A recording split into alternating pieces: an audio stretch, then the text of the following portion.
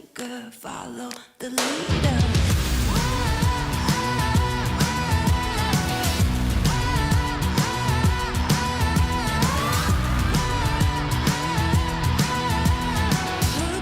Sinker, follow the leader. Bring you right there to the edge, make you sweat like you can never take the heat, but it's never too hot for me. I walk the walk, talk the talk, you know I'll never stop, cause I'm an animal, I'll just laugh it off. I can see it in your eyes, I can feel you watching. Got your hooks, got your right where I know I want you. Play the switch, I'm a mystery, but you love it. Hook, line, sinker, follow the leader.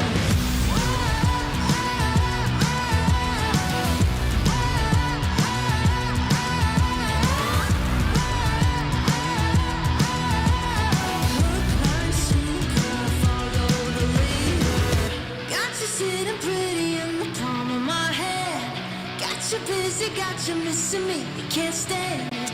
Got you desperate, got you wondering where I'm at. If I'll call you again. Got you sitting pretty in the palm of my hand. Got you busy, got you missing me, you can't stand it. Got you chasing, got you wondering where I'm at. Hook, line, sinker, got that. I can see it in your eyes, I can feel you watching. Got your hooks, got you right where I know I want you.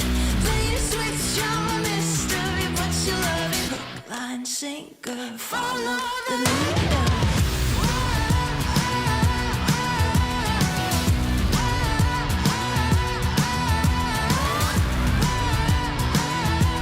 Hook, line, sinker, follow the leader.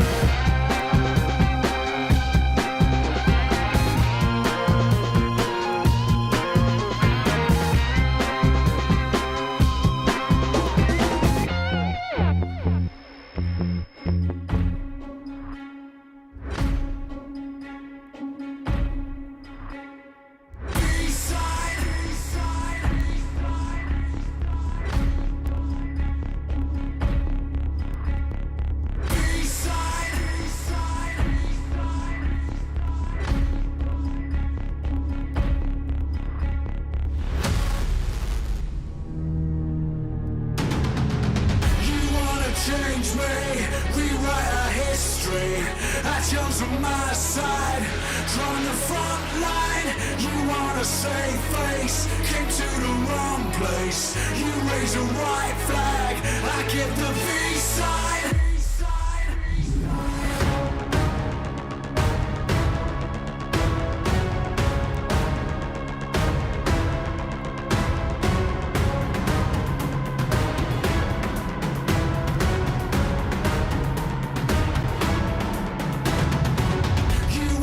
Change me, rewrite our history.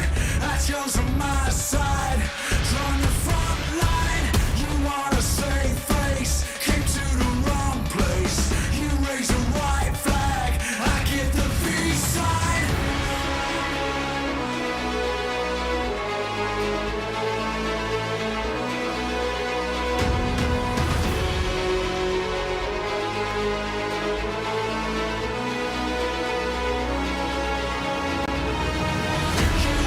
Change me, rewrite our history. I chose on my side, from the front line. You wanna save face, came to the wrong place. You raise a white flag, I give the peace sign.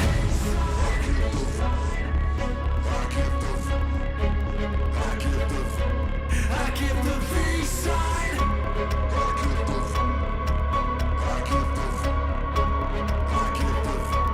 I give the peace sign.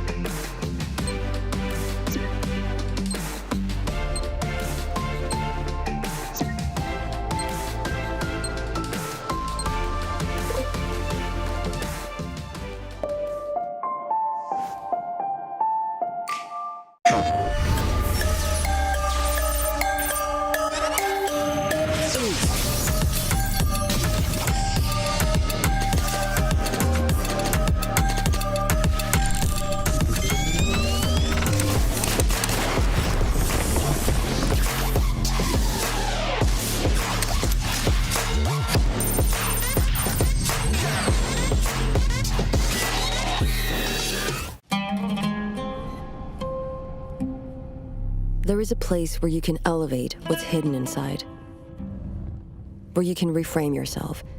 Tsunomi means the new you. The you can step into, because when we know who we really are, we become unstoppable. Enter new dimensions of you.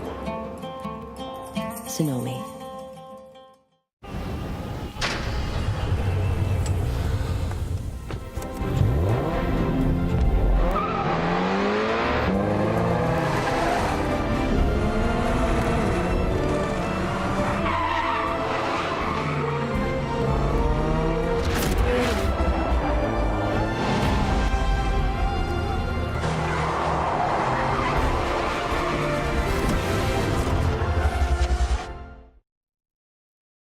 All new Honor Magic 5 Pro.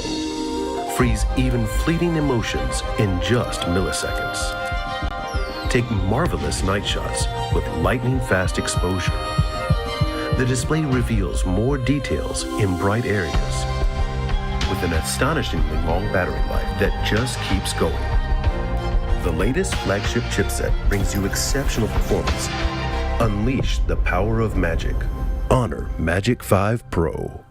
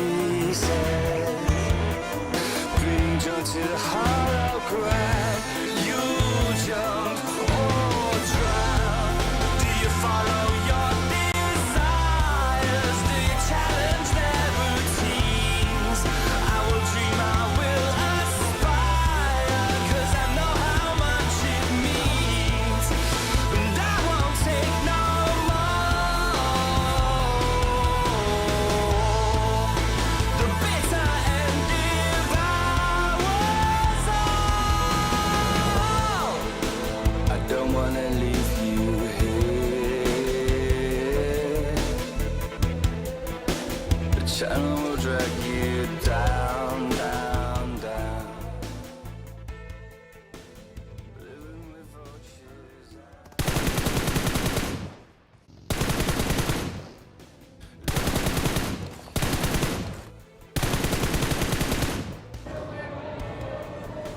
I know where to go from here.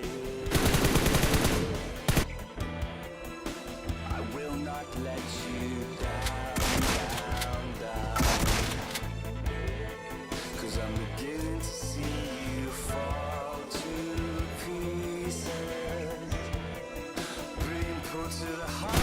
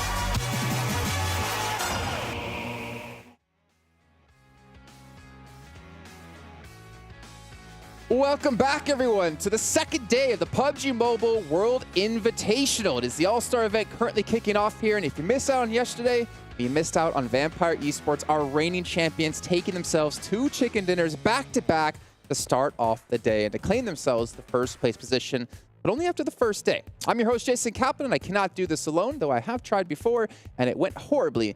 But not as, I don't know how I was going to go with that. Where are you going with that? But Max looks great, and he's having a good time. And then we got 7 on the end. Hey, gentlemen, how you doing?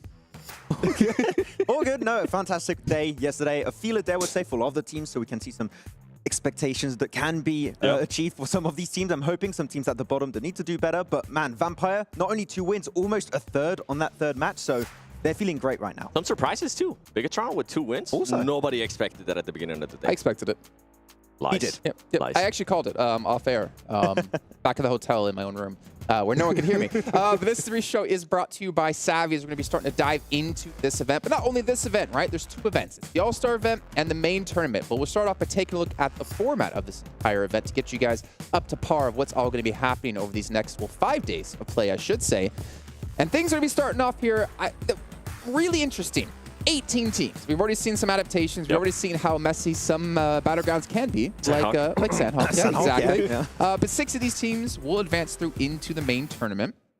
However, if Alpha7 is one of those teams, then it'll be the 7th place team that gets through because they already qualified to the main tournament. They won their Americas Regionals. And then we have our PMWI event with 1 champion. A lot of money to be won as well. And you can see the map order too, which is a lot different than we've had in the past, Max. And I'm actually curious about your thoughts on this in particular. I really enjoyed it, actually, after you had your first wrangle. I feel some teams were definitely slow on the first wrangle, and it's already started on the first day, seeing some improvements, trying to speed up the rotation process, etc. So I did enjoy that. Miramar, same, actually, on the 6th game. Teams were actually doing some splits and regrouping a little bit faster, reacting to circles faster. So overall, happy with how things turned out. Then the 1 Sanhok, now we can expect some adaptations to be made because some teams got away with stuff on that first game that I don't think they really should, 7. Max, who are you hinting at? Gladiators, maybe? Just a little bit, you know. Hey, don't talk smack about Gladiators. They're 2nd place, no chicken dinners, but 4 top 4 placings out of 6 matches. Like, I've never seen you be that consistent at a game. Whoa. Okay. Out of pocket. A little bit low-hanging Miramar fruit was there. their kryptonite, though. Miramar was their kryptonite, so we'll see how they do today on Miramar. Yeah, well, let's take a look at the prize below to get an idea of how much money can be won across these two events. We know it's $3 million, but the All-Star Tournament's going to be $1 million, with first place taking home $125,000. And of course, just for being here today, you get 10 grand, which, you know what? That's pretty damn good. Yeah. I mean, if you're Mozexis, you wouldn't even plan to be here in the first place. You're just like, well, at least I get that bare minimum. And we did talk to them a little bit earlier behind the stage, right, Seven, and they said they had some changes they want to make. I think I was with Hot Drinks also. They want to make some big changes because first day didn't quite work out. But I mean, 10K minimum, that is not many tournaments that have that price pool at the bottom. I mean, so for them, it was a team, right, that they didn't even know that they were going to be here until last week, so they have very little time to prepare. So hopefully now with one day under their belt, they'll be able to come out and actually showcase what they're able to do. If not, they're going to continue to be there towards the bottom. And we'll dive into Mizex just a little bit after this as we take a look at the prize breakdown for our main event. It's $2 million, 400 grand for first place. Now, again, if you're at home using a calculator, obviously that does not add up to $2 million. But the important thing is that there's a lot of money to be won outside of that as well with our milestones, with our record breakers, which we'll get into when we get to the main event. It's not too big of a deal now because it's not relevant to the All-Star event. But the teams, that's what's relevant here, as we'll take a look at all of our participating teams. And Seven, I think I was saying this to you last night, this morning, I don't know, it's all blended into one. Important part for Mizexis, as you mentioned before, is that they can use this as a training ground. Like, realistically, coming in last second, they weren't really prepared for this event, but use the information and the practice you're getting here right now, which is by far beyond better than anything you'll get in North America. Take that back with you, man, and run with that momentum. It is. It really is, and I think that's why I want to see how this team is going to be reacting, especially after day one, right? They were able to do some scrimmage, but not as much as they expected to. Actually, we got a chance to talk to Peralta, and he was like, you know what, man, I thought we were going to be able to scrim a little bit more. They didn't get a chance to do that, so maybe now after all those matches, after being able to VOD review, even though their coach is not here, so the players themselves actually have to do a lot of the VOD review, which is going to make it a little bit harder on them. I'm hoping that they're going to be able to adapt in a big, big way today. Yeah, I think we had some good fights from them actually on the Wrangle. I believe we had like a fight or two towards Millie Island and more specifically. So there is potential there. It's just I think they need to just kind of get a strategy to approach and adapt to all of these teams, which, as you said, not a lot of time to prepare. Hopefully the day of yesterday was like a glorified scrim for them, so they can bring that knowledge into today. Yeah, I think for me, looking at them, I don't necessarily care if they get super far into the matches. For me, it's more about like, can they contend in like the 4v4 battles against some of these teams? Because you're looking at some of these teams who are like the Lionel Messi of PUBG Mobile. Like, it's going to be very difficult for them to compete. But if they can, which we did see a little bit of, that's a good sign. Then they have to work on more of their macro play and the rotations. I feel like they need a little bit more confidence too. We saw it yesterday, especially. We saw some teams that just weren't confident, willing to take a fight. Yeah. Come to mind, iKURD. I mean, Miramar, you remember? We're looking at it, just like, what are they doing? They were just in a perfect area to actually cause a lot of damage and try to get a lot of eliminations. They were able to cause a lot of damage, but I feel like they could have done a lot more with their positioning. I think that's one thing that we can keep saying over and over again for yesterday. It was a feeler team for a lot of these squads. I think a lot of the teams that have been voted in, they didn't qualify, so a lot of them got voted in. So for a lot of these teams and players, it's their first time at this stage at the LAN event, playing with 18 team lobbies in PMWI. So that first 8 teams are like, okay, this is what we have to do to be able to contend at the highest level in PUBG Mobile Esports. So yesterday, some teams might have struggled. I think that the leaderboards might be all over the place today. Then you have the defending PMGC champions STG, where they ended up performing really well. It's just a normal tournament, Seven. It's just a normal no, that's $3 million Vampire. That's tournament. Oh, sorry. I thought you were going on them. No. Not yet. I want to see more of STG. I mean, the defending champions of the PMGC, yeah, they did get voted in. Yeah, they have had a bunch of excuses coming into this tournament. They're currently nowhere to be seen. I want to see more of it. Yeah, I mean, there's nothing really to add. It's just prove it on this second day, right, for STG. I mean, there were some things that were said in the spring season that didn't quite work out for them. Apparently, all the wounds have been healed, literally, for the team. So that right now, we need to see better from the current reigning world champions. Always could be new ones. Never know. Yeah. I agree. STG, definitely want to see more of. Let's take a look at our schedule to get you guys up to date with what will be coming your way today and, of course, over the next few days as well. So starting things off on Sandhawk, like we mentioned before, it's going to be the exact same map order every single day. So one Sandhawk into 3 Erangels, into 2 Miramars. Now, obviously, this does allow teams to kind of get repeats, get extra reps in on the same battleground one after another, where in the past it would always be a different battleground after another. So it allows you to make those adaptations. And I guess even technically the tough part is if you have like a good match, or I guess maybe a bad match, like you You have the ability to just kind of rethink things and then, okay, we're going back into Erangel. You don't have to think ahead to be like, okay, we're going to be going into Vikendi next. So let's prepare for Vikendi. It's no, let's just figure out what we did wrong and fix it for the next one. Yeah, and if you do well, just ride on that high, right? And which is what we saw from Vampire. Got himself a chicken dinner, got himself a second place right after. So if things are working out for you, you can just keep that ball rolling as you have multiple games of the same map in a row. Yeah, and then the opposite of that, right? We had Bigetron. First Erangel, I think they ended up 14th place. Second Erangel, they ended up 15th place. And then on the third one, they finally got everything together and they ended up with the first chicken dinner of the day. Okay. Well, we'll see if they can do it yet again today. But for you guys at home, we want to hear your thoughts about the show. So make sure you check out a link in chat and make sure you fill out that survey because we appreciate it so much. And Seven said to me, if you take a picture proving that you did actually take the survey, he's going to send you some UC and also follow you back on social media. Right, Seven? Yeah. How much UC are we talking here? Yeah, like one? One? Yeah, that's solid. You're such a gracious guy. 777.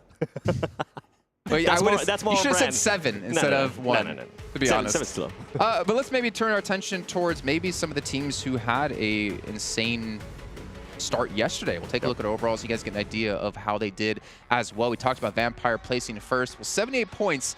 I feel like, unfortunately, that doesn't do justice to how far ahead they were in the beginning. But then again, if you're going to maintain winning like they did throughout the entire day, it'd be very tough to hold that kind of level of play. Yeah, it could have very easily been 3 chicken dinners for them. And most importantly, they've gotten themselves top placements. We're talking top 5s on all different maps. They had that chicken dinner, of course, at the start on Sanok, that first chicken dinner on the first Erangel, followed up by 2nd place. And Miramar, they got himself a 5th place with 5 eliminations, where they had some nice approaches to rotating in. That game 5 was a bit tough when it came to Circle for some of the squads, so I do like that they got plans for all of the maps that have been working to some extent. So I feel like it's just going to continue. It doesn't seem like a forced playstyle. It seems like something they're very used to, and they're just going to keep cruising for the All-Stars. Yeah, for me, I was looking at the second pitch. I saw Aton Esports actually get a chance to talk to them as well, and they were like, man, Bigetron was really causing some issues for us yesterday. We saw it, especially in Erangel, right? We kept seeing some hot drops there. They were willing to fight when the zone wasn't even near them. I'm hoping that they're going to be able to adapt, and they're going to be willing to make a decision. Do we want to continue to fight Bigetron early on, or do we maybe want to back away from a fight? Like we saw G.Gladiators do yesterday against Alpha7. They lost a player early on, and they were like, you know what? We actually don't want to get into an ego fight right now. Let's just back up, and it ended up working out well for them. Okay, well, we are getting very close to kicking off our first match of the day, but I'm hearing we have Hot Jukes and Banks here for a quick little story to tell us. Welcome to the PUBG Mobile World Invitational Allstars Stage. My name is Banks, and it is day 2 of our competition. And this is when the leaderboard is really going to start to take shape. Isn't that right, Jukes? You're darn right it is. Vampire Esports is crushing this tournament so far with a 21-point lead over everybody in the lobby. They're definitely the team to beat coming into today. A surprise turn of events as well. The local organization Team Falcons made a late dash up the leaderboard, and they're currently sitting in 4th. Man, when it comes to Team Falcons, when they got that chicken dinner, the entire stadium exploded. So their squad, then I'm really looking forward to do that here today as well. We've also got to mention Bigetron and G.Gladiators, both extremely consistent throughout day 1, and we cannot wait to see what day 2 of our competition brings to the table, and I cannot wait to hear you guys in the caster booth. Yeah, and hope to see you on the main stage, and we'll see you guys in the battlegrounds. See you there.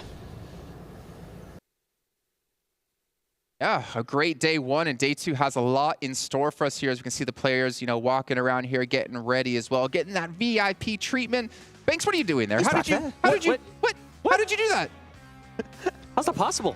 What? He's wearing different clothes too? Oh my gosh, he's a magician. I want to be Maybe like it's a Banks you. lookalike. To be fair, he does have a lot of attention. Maybe he needs that like fake person that looks like him. Oh, to protect him. body double? Yeah, body double. That's the word I was looking for. Thank you, Seven. I didn't expect you to figure out the word I was looking for there. Hey. Just because somebody... English is my second language. English is my second language as well. My first language is just no language. I don't know how to speak. We can see some of the shots here from the stage as well. The stage looking fantastic. The players all happy. Choco as well. I mean, I guess he found his way to a seat. It's so nice. His team eventually made it through with them. For his defense, he told me that he was told to go on the first step, so he did just that. He just followed instructions. His team just left him. Hey, we had a good chat with them actually. I mean, I didn't know what you were saying because it was in Spanish, so it's okay. We'll get a chance to talk about it later on. Okay, cool. Let's take a look at Vampire Esports though, and the stats for their players, because they were the kings of the event yesterday. They were the kings of the event last year. But can they maintain it? Let's see who's actually been able to stand out for them, because we saw Stone be one of the top performers for their team. But honestly, I feel like everyone really had their own moments, and there was no one really lacking behind. I mean, we saw it from talking with Sertani. He said, we want more fragging power, you know, and he picked up Sertani, picked up Nuzi. Nuzi that we have yet to see play, by the way. I wonder if that's going to come into play at some point in this tournament. But Tony K really just popping off with Schweppes and Stone. They almost got too much fragging power, which it's insane how good this team is as a whole. And Ravenclaw, despite having maybe a little bit lower stats in terms of elims and damage, he is always setting up the team super well with his scouting, his off angles, more specifically that win on a wrangle, playing the rooftop angle, negating all of DRS positions in the first place. This team works so well, and I want to see that continue today. Yeah, the chemistry between the team. I mean, when we were able to go back, right, before the show even started, we were able to go and see how quickly they were able to execute those plays. In the botation, the first Erangel, how they were able to actually execute that play before. And Ravenclaw, I think at one point too, we were saying, oh man, RA should be in there first. Ravenclaw was able to get to a position. He was already there before RA even got a chance to be there. So just the chemistry that out of this team right now, the synergy as well. And also Tony K, the way he was able to bounce back from the mistake that he was able to do, that almost cost him the game, to being able to just become that fragging power that they brought him to be. Yeah. And actually, if I'm not mistaken, I don't know who it was you were talking to on the bus yesterday when we were going back to the hotel, but the player was saying, like, Vampire Esports, they're like on an entirely different level than the rest of the teams here. It's like playing football against Lionel Messi or something. And I mean, I would keep up for a while, but to be fair, you know, look at me, I'm pretty in shape, I'm pretty good at football. No, it's just playing against professional. I'll run for like about 5 minutes and then I'm just gonna be puking all over the place. Let's forget about that. But I think that's a cool little clip though to say that they recognize that Vampire Esports are just on an entirely different level at the moment. I think it was Ida from R8 Esports. Yeah, and I think that's why we're so excited for today, right? We want to see how these teams are going to be able to readjust to what some of these teams are being able to do. I mean, Bigetron, nobody expected them to be able to get those 2 chicken dinners. I did. Remember I told you? Of course I told you. In my hotel room, I said to myself in the mirror, I'm like, Bigetron are going to get 2 wins today. Addy, can we go back to the beginning of yesterday and just remind everybody? Why would they have a camera there? We're having technical issues here. We can't do that, unfortunately. No, continue along. Of Jason just saying, yeah, Bigetron, I don't think they're going to do well this tournament. Well, so far. Don't remember saying that. Yeah, doing well, but we'll get to them in a second. But what about G.Gladiators? I mean, they have had 4 top 4 finishes out of 6 matches in total. Tixie Supremacy, Max Man. We got to see him be the MVP of yesterday. They have started off strong. I'm still very sad I did not pick him as my MVP of the day. He was not the top fragger, but actually all the stats of survival time, damage, eliminations add up, and he was then ending up being the MVP just above Stoned from the side of Vampire Esports, but he's been just up there, so consistent with his damage every single time. And I truly feel like if we see 3 4-man teams of Gladiators make it to the late game, we can expect to see a chicken dinner from them today. Like, they've reached top 5, they've reached top 3 positions, but I'm telling you, the first Gladiators win should be happening today. You know what's interesting to me, Seven, is like looking at these numbers. It's Kasune, actually. Because when I think back to when he was known as Adder on Cloud9, we did talk a lot about how, like, him coming to the team, he helped Beowulf actually lead the team in-game. He was like the co-in-game leader. And we commented a lot of, like, Adder, I used to know then, like, he's putting up numbers and helping lead. Now here, he's not really able to do that, and for me, it's almost similar to maybe Alpha7, where he doesn't necessarily need to step up like for them to do well. But if he does, in the same instance that if Carrillo does for Alpha7, this can be an unstoppable team. And I think it kind of speaks volumes of the player that Kitsune is, right? If it depends on what the team needs him to do. If they need him to be more of an IGL and not be such a fragging power, I feel like that's currently his role. But if they do need him to frag out, they always can rely on him to be able to do that. And the main thing for me with GG is going to be, are they going to be getting away with the splits that they got away with yesterday? Because we were, I mean, going back to Sandhawk, yeah, they got super placed by that zone. We thought that the splits, they were a little bit too far away from each other. They were getting away with it. If they're still able to get away with it today, I wouldn't be surprised if we maybe see them in first place. Yeah, to go back to Kitsune, actually, we saw in PMPL EU and also the Championship of Europe that he was also fragging out big time in that tournament. And I think like he can do both. He can be a frag in IGL. I feel for like this tournament with so many top tier teams, he has to go more in the IGLing role, so just more maybe scouting a little bit more for the teams and not on the forefront. I don't know if I agree with that, because we've been saying for a long time now, you can't have like those 1 or 2 star players on a roster. You have to have everyone performing well if you want to win these events. I don't know if that's maybe the right route. I mean, I can't really complain. I can't really talk negatively, right? They're in second place, but it's kind of like they're playing a little bit different to like what we see in the meta rising through in terms of like the depth of a roster. Do you think this is a team maybe that came in the mindset, okay, we're going to be in main event, and maybe Kitsune is wanting to give the younger players a bit of a confidence boost? Potentially, I mean, I feel like they understood during the championship, okay, we need to get as many points as possible against Fireflux at the time because there was a lot of competition between Fireflux and Gladiators to reach the main tournament directly. So I feel like he just went a little bit extra to get those eliminations. But I do wonder, is that going to continue today? Because Kitsune hasn't brought in the points that the rest of the team has, like Matic, Meku, and Pixie. It might continue today, I'm not too sure. But at the end of the day, the 3 other players are fragging out big time. It is mostly the splits that we need to see group up a little bit faster, and if that happens, and we see them reach the late game as a 3-4-man team, as I already said, I think the wins will be starting to happen today. When you say 3-man team, does that mean one person on the team is eliminated, or do you think Matic is just off by himself? Matic is that what a 3-man team is for them? And Matic on the side, pretty much. That's what I say. When you guys were mentioning, like, yeah, you know, see if they can regroup quicker. I'm like, there's three things guaranteed in life: death, taxes, and Matic being off by himself. That's pretty much, yeah. Hey, it kind of worked out for them yesterday at some points, though. Versus Vampire, actually, you got a lot of extra information and nice angles, but sometimes when you're split like that and you're only doing a solo split, if you get knocked, you're done. Yeah, and if we're expecting this team to be in the main event, they're not going to be getting away with that with some of the teams that we got coming in. Yeah. Let's take a look at the 2 heavy hitters for the rosters, right? We have Tixie coming in from G.Gladiators, and we have Stone coming in from Vampire Esports in a little head-to-head here. Now, Tixie obviously going to be leading quite a bit in damage, but I feel like the comparison also extends to, like, Vampire. I think everyone is, like, putting up damage, putting up the limbs, and then for G.Gladiators, obviously we have Tixie kind of behind. So it's a little bit of a difference in terms of how these teams are running. Yeah, Schweppes and Tony K, as I call him, Tony Clay, as my boy, has been doing it. My boy Jim.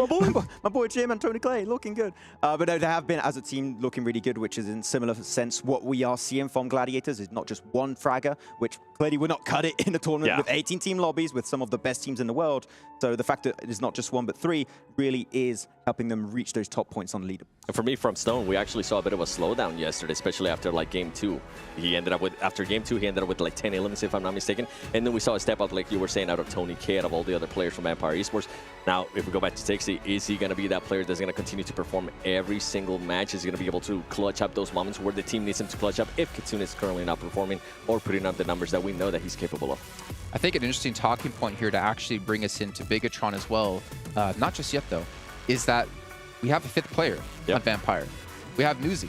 We have yet to see him play so far, and yet they've been able to do well. They have that like depth of a roster where they could swap someone in if someone's not playing well that day. You look at Bigetron, yeah, they eventually got 2 chicken dinners on the day, but you still have Ryzen, who's been tried and tested so many times over his career as being a phenomenal player that could come in.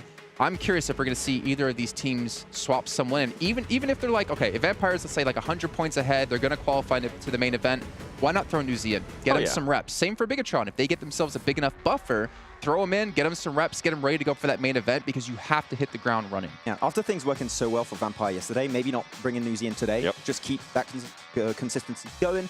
Day 3, so tomorrow, before the end of the All-Stars, if they already know they're qualified, they're above that 180-point bar they're trying to reach already that Tani mentioned, I would say they're good to go. They can try Newsy in, maybe try and get him heated up for the main tournament, but otherwise I don't see like an inherent need to have him on board. Same with Bigetron, right? Currently, everything, whatever they're doing, it is working. I would like to see a little bit more aggressiveness out of them at certain times, but it worked out yesterday for them. I feel like it's going to come down to that, right? If they do get a nice buffer of points, maybe tomorrow they'll put in Ryzen, because Ryzen hasn't really played in a tournament like this, like I mentioned yesterday, in 2.5 years. That is a long, long time for having international gameplay at this level. And if you're looking now into going into the main event... for being a world champion for multiple years running as well, right? Yeah, and if you're looking to going into the main event too, you can't... I don't think you want to put a player like Ryzen without any warm-up into the main event. So more than likely, tomorrow it might happen. Especially with the spring season not going really their way. So I feel like putting him on PMWI might be a little bit rough. So yeah, we'll see. Yeah. All right, well, we are talking about Bigetron here. Let's dive into their player stats here from day 1. And there actually are some things that I will say is quite surprising. We talked a lot about Genfos. We talked a lot about Yuhai. But look at that, Lepar coming in with the most damage. Yeah, Arcade also had some really good fragging moments at some point. He actually was able to, there you go, actually top fragger with Genfos for the side of BTR. So yeah, I mean, all the names are doing well. Honestly, this blows my mind because we never mention anyone but Yuhai and Genfos with individual like clutch plays, right? And yet the other 2 players have been able to be under the radar and keep up and still propel the team forward.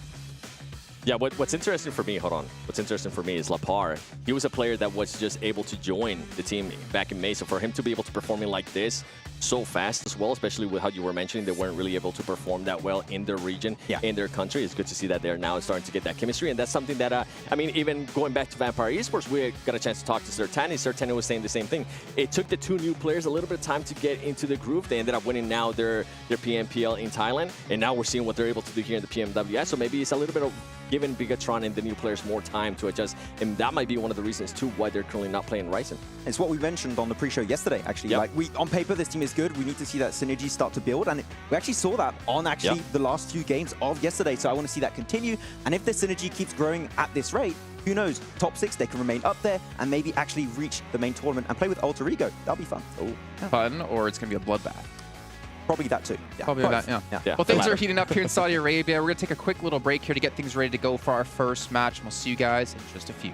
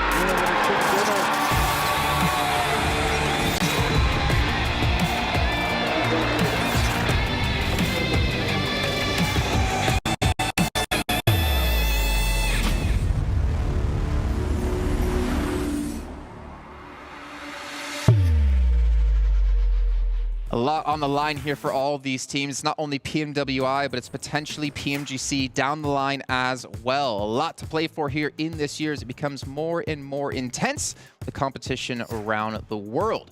But gentlemen, as we get closer to our first match here of day 2, it's time to take our attention towards maybe a player to watch. Maybe someone we're really going to focus on here to see what they can and can't do for their team. And I think the player we decided to choose was someone who's kind of like a catalyst for the roster. Kind of like your Nate, the Panthers. If you guys didn't watch PMPLNA, that's fine. But we're looking at someone who can really be that spark for the team. And who is it? Rebel, Alpha7, because that's exactly what he was yesterday for his team. Whenever his team was falling off short, especially at the start, Sandhawk, I mean, they needed him to be able to step up. He was able to get him 4 eliminations when they were just going to be eliminated with just 1 point. I feel like it was such a great step up from him. And then even though Alpha7 didn't really have one of the best performances yesterday, I feel like most of the other players did start performing pretty good. Everybody, for the most part, they weren't really winning the main engagements, right? They weren't really winning the most 4v4s.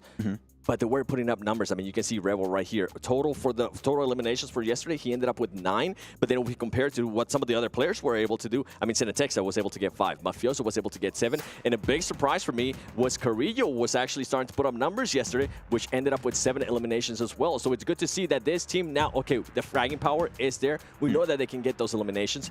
Can they actually tie it together? Can they put themselves in a great spot at the end game to make those skills, to make that fragging power happen? Can we finally see that transition in this second day? If so, Alpha7 need to start climbing up right now to catch up in the top 6, because this is a short All-Star stage and you have now 2 days left.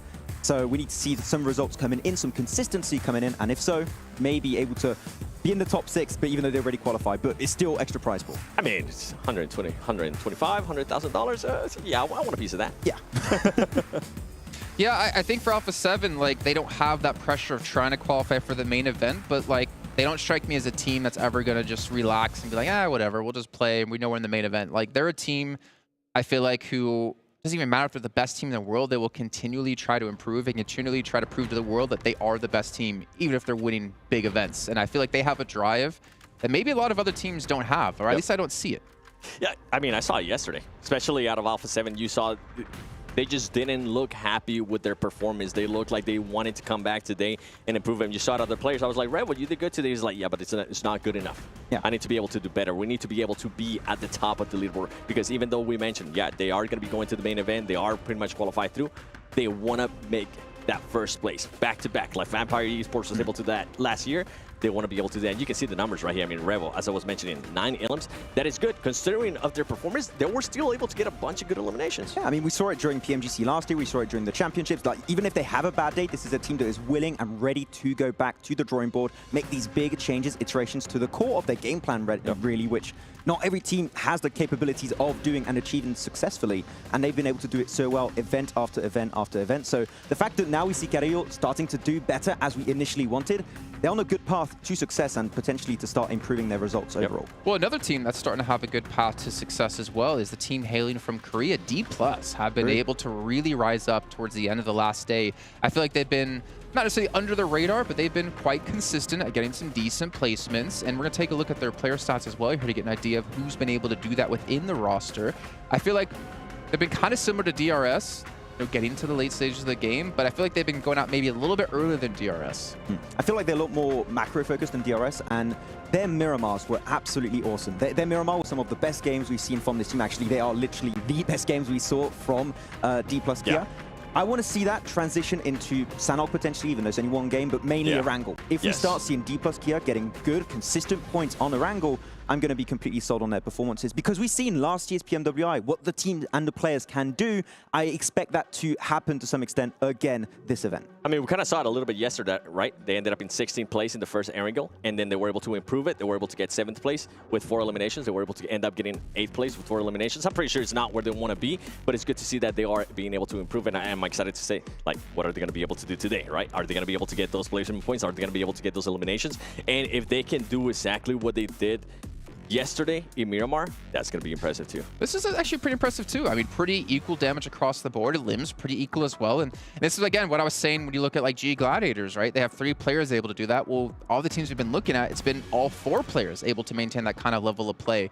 So that's actually kind of interesting to see that maybe it's off the back of Tixi right now that they've been able to, at least in G.Gladiators' case, be up this high. But, you know, D+, I'm happy to see them. I talked about, for me, one of the most improved regions is going to be Korea and Japan, and I think we're seeing it yet again. Yeah, and I think one of the first teams that started to build the DBS meta last year. They were like, oh, they're playing the DBS, this is original, and then everyone started playing the DBS, so they kind of set like the march for the teams and like the meta shift. But Forest in particular, one of my favorite players of the region, doing a little bit slow right now, but that's fine. I expect him to do better. He had some great moments at the end of yesterday on Miramar, as we already stated. So Forest is going to keep doing better. Saden had some great clutch individual moments. So yeah, D+ Kia, I feel like they went back to make some iterations for Erangel more specifically. And today we can hope to see even better and stronger results. Okay, well, what about DRS? We just kind of compared them and D+ a bit.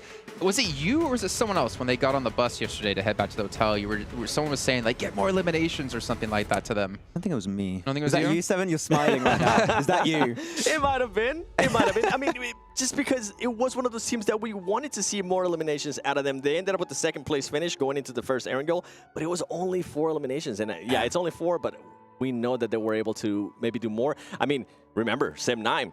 They decided to back off from Sem9 when they would have been able to commit, because Vampire Esports was starting to third-party Sem9. They decided not to do that. They decided to back off. He ended up giving them the 2nd place finish, but they could have ended up with maybe 4 more eliminations, bringing up that tally. I think they're still trying to find their footing. They went for very macro-focused play that we mentioned quite a few times yesterday, right, Seven? And at the end of the day, they were trying to be more elimination-focused. They were going for breaches, trying to defend their compounds from time to time. I want to see if that's going to be transitioning once again today. If they can find that perfect like marriage of elimination points and of course of placement points, that could be looking really strong. It could be indeed. It's gonna be interesting for them, because I feel like they're kind of similar to G.Gladiators, where they get to the late stages, but then they just can't back it up with eliminations. And we saw there, right? Just one player able to really rise up and get the double digits. And this is kind of what I was hinting at with Alpha7. If they can just get to that end game, if they can just stop dying so early on, because we saw the average survival time for all the Alpha7 players, and it was about the same time. It was about 18 minutes and 40-something seconds, which was quite different to what we saw from G.Gladiators, right? It was all over the place with the players and their average survival time. If they can keep their playstyle of playing super passive early game and just trying to maneuver their way through all the teams, all the different compounds that are occupied, side. And then when you get to that late game and you have to start taking fights, that is the tipping point I want to see from DRS. I mean, you mentioned it on Sem 9. If we just see them go for that push and they beat Sem 9, I think they win the entire game. So if we start seeing them being more aggressive at the late stage, they can get some wins. They need to have that confidence. Exactly, yeah. Okay, well, gentlemen, thank you so much for your inputs here as we did start off the show. Brought to you by Savvy for our pre-show. But we are going to be heading to our break, and I promise you that when we get back, we're going to have our sweet opening ceremony, see all the teams come onto the stage. We'll be kicking off our first match of the day. And if I'm wrong, Max will shave his eyebrows. See you soon. Nice.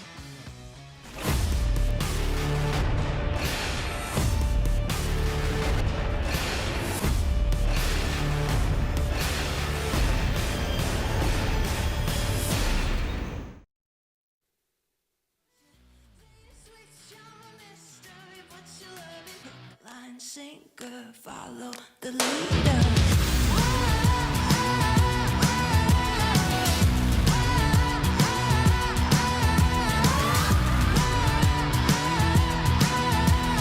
Hook, line, sinker, follow the leader.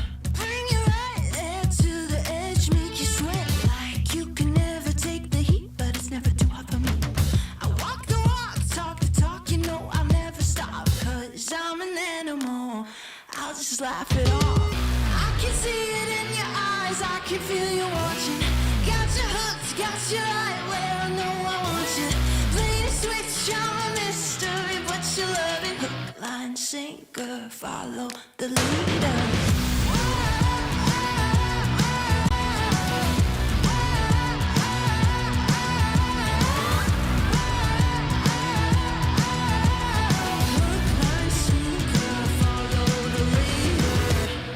Sitting pretty in the palm of my hand. Got you busy, got you missing me, you can't stand it.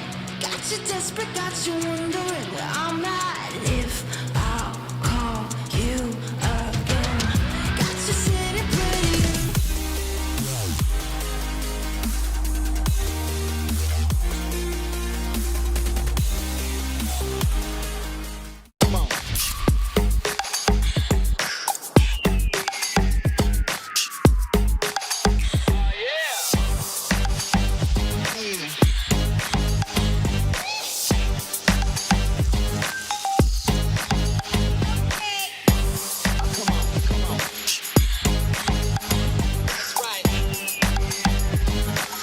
All new Honor Magic 5 Pro. Freeze even fleeting emotions in just milliseconds. Take marvelous night shots with lightning-fast exposure. The display reveals more details in bright areas with an astonishingly long battery life that just keeps going. The latest flagship chipset brings you exceptional performance. Unleash the power of magic. Honor Magic 5 Pro. Open your eyes. When you look into my eyes, tell me what do you see? Tonight, I'm gonna show you the wonders of them all. Hey, I got nothing to lose. I got nothing to lose. I need warriors. So is this what you want in? You wanna walk? Show me what's up then. Now we ready to bust in. Take everything, leave 'em with nothing.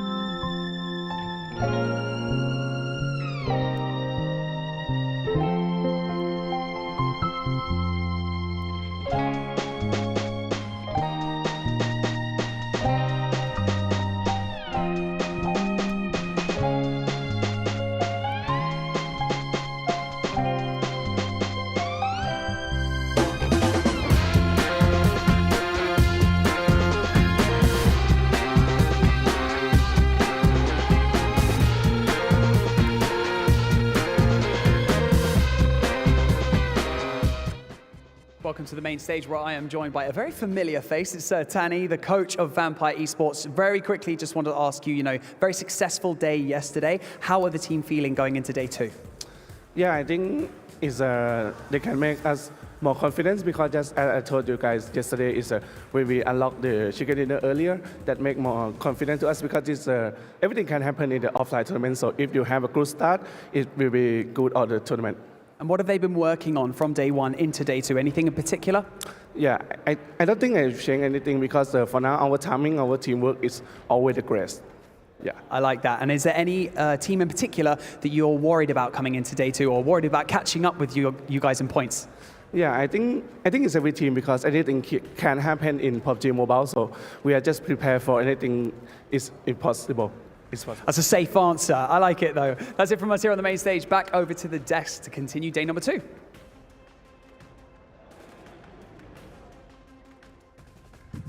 That you could tell he's media trained. He's lying. Which team? Every team has an equal chance. It's PUBG Mobile. Everyone can play well. We can play bad. So every team. No. Come on, Sir Tani. Be a little bit more confident than that. We know you are. At least he's not saying, which is your biggest rivals? Ourselves. At least he doesn't go that direction. At least he has saying that there are some opponents on the battlegrounds. What's your biggest weakness? Just losing. Just dying early. Just not getting points. Yeah. Okay, well, as you can see, Max Ben still has his eyebrows now. Oh. But we do have some trimmers here in the studio. And Max Ben, for the sake of entertainment, Which one do you want to go for, right or left? None. Wait, can we do a line? Yes. Can we do a line in it? The notch? Yeah. Negotiable. if Alpha7 gets a win today. No, wait, no, that's your team. No. Okay, which team? I've never heard him say no so fast. No. Which team? Which team? He's the same as X. I have never been more of a Mazexis fanboy than I am right now. Mazexis, you got 6 matches today to do it. And if you do, a notch in the eyebrow. I'm about to go coach. Okay. I'll be right back. Okay, we want them to do well 7, so maybe you shouldn't. I'll actually do it. As you can see, we got about 8 seconds left until we head onto the stage to kick off our day. It's day 2 of the All-Star event here at PMWI live from Saudi Arabia. And let's get things going.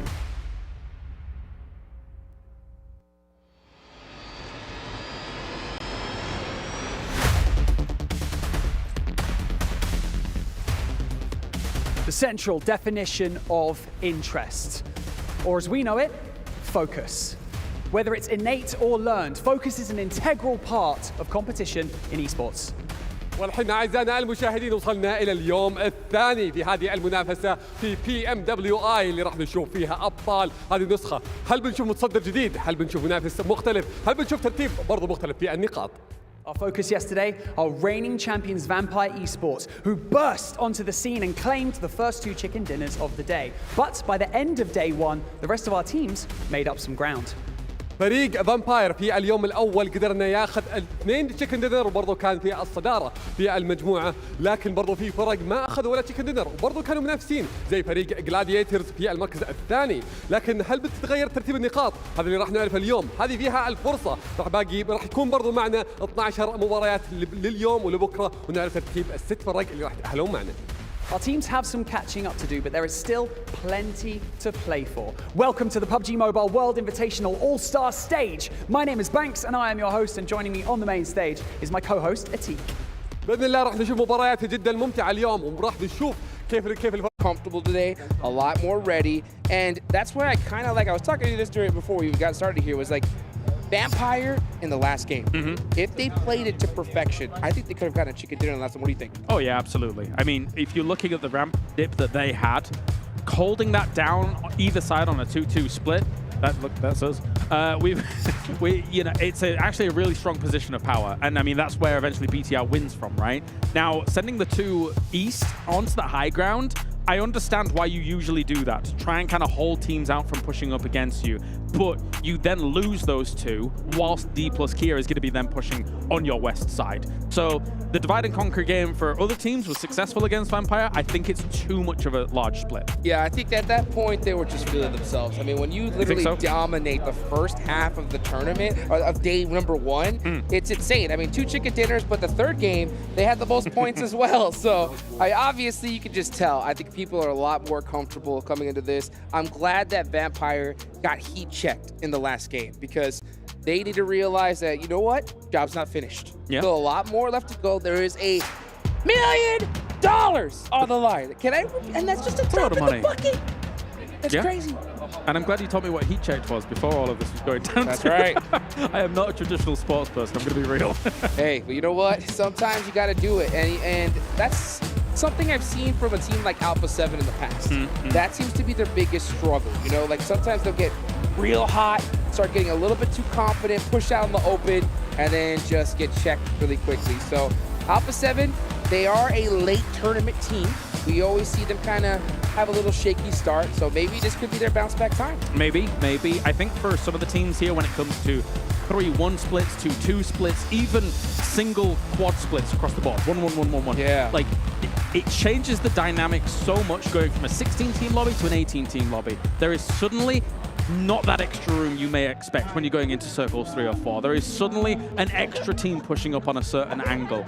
So sometimes some of these teams are going to lose people in those scenarios, and it's slightly, it might just sound like a slight difference adding 2 extra teams to that normal lobby, but it makes a whole world of difference. Oh, 100%. I got to talk to some of these players here, some of these coaches. I talked to Xexus, Alpha7. A lot of these guys were just saying, man, this 18-team lobby is a whole another monster. Yeah. You know, people are fighting for drop locations, and I think this is a big, important time for those squads at the bottom of the leaderboards, because you do not want to put a target on your back for teams looking to climb up. So these teams have studied every single drop location. You don't want to be giving it up easily. Yeah, when I look at those bottom teams, if we look through, I'm going to say 15th through 18th, right? To take a little gander down there. You've got R8, you've got Xexus, you've got Aton, and you've got Galacticos down there as well. I do feel like there is room for the home team, R8. Yeah. I like looking at previous tournaments that I've commentated them in, hosted them in, analyzed them in, whichever role I've done. I can't remember which ones. There's too many things. It's a lot. I think that technically their previous skill level is better than where we're seeing them at a 15th right now. Now, of course, time has passed. Whether or not they can kind of recoup those losses in performance overall remains to be seen. But I've seen the potential in the past, so I'm hoping that maybe there's a bump up here today. And you know what? There has to be, because it is crazy the difference in prize pool as we go up to every single level. I mean, you talk about like just a difference from, you know, 6th place, 7th. It's like you get an extra 10 grand each way up, and of course, $140,000 for first place. Yeah, that is huge. Not to mention, of course, maybe even that good ticket to EMGC. That's going to be the goal at the end of the stage, but we're here right now. So hopefully we see that bounce back, because the last thing I want to see is at the end of this tournament, squads that have been struggling, now that they have nothing to lose, finally start playing like themselves, and then we just see them pop off. And of course, that first hurdle that they've got to overcome is Sandhawk. As we're getting geared up to that, you can see everybody in the lobby just waiting for the game to begin to get things raring to go. Yesterday, our Sandhawk produced a Northwest Island finish. We saw, of course, currently is in second place, Gladiators holding high ground, but a very wide split, and not really attaining huge amounts for it. Like a 4th place with technically 9 eliminations is decent. But when you hold that high ground on that Northwest Island, oftentimes you think to yourself, we've got this. When you get a circle coming up your way, you feel to yourself, we've got this. But they didn't have it. Right? Yeah, I mean, that's literally a dream scenario if you're a team that drops in that location, because if that zone goes there, you know you're going to get some points on the board. But at the same time, you know, when you have that high ground, it's so hard to give up. You know, you're like, oh, I want those eliminations. But that's why I kind of like Vampire's drop location, because they were so... Ruins? They were so quick to drop in Ruins. Once they saw that zone pop, boom, straight up the bridge, and they were able to go ahead and pull a chicken dinner out there. If I recall correctly as well, it's also Falcon's kind of contested drop spot over by Ruins. I mean, whether or not we see that kind of go down again, obviously we've seen it in scrims, we've seen it multiple times. And Ruins is one of the hardest hot drop locations in all of Sandhawk. Oh, Reason yeah. being is because you have loot straight away out on the outside, on the Ruins as you hit. And we've seen multiple times Vampire's been able to get DBSs straight away, bang, bang, bang. Oh my days. Unfortunately, Falcons is then down to 2 players.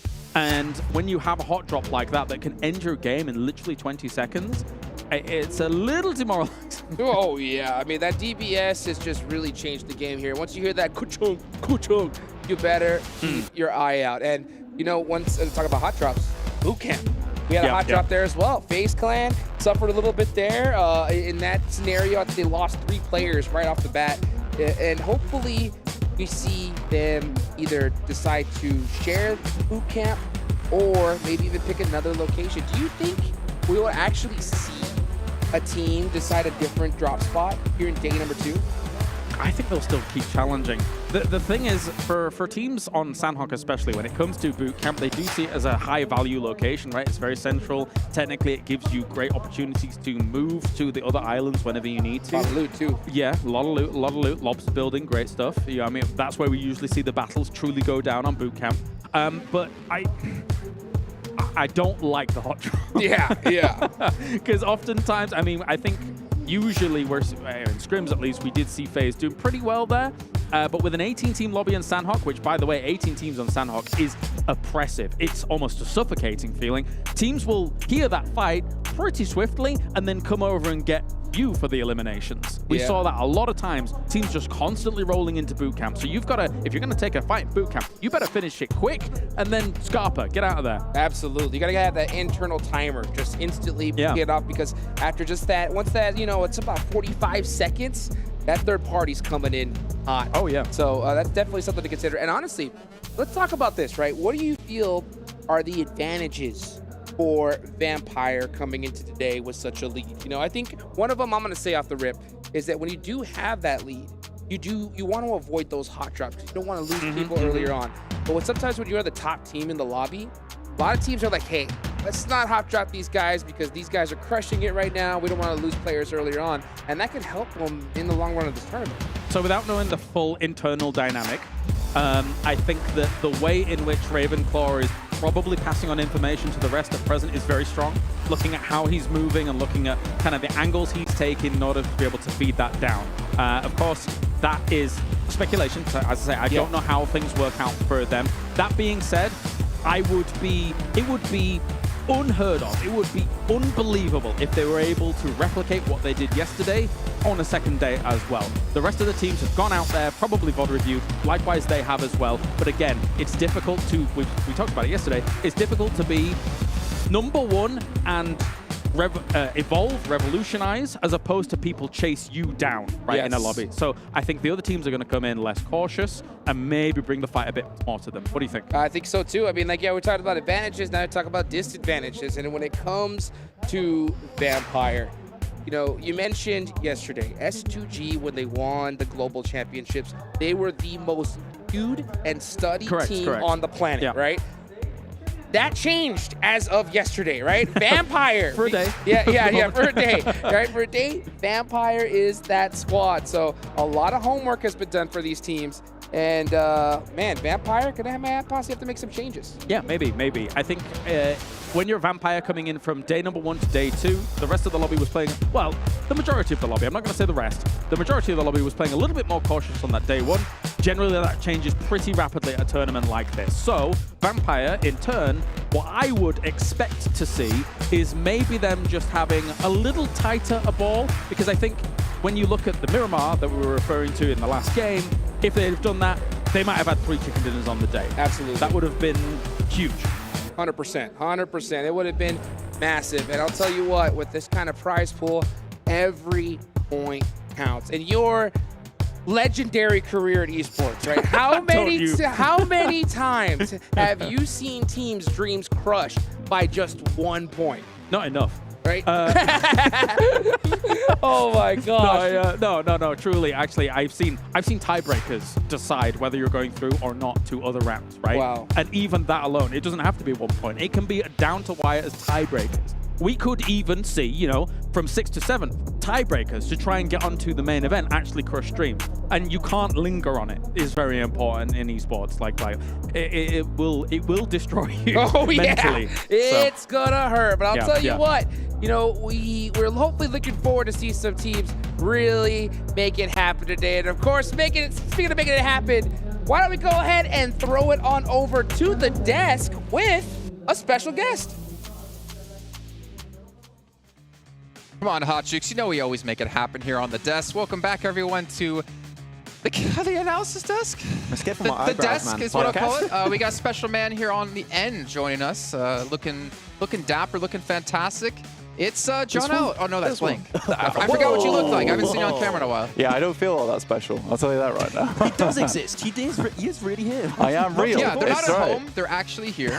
Yeah, they exactly. are casting. We're not lying to you. We are breaking the illusion right now. To be fair, right, this is, I guess, since PMGC, the first time you're going to an offline event again, because when we do regionals and stuff, you're working from home. Yeah, I'm working from my little office at home. It's chill. It's pretty fun, you know.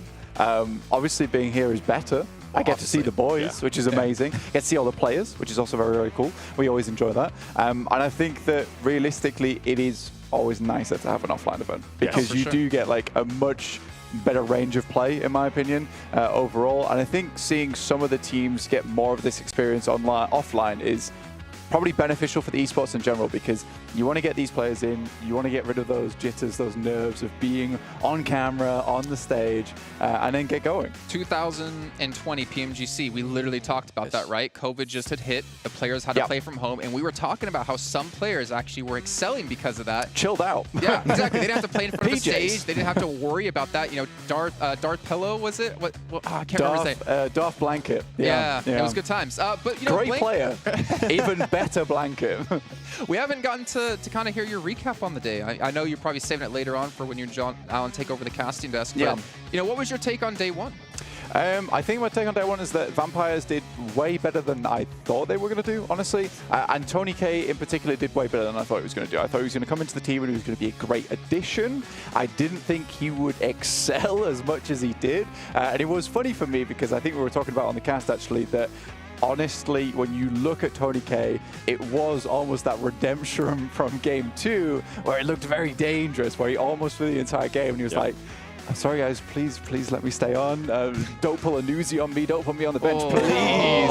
For the love of God. Too soon. Yeah, I know. Maybe too soon, But I think that what they have right now, this is a good question to ask, right? Is I don't know if Seven, you particularly think that do they need to bring in newsie at this point? I think that with Ravenclaw, Stone, as well as Tony K, it's just a great roster overall. I think they've got every little bit of the piece that they need for a fantastic finish. Yeah, I think with the way they're going right now, I would rather them just keep the roster the way they have it right now, build that point cushion, and then going into tomorrow, maybe put them in, give them some experience, because if they continue to perform this well, if they continue to perform this well, they are going to be going to the main event, and you want to have your sub at least have some experience here, at least have some warm-up games. Or just cut him. Don't let him play. So to be fair, right, like we did discuss that earlier on, right? We did compare Newsy and Ryzen right now. Bigetron, looking good, but they do have that 5th player that if anyone's not performing well on that day, they could sub him in. I'm actually curious, Blank, what's your thoughts on like a 5-man roster, but like a viable 5-man roster, not just like someone you put on the list just so they can go to Liquipedia and be like, hey, see, I played in this Not event. just a coach, just put like as a sub player. Not just like Max at the PMCO. Oh my! I love that. Bang, bang, bang. You know, you're all dropping the jokes on me. I mean, look, let me go to the original question first, is what I think of an actual 5-man roster. And I think a 5-man roster is really good. You think you take a team like Nexus from Europe in particular, they've got a 5-man roster at the moment. They switch people in and out from that roster. And I think it really helped them in the long run kind of build up to what they were looking for in the finals. And I do think that if you have a player like Octavian, for instance, bit of a streaky player at times, doesn't really turn on until the end of the tournaments a lot. It's great to, you know, give him a little bit of a break and let him come in feeling refreshed when you really need it, when you need that clutch factor. I think it's less ideal taking out your main fraggers. So for instance, if we're talking about Vampires, you wouldn't particularly take out Stoned because he is just overall a very consistent player they need as that initiator into a lot of those compounds, a lot of those buildings. But having a 5-man roster, I think it does give you a lot of flexibility in these games of how you want to play things out. Say you just want to skip out on a Sandhawk, one of your players, they've really played out their mind, Tony K, you can just let him step out, maybe get Newsy in. And I do think if we come back to Newsy, he was a great player back in the day. When he played on Infinity, he was one of their star players, right? I think when they played from that northern edge, he really definitely dominated in that play style. And I think that, you know, maybe if we come back to that edge play style, maybe we will see Newsy. If they make it to main tournament, I think Newsy will be really good there. Right now with 18 teams in the lobby, it's not easy to play that edge. After especially their success of yesterday, it's not like there's a need to change something. So far, if it ain't broke, don't fix it. And I feel like that's the case for them. BTR2 had some good success yesterday, so Ryzen also doesn't really have to be brought in unless they fall off significantly today. It might remain like this. I would like to see Newsy come in and see how he would react if he has to support, because we saw what happened with Tony K, right? What happens if Newsy actually can support even better than Tony K and still put up the fragging power? That would be super interesting to see, actually. Is it going to happen, though? We don't know. Big question mark. But if it does happen and he can actually kind of perform the same way his teammates have, then that roster's even more scary, because 6 games on a day, that's quite a lot. Leaving a break period for some of the players throughout a day can actually be really impactful for a squad. And if anybody's having a bad day, I mean, you can always try to replace them with one of the other players. I mean, that is the benefits of the first, right? Well, see, I think there's one thing that you guys aren't not really taking into consideration, though, when you come into these 5-man rosters or 6, whatever, how many people on a roster, is that there's a lot of interrelational stuff that can break down. So let's just say we're a 4-man squad, right? You got Kalaris, who's the 5th man on our team. If he's not being put into games, is he going to become salty? Is he going to become angry that he's not getting game time in? Is that going to affect the team? Is he going to just leave the roster and find somewhere else? Or is he going to be an asset to the team to be there, act as an analyst, be there with the coach? In between matches, go talk to me, like, hey, I noticed in this rotation you're doing things wrong, or hey, these teams, because he can watch the whole game from the arena or something, these teams are doing this, be careful. I think it depends on the mindset and the mentality of that 5th player, if they want to be an asset to a team or if they only want to be a star. Do they want their team to win, or do they want themselves to win? I think that's crucial. Comes down to their ego too. Yeah, for sure, man. I think, you know, having that 5th player who's actually able to be an asset to the team, as you said, is a great way to place it, right? You know, they can actually come in, help out behind the scenes. And I think that if you're on a team, sorry I keep coming back to Vampire, but it's just because they are doing so well in this tournament. It's a lot easier to have that mindset when you're absolutely murdering over on the tournament, right? That's the big thing, Jason. And I think that if you're lower down, having a 5th-man roster, it's not so easy to be that guy. You probably do want to try and play because maybe you can do better. Yeah, and obviously, like you're saying, like different tiers of play, right? Your top team, I mean, I'm not gonna lie, I'm the type of person that I would be, you know, I would help them out. I don't care about being the 5th man on the team. I don't care about playing. If our team's winning, my name's in there in the banner. I'm getting to celebrate, and more importantly, I'm getting my cut of the prize pool. Exactly. I'm more than happy to be there. And you're chilling. And you're chilling. But what if the player feels like they are truly hitting their peak and they're not getting that game time? And the one I'm referring to is maybe Ryzen. Ryzen comes back after 2.5 years. He's now not getting game time. He's like, okay, maybe I start looking at some of the other teams.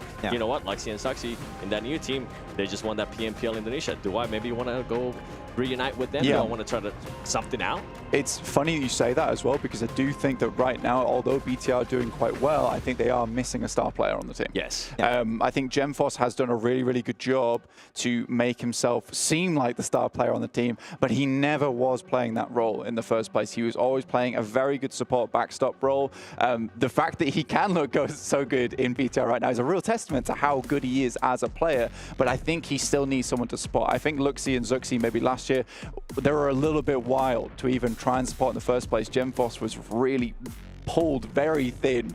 It just stretch Armstrong between both those players, trying to figure out who he wanted to support in which case. But I think if you've got Ryzen, he's a very easy player to follow. So I do wonder if BTR will pull him back onto the stage, because I think it will be quite important. Yeah, apparently there's some discussions with the coach. Apparently it's been a topic that has been discussed, so I wonder if that's going to be changing eventually. I hope so. But Ryzen, as you said, very easy player to follow. So there's a lot of question marks. We don't really know what's happening inside the mind of the coach because he's the one for BTR that makes the decisions. But no talking for you. It's Max time right now. Well, you're talking about star player in BTR, and I feel like the one that everybody's expected to is not even GenFoss. It's actually Yuhai with the performance he was able to put up last year, right? Being able to come back to the team. But he's currently not showing that star power just yet. So I wonder if maybe by the end of this tournament, he will be the deciding factor. Be like, okay, you know what, Yuhai, maybe we're gonna start building up that team around you and bringing you what you want to have. And then that's when Ryzen, that's when Ryzen ends up maybe end up leaving. Yuhai was on Secret, right? If I'm not mistaken. Yeah, back on Team Secret. And then he went to BTR. Yep. Went to BTR. We looked at BTR back then. We're like, wow, they picked up like a really heavy fragger. But he didn't really. I don't know if he was allowed to play that role or if he had to like switch things up. But he.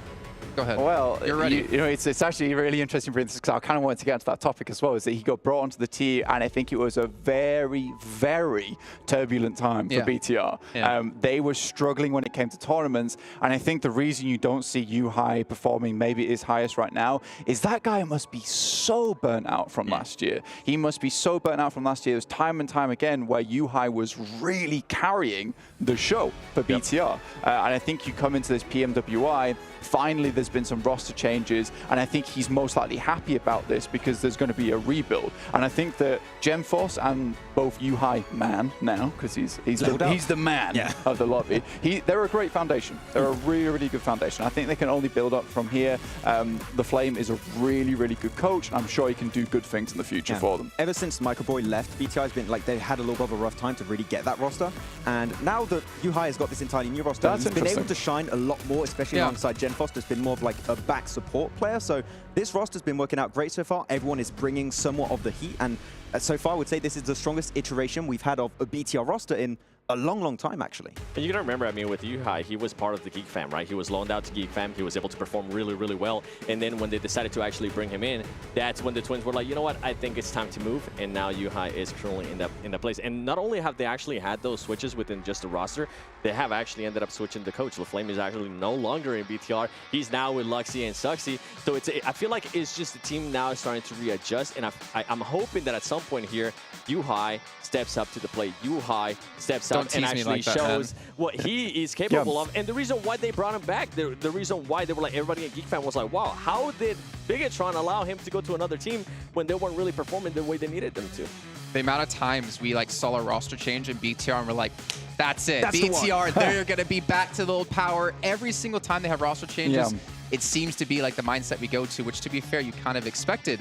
But I do wonder, like, who will become the star? Lepar, we didn't really talk about it much. We didn't talk about individual clutches yesterday. He was actually up there on highest damage, up there on eliminations. There was like 7 and 8 between all the players. He's gone under the radar quite a bit, but I kind of wonder, is he going to be...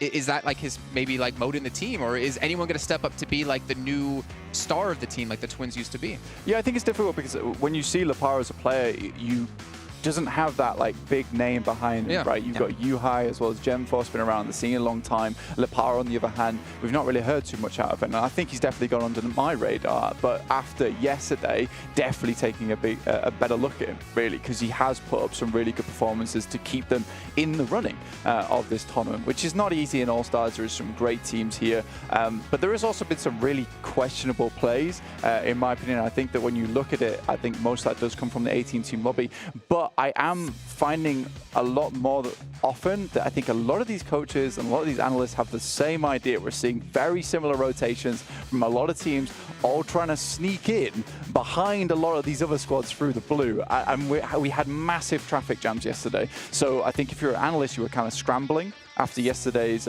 games, you were looking, how can we switch up some of these rotations? How can we figure out to get to a different side of the map? I think Alpha7 did it really well, but their execution in the late game was very poor. But I will say that they definitely had some of the better early game rotations. If you looked back on yesterday, you know, from minute 1 to minute 15, you'd be like, Alpha7's a great team, guys. Let's just ignore the rest of those other 15 minutes because they really were making some of these standout rotations, and no one else was really doing that. I think people could definitely learn from Alpha7, despite them maybe not having that scoring to back it up. Well, that's why you put Revo as a player to watch, right? Like, we talk about, you know, sparks within a team, who can really rise up the roster and get them going, and we saw Revo as being one of those players. We did, and I mean, not only Revo, I was impressed at what Korea was able to do, something that you and I have been keeping an eye on for the longest time, especially after Americas. We're like, this is not the Korea we expect to see. The Korea in Loops was like, he was like the stone. I don't know what you want to call him. Like, he was the star player in that roster, and he was you say like dragging him down. But he was the guy to like. He was the setup player to be when I first worked with Loops or like first did PMPLNA, and I've not seen that version of him since Loops disbanded. Well, that team disbanded. I think he's got with a roster now with just so many star players that it's kind of hard to stand out a lot more. And you have these other players that kind of had, they wanted to improve a lot more compared to Carrillo that already had that big name that's been mentioned a few times for some of the players like on BTR. And he kind of fell out of relevancy for the team, but he's getting back there, especially with today. All right, well, Blank, thank you so much for joining us here on the desk. Ladies and gentlemen, it is finally time to hop into our first match of the day. Kalaris and Hot Jukes, take us in. And so we begin. Let's get it going, everybody. It is Sandhawk, the PUBG Mobile World Invitational All-Star Group Stage. Day number 2 has begun. Players have hopped out the plane. Of course, we're seeing Gladiators go to the Camp Alpha side of the island. And my eyes are locked onto boot camp right now. It looks like we got a little hot trap situation. Surprise, surprise. Let's see how it goes down here. As for a lot of teams, for teams that drop on a boot camp here, when the hot drop goes down, generally you want to be close to Lobster or in Lobster when this fight occurs. This is obviously a very hot topic here. You get that loot fast, get those DBSs on the board, and go smoothing. Oh, it's going to be an all-out war right now. You can see Bigetron right there below them.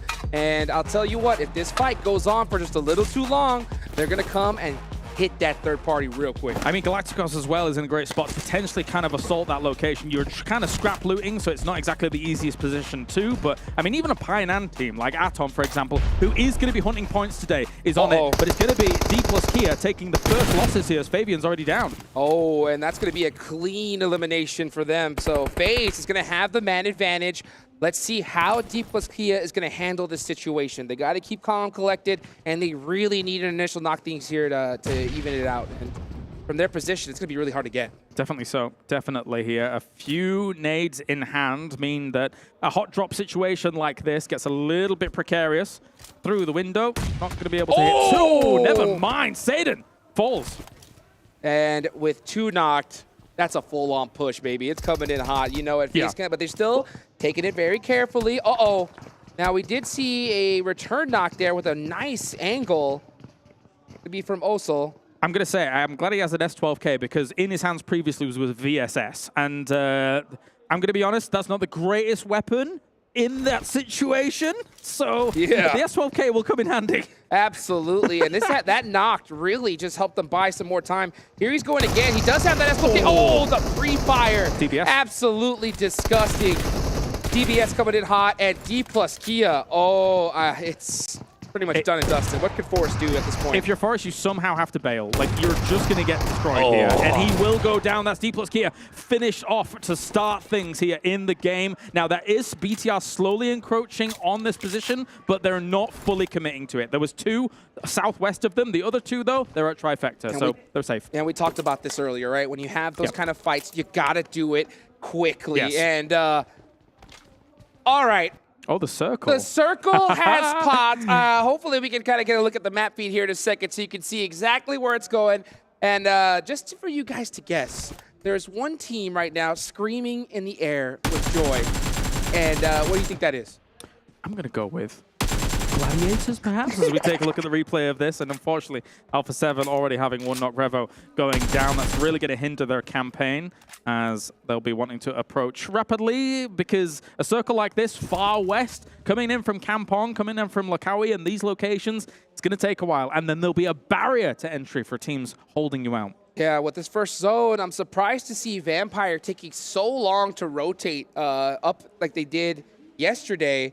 And I know you guys can't see it, but Young Galacticos seem to have got a little bit of ahead of them and might just beat them to their spot. So that's going to be interesting to take a look at here. And we're starting to see teams already swim. They want to get to that island as fast as possible. I mean, Galacticos was blitzing north of Vampire. I mean, they had that quarry split. You can see them here. Now you can see Vampires moving towards the bridge quite quickly, and Galacticos has had to pitch up in some of the compounds. There's also iKURD in this area as well, trying to kind of zoom on past all of this. But you got to be very careful when you make these moves, as Galacticos is going to go for the spray, but will be knocked. What a shot there. iKURD Esports still with their full team up, playing it very tight right now, looking to take advantage of Yangong. The problem with all of that is that knock was by Ravenclaw from Vampires. So it was multiple people looking at the Galacticos where they are. They've kind of got themselves in a bit of a bind here position-wise, because the bridge gives you kind of overlook over this. That's why they're still on the bridge looking at it, as you can see here on the right-hand side. Now they're moving away. They think, okay, that knock's enough. We know another team is there. We don't want to be the third-party victim. You could definitely tell that these teams did their homework last night. I mean, we see so many squads so fast on the rotation. They realize position is everything, and we're going to see Trick not able to make it out of the water. So even though they're moving quickly, it's not an easy task, that's for sure. Slight adaptation from Gladiators on this Northwest Island as well is Kitsune's been in Camp Alpha for a little bit longer than our previous Sandhawk. So I could only assume maybe looking for a few more supplies than they had in the previous game, because we all know from the previous Sandhawk, they were running out of ammo swiftly by the end of it. And my question, and what I'm really wondering, and you guys in the chat, what do you guys think about this? Because, you know, they like to take that high ground position, but we still saw them hold that DBS, right? It was taking a lot of space in their bags, but they didn't even get a chance to really use it. So do you think that they're supposed to still pick that up just in case a team pushes on them? I was talking about this with the other boys yesterday at the end of the day, but I feel like 2 at the bottom, south side of this hill, can hold DBSs, because that's the most likely place to be having a breach happen when it comes to this hill. 2 at the top, maybe kind of forego it a little bit, try and kind of prioritize some more long-range stuff, because usually it's very rare you would see a breach from the north side of this hill. It's so open, so difficult to make happen. Yeah, even a UMP would be disgusting at this point, because even though it's a little bit tough to get those long shots, that bullet speed being a little bit slower, but they're also silent. So even if you're able to hit a couple players, they're not going to really know which direction it came from.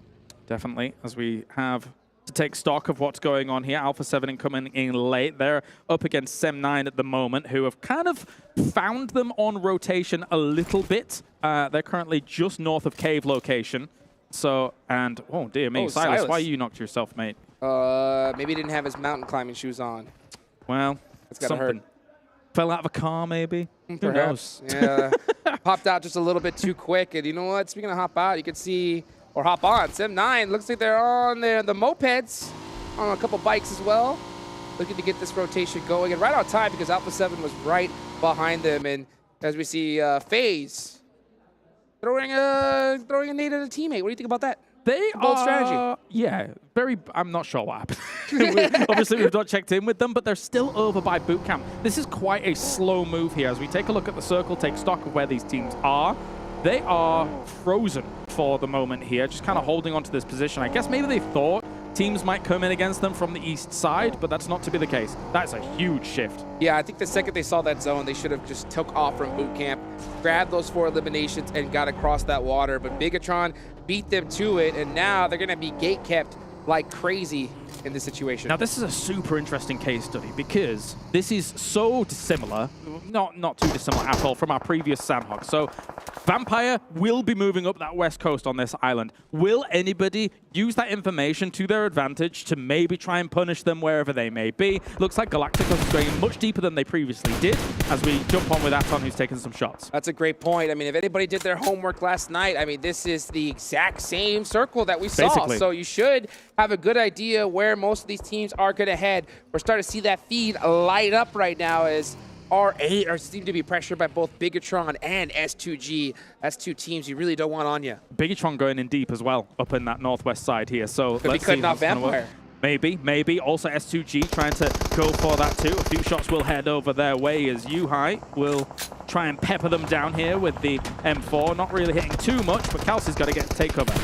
S2G going to hold these buildings right next to Bigetron, so they're going to be neighbors for now.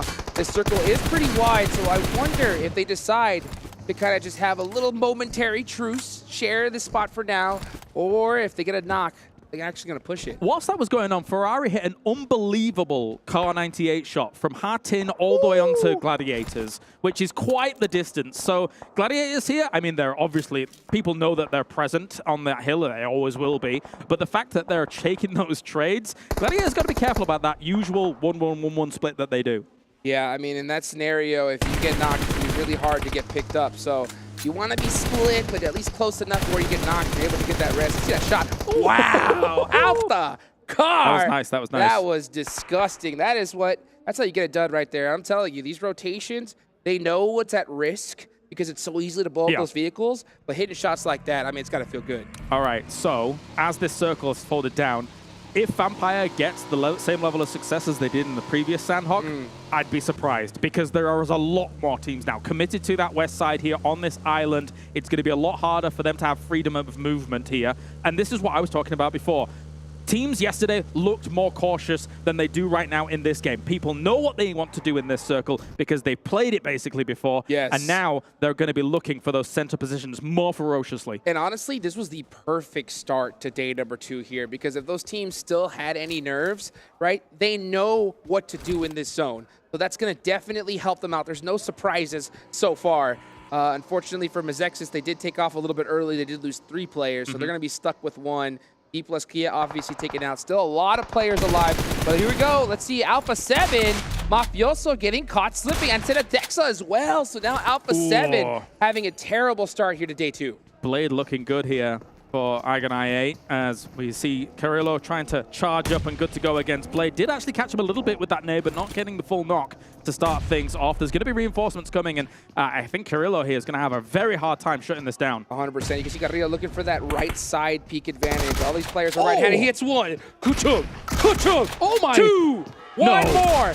Oh, goes for the thirst. He knows where the third player is, but he secures the points. No. And he has the advantage. Carrillo, he's pissed and he's wanting more. Goes for the molly as well. That actually fire will spread quite closely. Oh, he got him! Oh my goodness! What a play! What a play coming in from Carrillo. 1v3. Huge. Carrillo is on fire. That play alone, even though they had such a difficult start, if there's anything that's going to hype your team up and get ready for the day, it's that right there. That was massive. I mean, the DBS enables a little bit of that because it's so powerful, but Carrillo, the way he was using it, the way he was getting those shots off, and the wherewithal to just go for the molly after, brilliant stuff. What a play. That's my play of the tournament so far, I'm going to be honest. Absolutely. Same way here. And I'll tell you what, as much as it's so hyped for Alpha7, oh, man, for AGONxI8, that's got to hurt big time. Definitely, definitely. They should have been able to shut that down. You don't give an opponent 3 1v1s. You push at the same time in order to be able to dislodge him when you've got the man advantage. But anyway, let's move our attention elsewhere. FaZe on the edge of the circle, down towards the south, trying to hold on off, but Aton with some long-range shots. Oh, man, and FaZe, they have 5 eliminations, the most in the lobby so far, so they're definitely feeling good. But with 2 players knocked, it's starting to get a little bit too close for comfort. Let's see if Mormon can go ahead and throw these smokes out, get his team up. But man, that cross is going to be so deadly. Oh, but from the back, he's getting shot as well. And he is going to go down, so it's only 1 player left for FaZe. They're totally sandwiched in all of this here, Hot Jukes.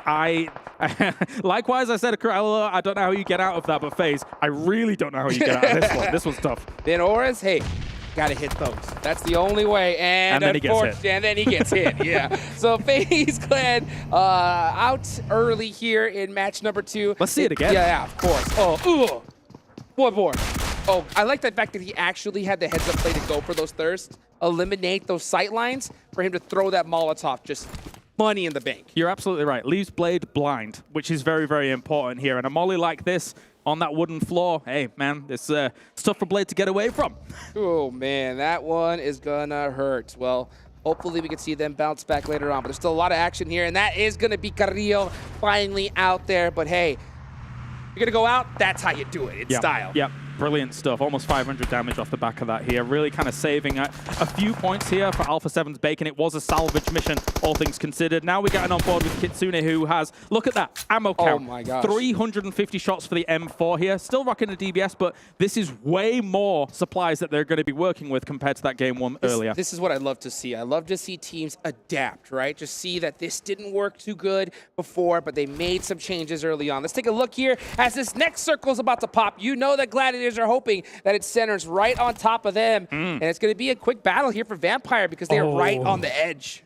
All right, now the question is what does Gladiators do with their split? Because this is way too much against way too many teams on a hill like this. It's a great position of power, yes. However, you're going to have crunch down soon in this game. How are you going to adapt to that? Absolutely, and which hill, which mountain do you decide to take? There's so many different angles. We'll see how Gladiators decides to handle this out as we see a lot of teams going out to Papa Blue. There's only 30 seconds left on the clock. They're going to have to get moving quickly. I love to see Vampire hugging that zone, going all the way to the south side, but there's DRS, iKURD waiting for them. They're playing it very patiently, but again, they're going to be unfortunately hurt by the fact that there are so many teams that also made those adaptations heading towards that west side. Tony K looking for a bit of information here.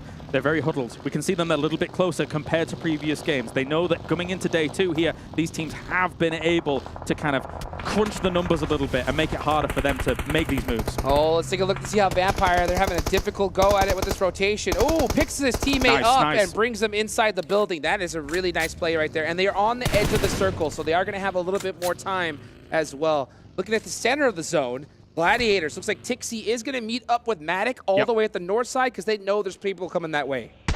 Killer getting the shots. And when you're riding the bike around here on Sandhawk, sometimes it do be that way. Do be like that. Do be like that. That is a fact. Let's take a look here at the rest of the teams and squads here. iKURD, right, looking to make a big bounce back today. They want to put those points on the board. They're in 13th place right now, and this is a really important time for those teams in the center of the leaderboard. Rays going down as we see Yokohama Donuts in full-on snake mode. Yep, tough for them. Likewise, a few other players here trying to go for the snake. Ragnarok is very split from SK Tom, for example, here for R8. So he's kind of mixed himself up in all of that hillside, trying to just play things out. But Aton will go down, unfortunately, for them in 13th place. 12 teams remaining. Mazexis with 1 player up, R8 with 2. S2G rocking a duo as well. And here comes the blue zone coming in hot. This is right on the edge of Cap Alpha. Let's see if Silas can catch a couple players off guard, but he's not going to have a lot of time to do so. You can see him barely getting that first aid off. 17 seconds left on the clock. This is the calm before the storm. And I'll tell you what, 5th circle is that storm. Definitely so. Where are we going? I'm going to go high ground. High ground. High ground. Come on, take it to the high ground, baby. That'll make it interesting. And I'll tell you what, it's going to center on up. Oh, okay. It's going to center on up. You know, that's going to be a pretty easy rotation for iKURD. DRS is right there as well, though. That's going to make things interesting.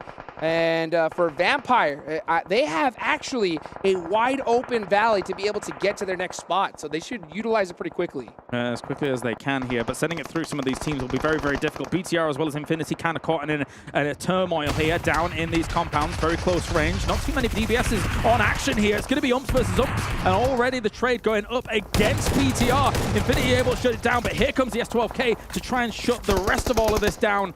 Trying to peek on around. You need to go for the pre-fire here. Tries to go for it as it's coming around the corner, but not able to get the convert just yet. Bensu getting it done at the last second, and that is going to be Bigetron Red Villains out in 11th place. Huge heads-up play there from Bensu.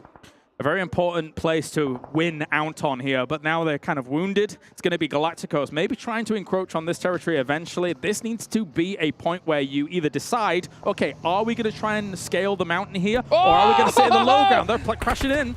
They're coming on in here a little bit later than I think they would have liked, but we could definitely see a play come out if Loki is able to get Bensu. Can he do it?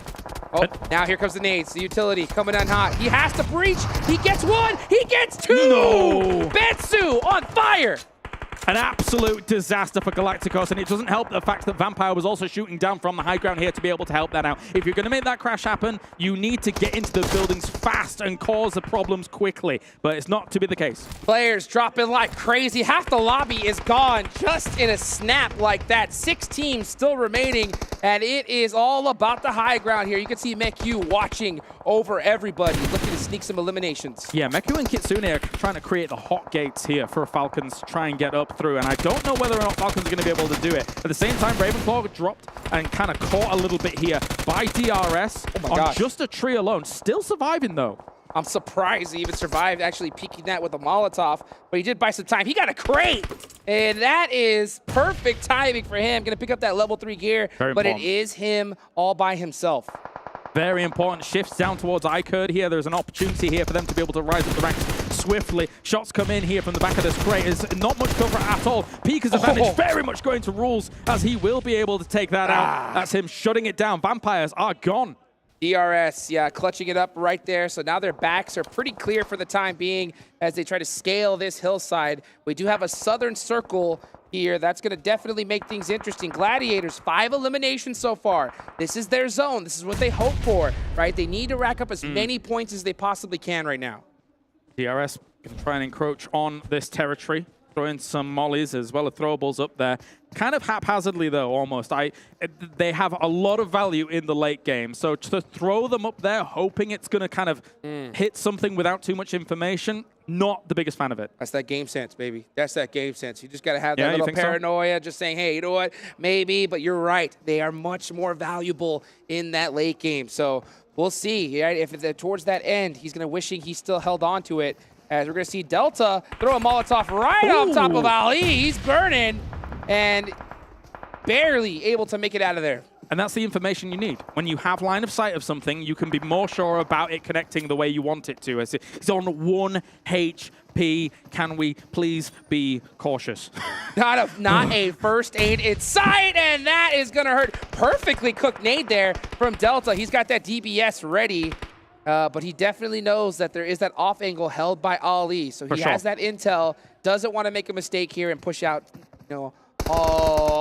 That shot right there is going to shut it down. Here comes the push on the ARAM. Can he hold it down? He can't. From his perspective, if he was hard holding the left angle and wasn't ready for the right angle, that's unfortunate there for iKURD. Considering they had such a good compound, DRS has been able to breach this strongly. Now, here's the problem.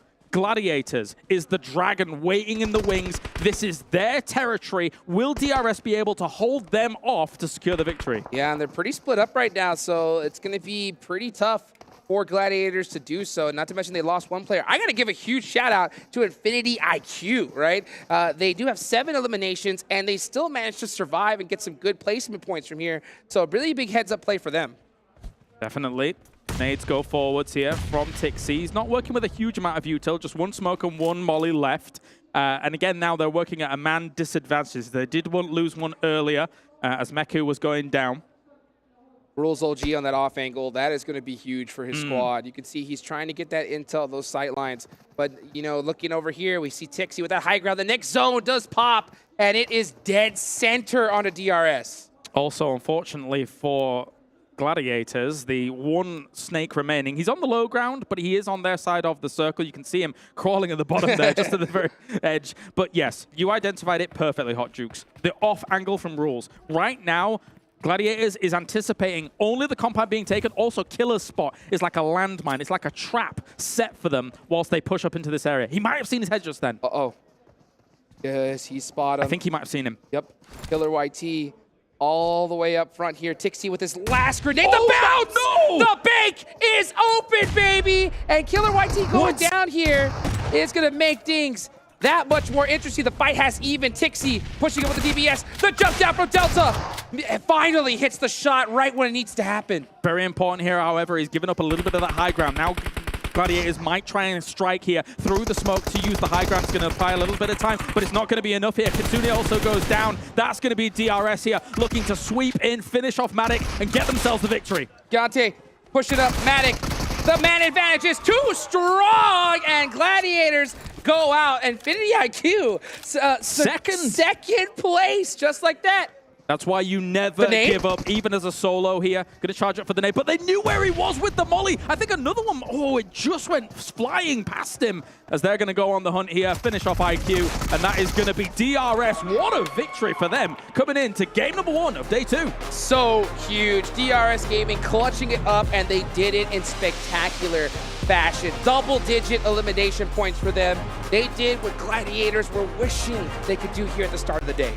26 points. A brilliant game here on Sanhok here by them. And considering kind of their movement, moving from compound to compound, able to wrestle this away from iKURD as well, the way that they did it, brilliant stuff for them to get them on the board, considering they needed a few more points here and there, but man, they're going to be chasing for those top spots. Absolutely, and I don't mean to downplay Gladiators' performance at all. Top 3 finish is of course good, but with that particular zone where they drop, 20+ points is what they're praying for, and I hope it doesn't bite them later on, because you don't always get that circle. You don't always get that circle. And usually, oftentimes, people look at that hill and they think to themselves, we're going to be able to win this one. Yeah. But unfortunately, not quite the case here in this game. Again, when you lose one, I think it was, I can't remember who it was, Meku, I think it was. When you lose one early on a big split like that, you're not able to take those fights later on full force. Well, a beautiful game number 1. Obviously, so hyped for DRS, but let's go ahead and take it on over to the desk so they can break it down. You know what, gentlemen? I feel like we should be charging for our analysis, man. That bus ride yesterday, seeing a DRS, just get more eliminations. It worked. Yeah, I mean, we said early game, just play the passive game. That was already great how they played it throughout yesterday. They were just able to weasel their way through into a really strong compound. And as the game continued, they started getting more and more aggressive every single circle shift. And the way they just wrestled that building away from iKURD, textbook. It was so good. This is the DRS that we needed after what they showcased yesterday. And even before they actually even took onto iKURD, I love the 2-1-1 split that they had, because they were covering iKURD, and on top of that, they were able to get those eliminations on Vampire, which allowed them to actually end up pushing with all their full players to iKURD. It's just beautiful gameplay out of them, and finally seeing that aggressivity, right, that you wanted to see, Max. Yeah, exactly. My word, exactly. Yeah, you just literally took my word. I didn't know you know French, Seven. I know. It is an English word. Sure. It does exist. It's in the dictionary. Le croissant. I don't. Yeah, it should be too. Yeah. I thought for a second, not just a French word, but yeah. In Gitun, that's 3. Not sure if that one is. No? He's trying to take a look at the match rankings here, get an idea of how many points all the teams did get, as DRS sweeping the lobby, doing a phenomenal job. And funny enough, and I'm not going to jump into it too much, kind of outshining another star play we had early on in that match. We can see here 26 points here for the team from Nepal. A fantastic job by them as we look down the rest of the list. Infinity IQ at 13, Gladiators at 12, iKURD at 5, Falcons at 5, 4 at Vampire, 2 for R8, 4 for Donuts Pharaoh, and 2 for AGONxI8. So there's a big discrepancy in points, which could help DRS push even further into the rankings. And I think we're in agreement here, Seven. We were looking at this game. A lot of the teams that we criticized as being slow on the first game yesterday on Sanhok, I think did some really clear VOD review and were able to catch up and speed up their process. One of them are even here. Even though they didn't get the placement points that they needed to, I do need to give some props to Bigetron Red Villains, because they ended up actually being a little bit faster, and they were willing to take on those engagements that previously they didn't want to take on. I mean, ultimately, right, they didn't end up getting the placement points, but it's good to see that they're now starting to readjust that as well. And yesterday, it hindered them in regards to what they were able to do. Today, they were at least able to get on some early on elims. Yeah, not just them, actually. AGONxI8, a team that we haven't talked about too much, I believe actually, throughout this tournament. Actually, I got to do that to them. Actually did outspeed Vampire, which is hard to do on their rotation from the southern western island of Ruins into Camp Alpha, at least one of the compounds around Camp Alpha. So AGONxI8, if they do a DRS and start being more aggressive in the late game, could also see them start to slowly rank up higher on the rankings. And I think that's why we saw Vampire actually not have one of the best games here and not being prepared to take on to DRS towards the end, because Bigetron as well, they took one of the spots that that Vampire Esports was able to take on yesterday. So you can see now, after one day, all these teams were doing their homework. Everybody was doing that VOD review, and Vampire Esports been bringing something different today. Yeah, you see those changes. Yep. It's kind of a godsend to actually see almost the exact same phase 1 zone kick off right off the bat, because you can kind of, as you said, look at the analysis yesterday and predict how teams are going to rotate. I mean, we did see some teams rotate a lot earlier than we saw before. I think Bigetron was one of them, as we mentioned, we're watching. And I think even Alpha7 Alpha7 made their way across a little bit quicker, but we did criticize them yesterday on taking fights they didn't necessarily need to. Yeah, I still think rotation would have been good, but yeah, yes, that's my 2 cents. I'm with you. Okay, I'm actually with you today. I felt like the rotation would have been a little bit better. They were already committed to actually go for that push. They were just too slow, and even at the end when we saw Carrillo actually bring out that great play, they had no heals. He had no heals. I'm glad that he was able to clutch up that 3v1, but it was sketchy. This is why Don't jump into that yet. Yeah. Not that not that one. No, Okay. This is why on Sanok you hold on to mollies more than anything, because wooden floors in most of the buildings you can just Thanks, Max. I just said don't jump into it, and he continues to jump into it. Let's take a look back at DRS though, at their stats here across the team, and see who was really standing out across the roster. And Delta, you know, the damage actually wasn't as high as I was expecting, to be fair. It seems like they were just getting some clean eliminations and picking up some third parties. But this kind of goes with what we were saying yesterday. If you see the chance to actually get a fight and you can actually clean them up very quickly, go for it. And I feel like that's exactly what they were doing here today, being precise with the fights that they were willing to take. Yeah, if we saw the DRS from yesterday, they died crossing the bridge. Yeah. I think not being aggressive enough. But here they just actually zone teams away, get control of a really strong compound and wrestle away from iKURD, which that is the game-winning play. If they don't do that and are too passive, they go potentially a top 5, maybe a podium if they're lucky, but they don't win the game. This is the changes we expected from them, and if this continues throughout today, maybe they can catch up to Vampire. It's not going to be easy, but it is possible. Nepal #1? Oh. I can for this game, yes. I think Imperium. I think Imperium's actually like calling me right now. It's like, yes, they are. I agree. I can't do it in his voice, obviously. But let's take a look at another team, though. In particular, we talked about Alpha7 a bit at the start of the show. We talked about Revo as being our player to watch. However, we might have to actually change that. Let's take a look at their player stats and you can get exactly what I mean. Because Carrillo, that 1v3, I'm calling it now. It's the Chrono Clutch of the day. For sure. It has to be.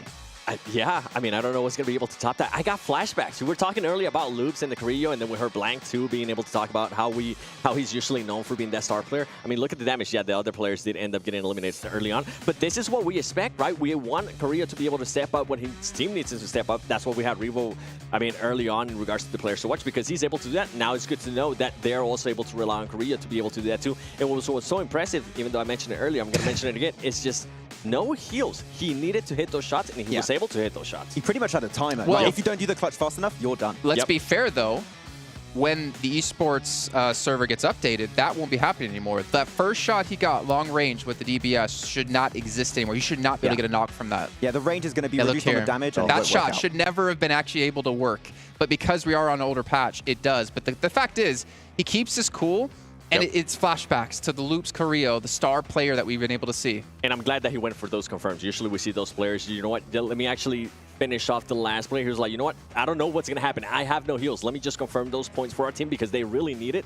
And then he went with a great play of throwing that molly on the wood floor. Yeah, when I'm playing my games, I just always keep a few mollies. It's just always so good. If you know a team is in a compound, clear it. Max, okay, let's be honest. You keep the mollies, how often do you actually get to use them? Do you forget that you have them? I shall not answer this question. What is your average survival time? I don't look at my stats because I'm a little bit scared that I'll be disappointed in myself. Okay. Yeah, that's what bad players say. Okay, I didn't ask for this. Hey, no, you should have said was, I don't have the worst survival time overall in all the players of PUBG Mobile. That's what I would have did. Infinity IQ, though, Max, you actually wanted to talk about them a bit over towards the top of the show here, but maybe you can get your chance now and bring your points up. Yeah, I mean, Bensu, of course, him as a player, we have to talk about him. He just an absolute mad clutch master. I think he clutched it versus BTR. Then Yangon Galacticos pushing in from Camp Alpha, so he's been able to just play around with the DBS extremely efficiently. I think he also had himself some molly plays at some point, which is really efficient. But yesterday, towards the end of the day, Infinity IQ, their splits, the way they regroup, and their understanding of Miramar really impressed me. I want to see if that can potentially translate into Erangel a bit more, because they have been silent, but I think the potential is there that they could be a dark horse team in this event. Okay, well, I mean, obviously, as we said before, like Erangel, it's got to be your bread and butter for any team out there.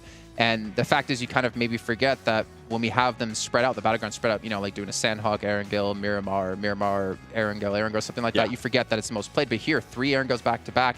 This is where you have to get the majority of your points. Exactly. I mean, Vampire worked out great for them so far. They got a chicken dinner and second place at the end of that second game. But if we can see other teams try and get points over there and they start being consistent, I feel like Vampire will have a hard time retaining in that first place. I think for me, one of the teams to watch going into the Erangel, the back-to-back Erangels that we're going to be having here is going to be Bigetron, especially what we saw out of them here in Sandhawk. Even though, once again, it didn't work out in their favor, they were a lot more aggressive, and I'm looking to see if they're going to be willing to take that fight early on with Aton Esports. I know Aton Esports was actually quite upset to a point that, man, Bigetron is just becoming such a pain. I think we might actually need to establish who's going to be landing in Jasnaya. And these are two teams, just like with Alpha7 and Gladiators on north of George Floyd. They're not willing to coexist. So it's just going to be one team there. I mean, now for BTR more specifically, we have seen them do well on each different map. They got themselves chicken dinner on Erangel, chicken dinner on Miramar yesterday, and now actually doing way better on this one Sandhawk game. So it seems like overall they got a game plan for every map, which is working really efficiently. So it can continue going.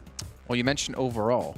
Yes. And this is completely hard shift into it. Let's take a look at the overall rankings, actually get an idea of where the team's currently standing. You can see Vampire going to be in first place at 82, but DRS, third place off the back of that last victory that we just saw happen. 30 eliminations, 22 placement points. And the list, it's a little bit of a gap starting to develop here. I mean, you're seeing DRS, you're looking at Gladiators, one win, and they can be catching up to Vampire, which after the lead they set up yesterday, I didn't think that would be possible so quickly, but it is getting there where Vampire not going to be as safe anymore, 7 in that first top. For Gladiators, I don't know, man. I'm just not happy with the way they play that Sandhawk. Even though they did end up getting a top 3. There was a 1-1-1-1 split that you were really unhappy with, I remember. It was. They should have been covering our Team Falcons. I think at one point we were talking about actually Kitsune. I remember who it was. Kitsune was by himself, and the other players, Matic, was still covering an area where there was absolutely nobody. He had the zone to his back. I'm not sure what was going on there. I wish they would have just fall back. I wish they would have been able to cover a lot more ground because they would have been able to stop DRS. They would have been able to stop iKURD, and they would have ended up with a lot more ilms than they ended up with. This team is just too slow recovering, regrouping for me. It feels like sometimes they get in their own head. They're thinking, oh, a team could still be out in the blue up north. We have to hold on to the split. Otherwise, if a team backstab us, we're pretty much dead. But that would have been the case maybe last year where the circles would do less damage on Sandhawk. But here, you can't really do those long rotations around the cliffside. You would be eliminated pretty much instantly. So I'd like to see... We mentioned it yesterday. It's still the case here. Regroup a bit quicker. They still had a really good game. We expect Gladiators to do well on Northern Western Island finishes, but it could have potentially been a win. Like, I want to be even more crucial or critical to them, to be honest, because it's like the same zone, 2 Sandhawks in a row without a win. You watched. Okay. I don't have like for sure know that they watched the match yesterday, but you should know what you did wrong yesterday, and to not come out into this game and get, I think, a higher placing or a better. I mean, there's not much higher placing you can get, but like a better result. I don't know, man. That leaves me with a bad taste in my mouth. It does, and I mean, that's kind of why I bring them up, because we see them do the exact same thing. Yeah, it is a top 3. Congratulations to them, but come on, like, you got to be able to adjust. You got to be able to regroup your players a little bit faster. You got to be able to take advantage. Yeah, you were able to get some Miloms. I feel like there could be more, and they're just living it out there. I feel like this is because they have a game plan they have set in mind for a long time now for Sandhawk, and they're not willing to move away from it. Which, no, they got some points. So I can't argue. Okay, sure, it's not chicken dinner. We'd like to see it. But for them, this is a game plan that works for them. They're very comfortable with it, and they're just going to keep going with it. I don't expect a change at this point, because if they would have made a change, I think it would have happened here, because it's literally almost the exact same circle. So I think they're just going to maintain this playstyle, split early, and hopefully try and maintain as many players alive at the late game. I mean... Go ahead. I was going to say, luckily for them, Sandhawk, we're only playing it one time, right? Every single day. It's not like Erangel that we play it 3 times or Miramar that we play it twice. But I want to see how that's going to be affecting them when we actually go to Erangel and they don't get favored by the zone. They do great rotations, but just like Blank was saying, I want to know what happens when they actually have a full roster towards the end. I mean, I look at it as any other team. If you see Northwestern Island, you know you could just hard crash on someone potentially, because you know they're gonna be out of position, right? You know they split so much and stay split for so long that, you know what, that high ground that Gladiators have could become your high ground. I mean, Falcons almost did that at some point. They got really close to Kitsune, and I feel like Kitsune was not able to regroup, and DRS kind of helped out that whole situation from unfolding itself, because if they don't crash it, I don't feel Kitsune is ever able to make that regroup.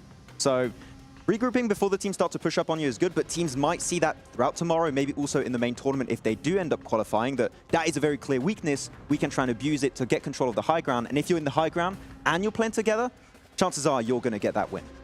And I feel bad we're so critical of Gladiators, but we know what they can do. We know how good of a team they can be.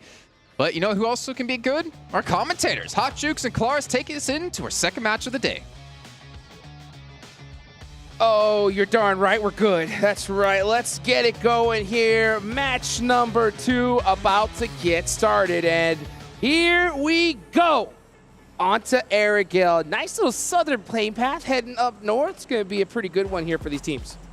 Good for a lot of teams to be able to reach where they want. Maybe sometimes North George and George is going to be a bit of a stretch. They'll have to take the cars up there as things do go on. But because of that, and the way in which S2G splits across Ruins, Sunken, Rozhok, and things like that, they might be a little bit more cautious about how they go through that drop, whilst teams might be scrambling for cars around them. So I might be looking for that for the moment, but we'll see how things go down. Yeah, that's always the most annoying thing too, especially with 18 teams. Those 2 extra squads could definitely make it more hectic. With a circle like this, if you want to go there, you find that vehicle, and if you land on another team, it is tough. I wonder to see what Alpha7 is going to do, because they normally like to land that North George spot, and this is going to be a stretch for them, but they do have that secondary location of Lipovka. So and it looks like that might just be where they're headed.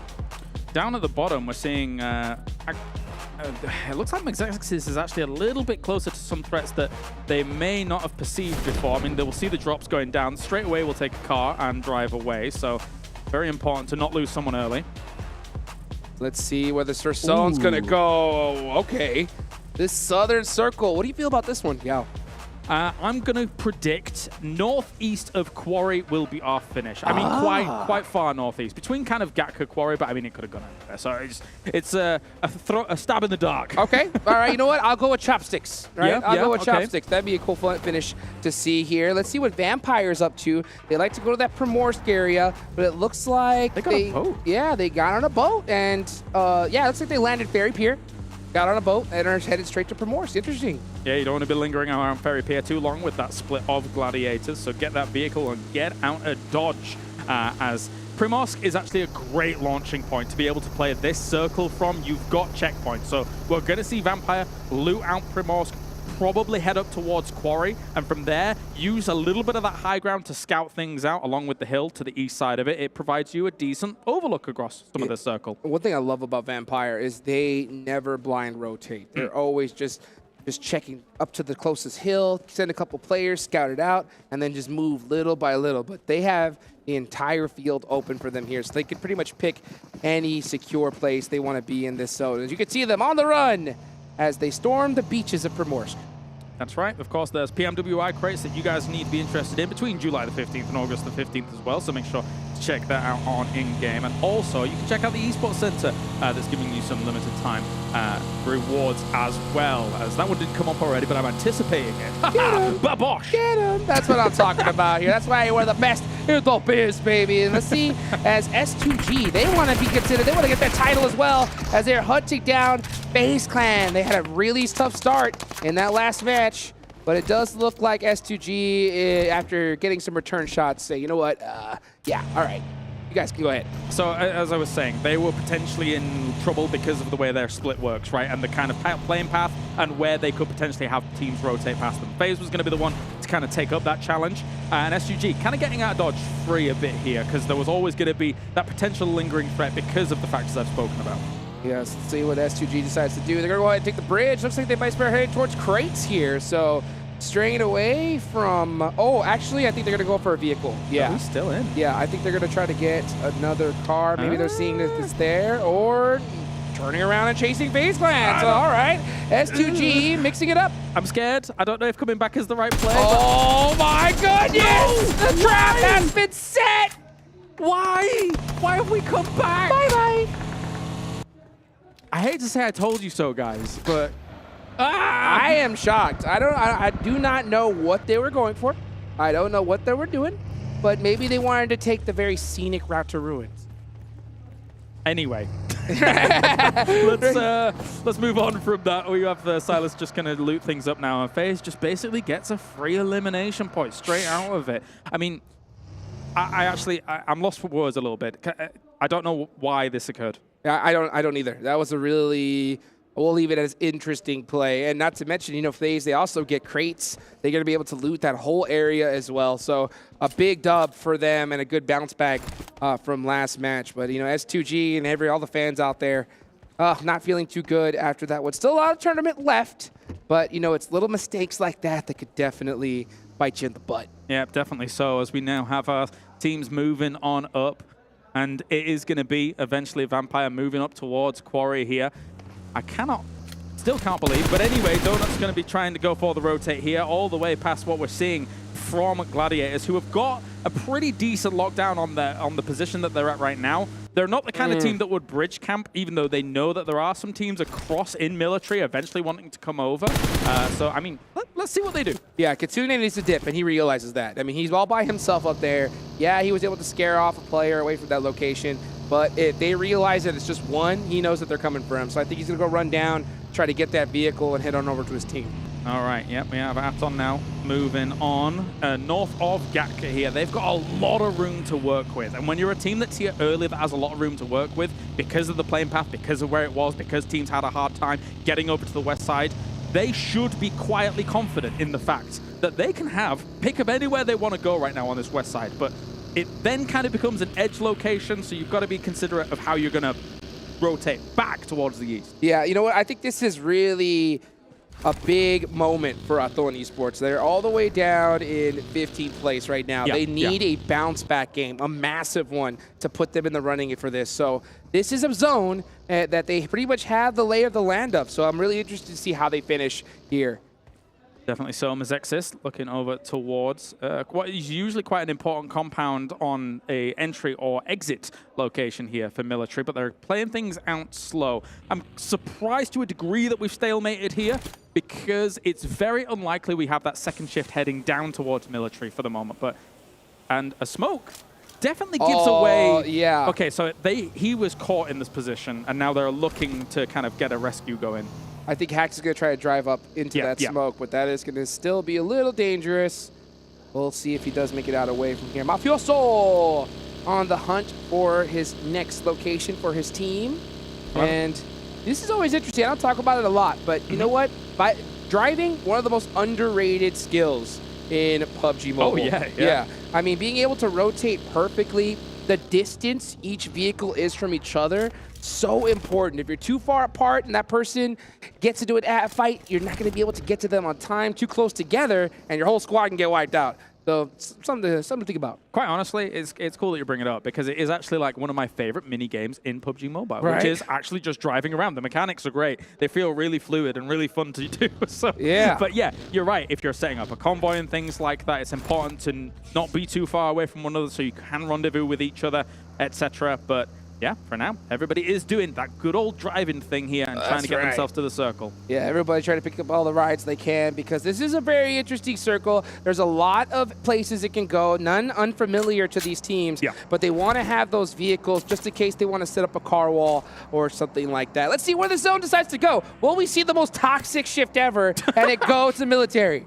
Okay, all right, cool your boots. Let's see where we are on the way. If we did see a military, I'm okay with it because it would cause absolute chaos, but I'm imagining we are going mainland to get things going, and there we have it here as we will go.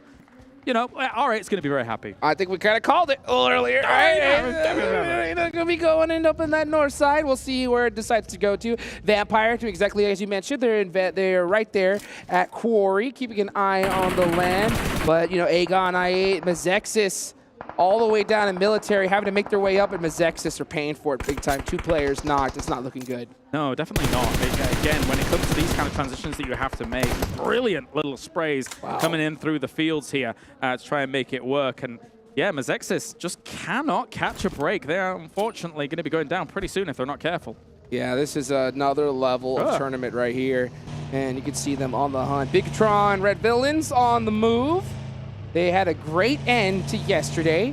Let's see, where do they decide to go? Because there are so many teams in this area. Exactly. That's the big point. A bit of an adaptation from yesterday. Obviously, Erangel is very important when it comes to this tournament. It's 50% of the games. So we're seeing huge swaths of teams moving into the center far quicker than we were seeing yesterday here, as those changes have to be made here quickly. Now we're going to see everybody really kind of trying to take that center spot between that Quarry and Gatka, kind of equidistant from one another, and it's going to get spicy.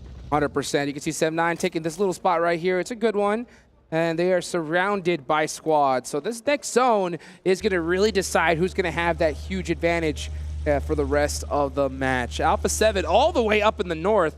right next to S2G, hugging the edge of the circle. But at the end of the day, Alpha7, they love that edge style play. Yeah. But is it going to work out for them? I'm not too sure, because we're seeing these center teams really able to make it to the late game. It's tough as an edge spot, right, in this kind of circle, because you've got the fields of Gatka, very open, hard to rotate through. But south of that, yes, some hills, but then south of that, what have you got? The fields north of Long Forest, as well as kind of east of that quarry location. So when you're playing edge, wherever these circles go, unless you've got central positions like those hills a lot of people were sending for, making those transitions later on is very difficult because of how flat it is. Yes, yeah, it is a complete open range in that area. And you can see Seb9, I mean, everyone is just, almost every rock, every tree is taken up here at this point. We could just see Infinity IQ deciding to take up this shack right here in the middle of the zone. That's going to be interesting to see. And looking at Gladiators. Gladiators, obviously coming off that Sandhawk match. They got the zone that they were dreaming of. Third place finish, but you could tell Tixie's hungry for more as he takes a shot on the Rules. Rules was down to 1 HP. Where are we going? As the big question here for all of these teams. There's some teams still in the blue, still scrambling for an opportunity to try and get themselves in. There's not too many barrier teams because, again, I think the edge play on the circle is scary. Oh my. Okay. Big problems for a lot of these teams. How are you going to deal with this? There's not much room. The Longwoods in general can actually house a lot of teams just north of that road from Ferry. So technically you can house a lot of teams there, but you've got to get there fast. Oh yeah, as you can see, I love the fact that there is a lot more places to be in that beach area, but Mafioso is lighting up Aton Esports, and Fran having to decide, do I take this fight? Do I get these shots down range? Or do I take off? It looks like he is trying to help out his teammates, but it's just a little too late. It's a wild spray and not really connecting with much there, as Mafioso is going to lie down. He knows where Fran is, but for Fran, I mean, there's too many targets. They're actually driving up. They're going to aggress onto this here, as they know that they already have the man advantage. One down. Fran's going to have to back off here. I mean, he's got actually quite a few nades still left, but this, I don't know how much is going to get done. Let's see. You can see Rebo out there trying to get a nade. They do have the man advantage, and they're trying to get revenge for their teammate, Carrillo. Okay, some shots onto Zohan. Zohan forced to get out the vehicle, and he is stuck out in the open. So Aton Esports gonna have to make a crazy play if they want to survive. All right, well, big spray still coming in, but not really been able to connect with much. Both teams here. Some smokes to kind of cloud the vision of any further onlookers. And yeah, this is, it's a slow fight, but, you know, what's really happening? Run over. Okay, yeah. Yeah, Senethex running over Fran, and now Zohan is on the run. You got to get out and play for placement. You can't take this fight. Try to get some points, but that's the thing about this point system, right? It's so heavily in favor of eliminations. If you try to get any points at all, it's only going to be a couple.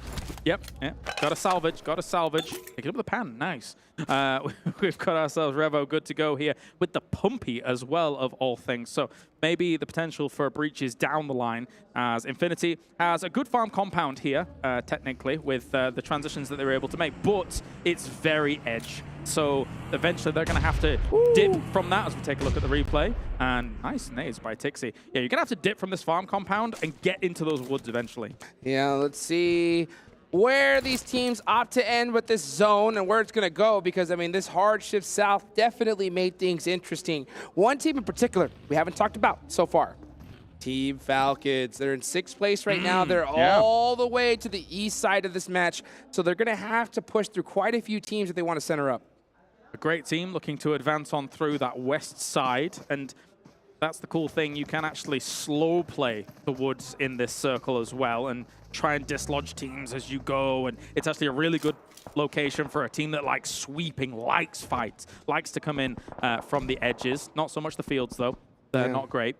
Yeah, you definitely want to be in that woodland area, and it's all about timing when you're right there. You're hoping to catch a fight, maybe third party, a nice little ferry pier finish.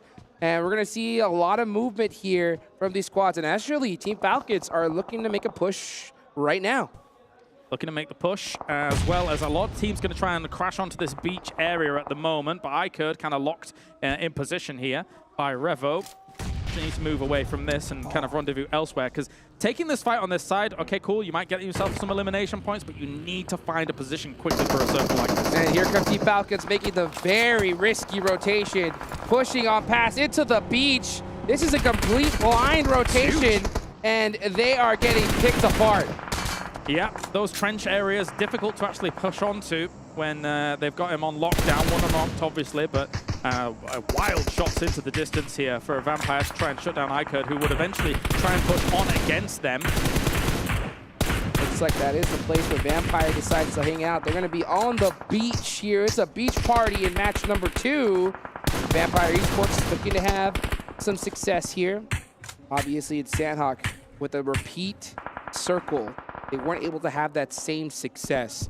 So hopefully they can bounce back here. But this is going to be a very, very difficult zone to actually get a chicken dinner. Oh yeah, for sure. If you're not here already, it's difficult to push onto, as we have a few fights heading on from the north as well. I can talk about the beach a little later on, because still this fight's going to continue. Let's see right now what 7-9 could do here, as Tam is going to go ahead and start off with a shot. BitOris there with the off angle, looking to mix things up, and he's a little bit hesitant, because pushing up in that angle is going to leave him wide out and open. He's going to need some support from his teammates. FaZe with the nades. All it takes is one well-placed nade here, and they are going to be at a huge advantage.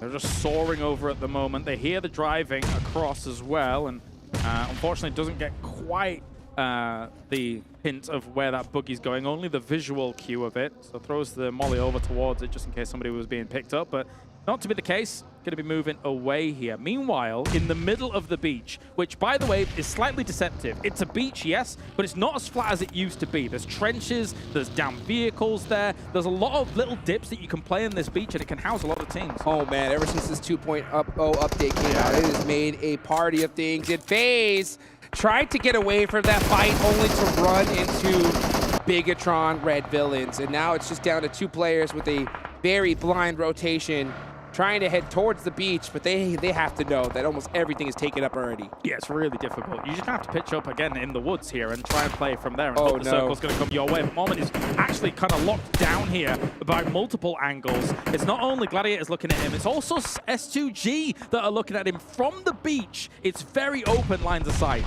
Yep, and that is the name of the game here. Let's see what 7-9 could do as they're pushing through the edge of the circle. They're going to have to get past DRS. Killer does have that off angle, but he's in the vehicle. Does he decide to hop out? He does.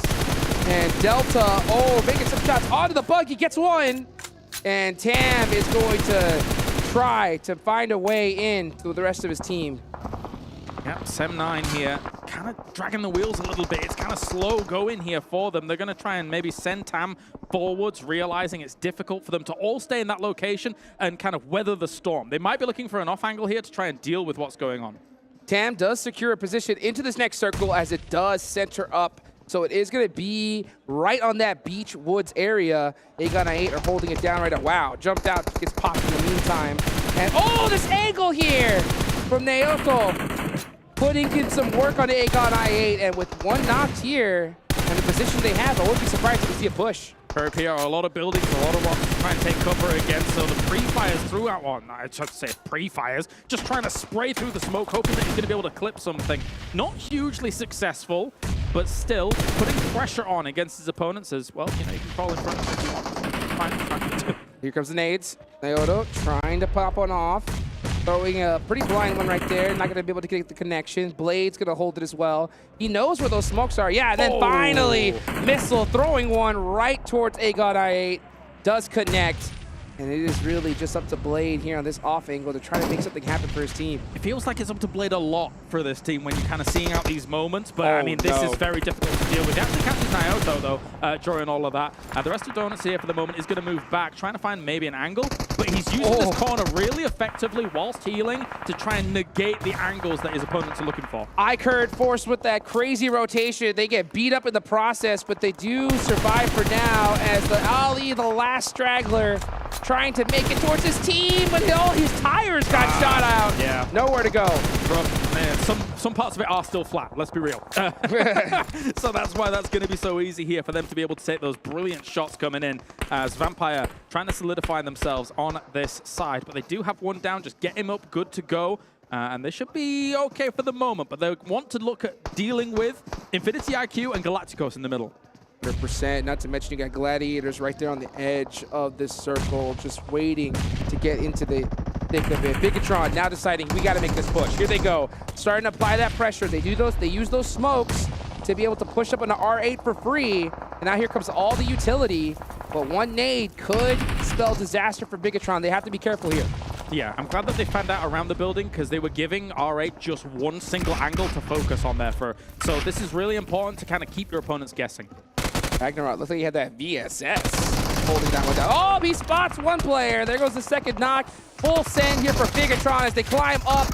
And shots going back and forth. R8 about to get picked apart. Only one player left. Can D7 do it? Can they?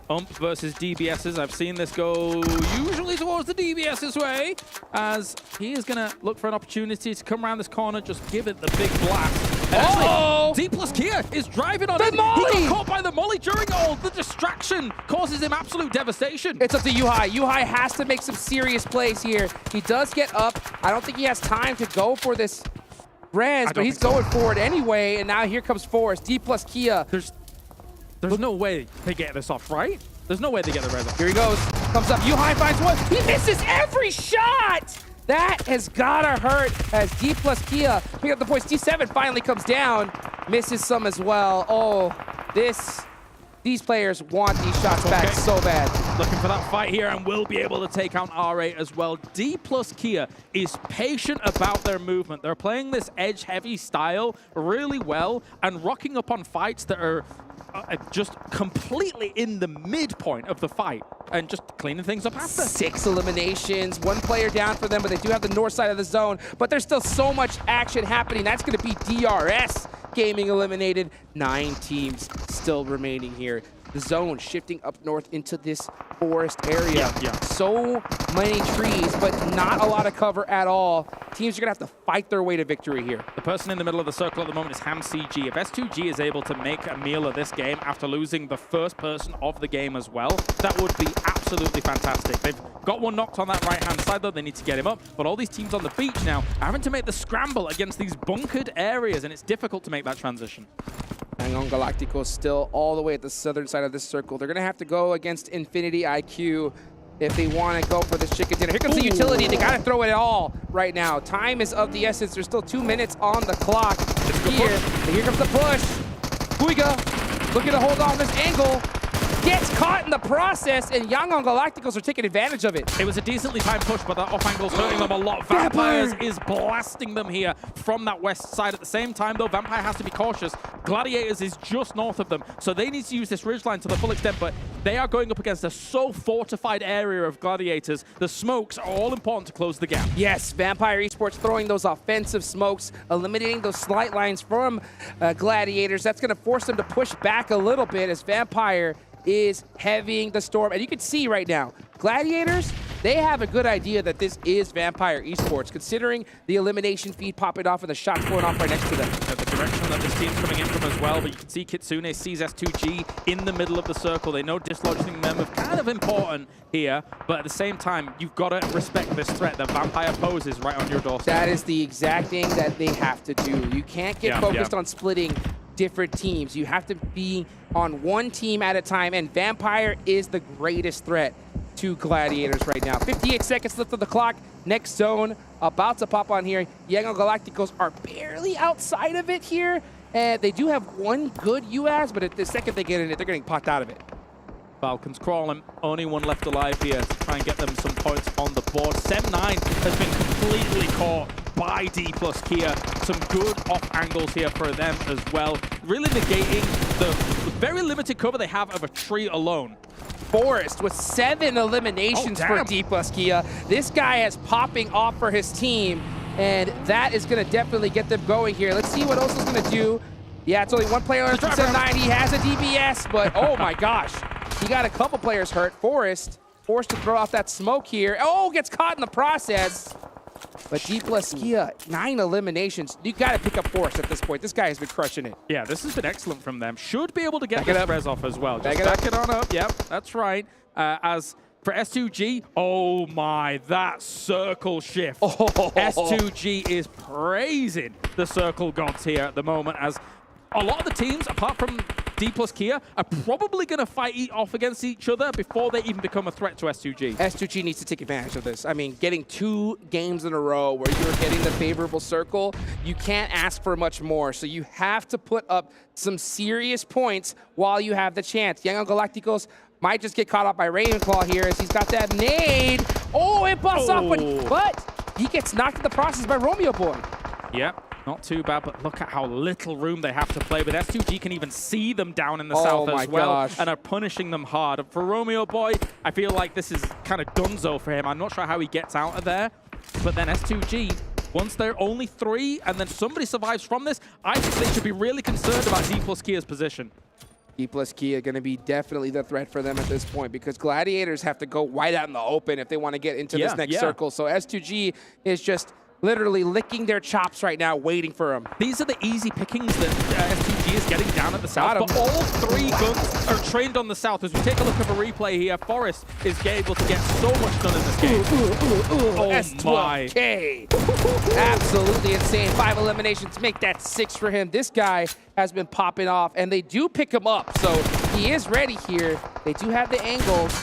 And Vampire is stuck out in the open here. They're going to have to hit some crazy shots if they want a chance at winning this game. Smart move to destroy the car next to you there. And they do have a little bit of a cheeky angle on S2G at the moment from this south side, realizing that maybe that is also a bit of a problem with a shack like this. Vampire is fortified here in that little, and then it looks like they're going to be making the move to try and get in nade range of S2G. Yes, D plus Kia very, very close, and now S2G is just focusing on those easy pickings across the road, but D plus Kia is coming right behind them. Here goes Vampire, the zone's closing. They're forced to run out wide in the open as Meku does start off with a nice knock on the Schweppes. And the smoke wall that they used across that road was super important to try and make that transition happen. This is why you save your utility for when it's most important. Forest from D plus Kia picking up another player from Vampire. I mean, no matter how good you are, there's not much you can do with the situation. The teams in the south can't catch a break when it comes to these circles, though. They're going to be up against it once again as the circle goes north, east, or east, or whatever you want to look at. But here, Calci, S2G, D plus Kia, they have the advantage against these teams, even though the shots are raining in from Tixi. Vampire's just trying to make something happen, but it is just too much. Literally every single squad is focusing right in their direction. I mean, they are the first place team. Everybody wants to get them out as early as possible. But they've been strong about this one. I think their campaign in this game will come to an end pretty soon. They're the ones that are going to have the hardest time with a circle like this. A lot of teams will be looking their way, but you can see how many teams are prone right now, trying to lock it down. HamCG hitting on Tony K. That is going to be him going down quickly. I think every team in this lobby knows that this is Vampire stuck on this rock. And it's like they've all made an agreement, said, you know what, this is the first place team. Let's take them out first, and then we'll worry about each other later on. But man, Schweppes is not going down without a fight. The other teams have decent, well, ish cover, considering how tricky it can be. Silas also hitting Meku. S2G is having to hold the Wolves off at the doors in multiple angles here, and they're doing a great job of it. It's the one proper dip in this circle that has some defense. Schweppes, at this point, I think he's going to go deny the points. Maybe looking to try and pick up a point here and there. Yeah, he's not gonna. That's Vampire out of there. 3 teams remaining. And Gladiators here is going to be absolutely trounced on this west side. I don't know how they're able to deal with this. The lines of sight that the other teams have against them when they have to move are just an impossibility to try and deal with, considering they have to spend so many smokes to get over that road. I might be giving the advantage to D plus Kia here. They have those sight lines. S2G is stuck in a corner. Kitsune is the last one. Oh! There it is! From Fabian! Fabian's been setting this up for the last 5 and a bit minutes. He was taking that off angle strongly. He wipes them out! That's D plus Kia getting themselves the victory. The off angles are important. Getting in nade range of that dip was the play. Oh my gosh, and he just snaked his way towards it little by little, and boom, chicken dinner, baby. S2G, man, blessed with the zone once again. They end up getting 16 points total. Vampire, it was so crazy. They could not catch a break, but they still managed to secure, you know, double-digit points. I like how patient D plus Kia is playing these games.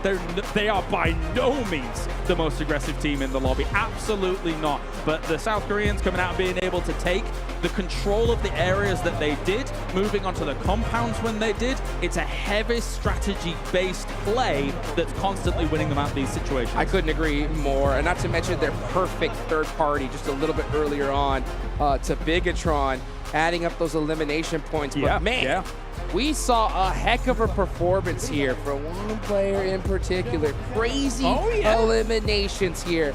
A D plus Kia have stepped up to the table. Was he in the forest? That's right, he sure was. He was in his own element. Yeah, he did fantastically. I mean, obviously, Fabian was absolutely crucial in being able to get that off angle. I think for a little moment, S2G kind of forgot to a degree about exactly how he'd moved. You're obviously going to know that eventually a team is up there and how they were going to hold you off. But when those kind of angles come in, I don't know how you're supposed to respond to them. Yeah, 100%. I mean, and it's so difficult when you have so many easy eliminations in front of you. You kind of forget what's right behind you. But guys, we got a lot ahead in just a few minutes. We'll be right back after this short break.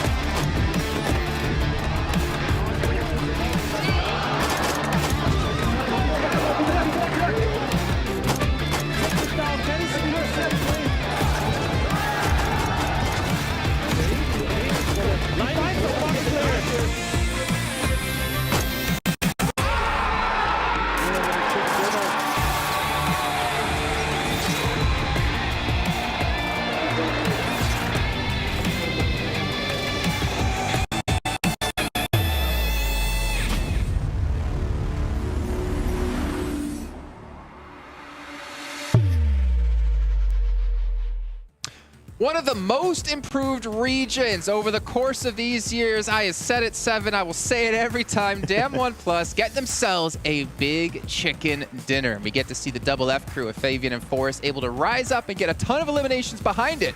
Welcome back here to the desk, everyone. I'm Jason Kaplan, joined by Maxman and Seven Worlds Gaming to break down that last game. And honestly, there were so many phenomenal decisions made by D+, especially third parties, that really set them up for success. So much to break down here, really. Fabian and Forrest were looking spectacular throughout the rest of this game. The moment they cleared Alpha7, I started thinking, what is going to be the next move for D+? And then there was so many situations that came up.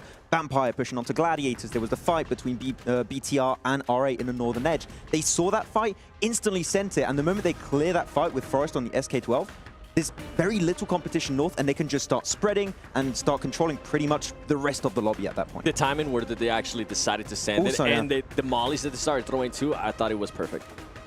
All right, let's take a look at the match rankings here and get an idea of the points that the teams did get for themselves. D+, much needed points as well to push it into top 5, to push it back into getting into the main event. 23 points for them. See 16 for S2G, see 9 for Gladiators, Vampire Esports at 10. By the way, for Gladiators, this is what, their 6th time out of 8 matches they've been able to get top 4. And then we even get to see a team we haven't really been able to talk about too much, AGONxI8. Yeah, I mean, they speed up their rotation on Sanhok, and they're doing good here too. The pronunciation, by the way, on point here, Jason. No. I wanted to do it the way you told me not to do it. Oh, okay. You wanted to do it. Yeah, Oh, don't fair do enough. that. But I was like, Max is going to I was going to give you originality points, but but they did start speeding up their rotations early on Sanhok on game number 1, and here they did get in some interesting positions. It was a tough game for a lot of the teams that started to play the beaches, because moving away from those dips and those little hiding spots is tough. But and Tixi. They were still in circle. Yeah. And Tixi was the lookout on the roof. Like, he had pretty much eyesight on everyone, so if you started to move, you're dead, Seven. But AGONxI8 surviving for as long as they did, pretty impressive. It is, and you know what? I actually want to touch base with Alpha7. I feel like they keep getting unlucky with the circles, and they haven't been able to readjust, and it comes down to just their rotations. I still feel like they're being a little bit too slow with the rotations. They need to be able to speed it up even more. But overall, I mean, this was the play that you were talking about here. BTR, they were taking it to R8. They were able to just right here is when they started pushing, and I'm talking about D plus here, and it was at the perfect time possible. If you push too early, BT are going to be collapsing back onto you. You're going to potentially lose that fight because you're pushing into cars. If you come in too late, maybe the team has time to heal up, and you're also going to get eliminated. As you said, Seven, the timing was absolutely perfect. A few seconds off, it doesn't work out. And I feel like something that ended up helping out D plus Kia as well was that RA player, Ida, only had 21 bullets in his UMP. Okay, so I'm going to be a bit critical here. Okay, give me a second. He had 21 bullets in the UMP. Okay, not a lot, fair to say. He had himself 2 full clips on the M4, and he decides to spray down onto D+ with the 21 bullet UMP. If he played with the M4 at that moment, I'm pretty sure you maybe see D+ lose 2 players. I'm not too sure what the... I'll show you a replay later, and I'm telling you, if he plays the M4, D+ maybe don't win that fight. Replay from when? From that fight. Of BTR. All right. Okay. I'll show you. I don't know. I still feel like... Trust me. Hey, whatever you two do back in your hotel room is completely on you guys, okay? I don't need to hear about it. Let's take a look at D+'s player stats, though, here in this last match, because we got to talk about Fabian and Forrest yet again here. Forrest, 1,000 damage. Kalaris, I'm going to need a soundboard from you. I'm sure that came through our microphones, because I'm pretty sure I heard it. A massive play out of him, and I mean, you see him get 8 eliminations. Obviously, a lot of them coming in when they did go for the third party, but Fabian, the nades to close out the game, fantastic job. Yeah, I think Kalaris mentioned it during that game. He was trying to set himself up for that, and the moment he got close enough, and he knew that STG were taking... the last 5 and some odd minutes, yeah, exactly. To be accurate, the moment you get close enough, and you knew that the entirety of STG were just so close to one another, one nade was going to be enough. He got 2 knocks on the nade. The execution is strong. The funny thing is that, like, we were talking about, oh, S2G position so good because they're in that little dip, right? They have protection from their backside. But what helped them get that far also was their downfall, because it allowed Fabian to actually push up and get the nade in. Exactly. I mean, there were so many teams that could have potentially won that one at the end, but it's just down to the utility. We keep saying it many times. If you still have that utility in the late game, it can turn the tides. And in this situation, it did exactly that. To give S2G some credit, though, they did end up going for that risky play, and it ended up working out for them because they were able to survive so many teams shooting at them, and they were able to also use their vehicle to discover, which was great. Yeah, I mean, not many teams really know the kind of like terrain, the small little dips, and the fact that they knew that dip was there, they got there as early as they did. A few second delay maybe on that move, maybe doesn't quite work out. So yeah, S2G, good push, but Nade's pretty strong. Yeah. Well, during that last match as well, when we were watching Seven, we noticed a little graphic pop up on the left-hand side, and we're like, ooh, it was Kitsune with 600 damage done. And I know you want to take a look at Gladiators' player stats here, but tell us why. It is because this was a player that we're talking about. When are we going to start seeing, right? We're talking about Tixi, we're talking about Meku, we're talking about Matic. They were being able to put up numbers. So now Kitsune, I don't know if he heard us or what happened, because he was able to put up 600 damage, only being able to convert that into 1 elim. And by the way, you mentioned it too, Tixi, being able to have that roof, being able to overlook everything. I feel like that ended up working out for them. Although, you know what? I do have to play devil's advocate here, because this team had the circle for a very, very long time. I feel like they did end up playing that right, but I just want to start seeing more out of them. I want to start seeing a little bit faster rotations, like when they had to push out. Even though they did have, even though they did have SGG looking at them, even though they did have to worry about Vampire Esports. I don't know. I still feel like they're leaving some to be desired. They're not quite there yet with the potential that they're capable of. I actually believe it was fast enough this game. I feel like the timing was pretty good. I feel like they went for the right positions at the right time. Sanhok is a different ball game entirely, right? We want them to be faster there, but for this game in particular, I don't really have anything to criticize. For me, it's just a clean game. They went from point A to point B really efficiently. I love how they kind of like coexisted with Vampire the moment they start pushing in, because Tixi was getting naded. He couldn't hold on to the rooftop position anymore. The moment he gets pushed away, information is lacking for the entirety of Gladiators, so they start going north. Vampire take control of the south, and then they kind of work together as a 8-player team and start lasering all the teams trying to leave the beach late. So I feel like that was a good plan that they didn't continue the fight, because otherwise maybe a third party comes up. And I feel like we're going to find the answer too for, can we see Gladiators with a 4-man squad there towards the end? And this circle forced them to actually be all 4 players alive towards the end. What about AGONxI8? I mean, no, Max, we haven't really been able to talk about them too much. They were last place coming into this match, though I would imagine they've been able to move up the leaderboards just a bit. I think Mizexis was the team right above them. Starting to see some life in them. Yeah, I mean, I feel like the circle kind of helped them not have to move. I get that fact. It was the best game ever. No, the moment they have to leave the beach is when, of course, with the lookouts of Vampire, Gladiators working together is not going to happen. The circle did somewhat come their way, but the Sanok of earlier really gave me a little bit of hope. We can see more from this team because they start to be a little bit faster. I feel like they're adapting to this lobby a bit more. They understand 18 teams will need to be a bit quicker on the move. They started doing that. It's still a slow process on a short-term tournament like this is maybe not going to be enough, but there are glimpses of hope here we have seen from AGONxI8. Well, even another team, Varel, Donuts Varel, we were able to see them actually take down DRS, so it was great to see them come out of nowhere. Not out of nowhere, but again, I've been talking about like South Korea with D+, Donuts Varel as well, coming from Japan. I wanted to see them, you know, show what I've been kind of building them up to be, and I think we're starting to see a little bit of it. They're starting to get a little bit more, I don't want to say confident necessarily, but they're, I think, willing to maybe take some more fights. Yeah. Which is, I guess, would be confidence, so... Yeah, it's fair to say we haven't seen enough yet from Donuts Varel. So we're hoping to see a little bit more, I think, in terms of taking fights. I think they're not willing to do it yet. Yep. Actually, I'm going to move on to another team, which I wanted to see do well this Alpha7. game. No, if Seven started that sentence, fair. I wanted to see AGONxI8 do well. This is exactly where they dropped. This is a position they're super familiar with, and they just started playing edge when... It's their job. I was expecting them to center up, be in a position where Gladiator actually ended up being. I was a bit surprised. And also I realized yesterday, Ghost wasn't playing, which I found a bit weird. He's a really strong player for the team, so they still need to sort things out on their side, I'd say. Yeah, Gladiator played that well. By the way, going back to Vampire, I feel like Vampire, we started seeing flashes of Vampire yesterday in the first 2 games. We're like, oh, okay, they might actually have a chance at winning this. They didn't end up, the circle didn't end up working out in the favor, but just like what you were saying with Gladiators, I'm glad they decided not to fight. I'm glad they decided to coexist and just start lasering everybody that was nearby. Although, when they actually decided to go against Galacticos, I backfired a little bit because they did end up losing 1 player. Yeah, the thing is, as I already mentioned, if Vampire Gladiators fight in the compound, AGONxI8 third party, 100%. Yep. There's no way that doesn't happen, and then maybe they are able to cross the road with a smoke road, just like what Gladiators ended up doing to get that off angle onto Vampire and AGONxI8. So the potential was there, but the fact that Vampire and Gladiators were just so aware that other teams around them were willing to strike if they went for the fight was really what enabled them to make it so far in that game in the first place. Yep. Happy to see as well that these having like a second drop location becoming very important here for these teams, because obviously with the playing path we had happen, heading over to George was not really going to work out too well for them. But, you know, going forward, we're into our next Erangel. We're going to be doing 3 Erangels back to back to back, right? I wonder what adaptations can really be made in this, because obviously if you're Gladiators, at least in particular, you're like, okay, we just sat the compound, zone came to us. Kind of like what we need to do. I do wonder, Gladiators now, even if the plane path is good for Northern George, do they just go back to their secondary drop? Because it's been pretty successful for them. So maybe just make it the main drop and avoid hot drop in Alpha7.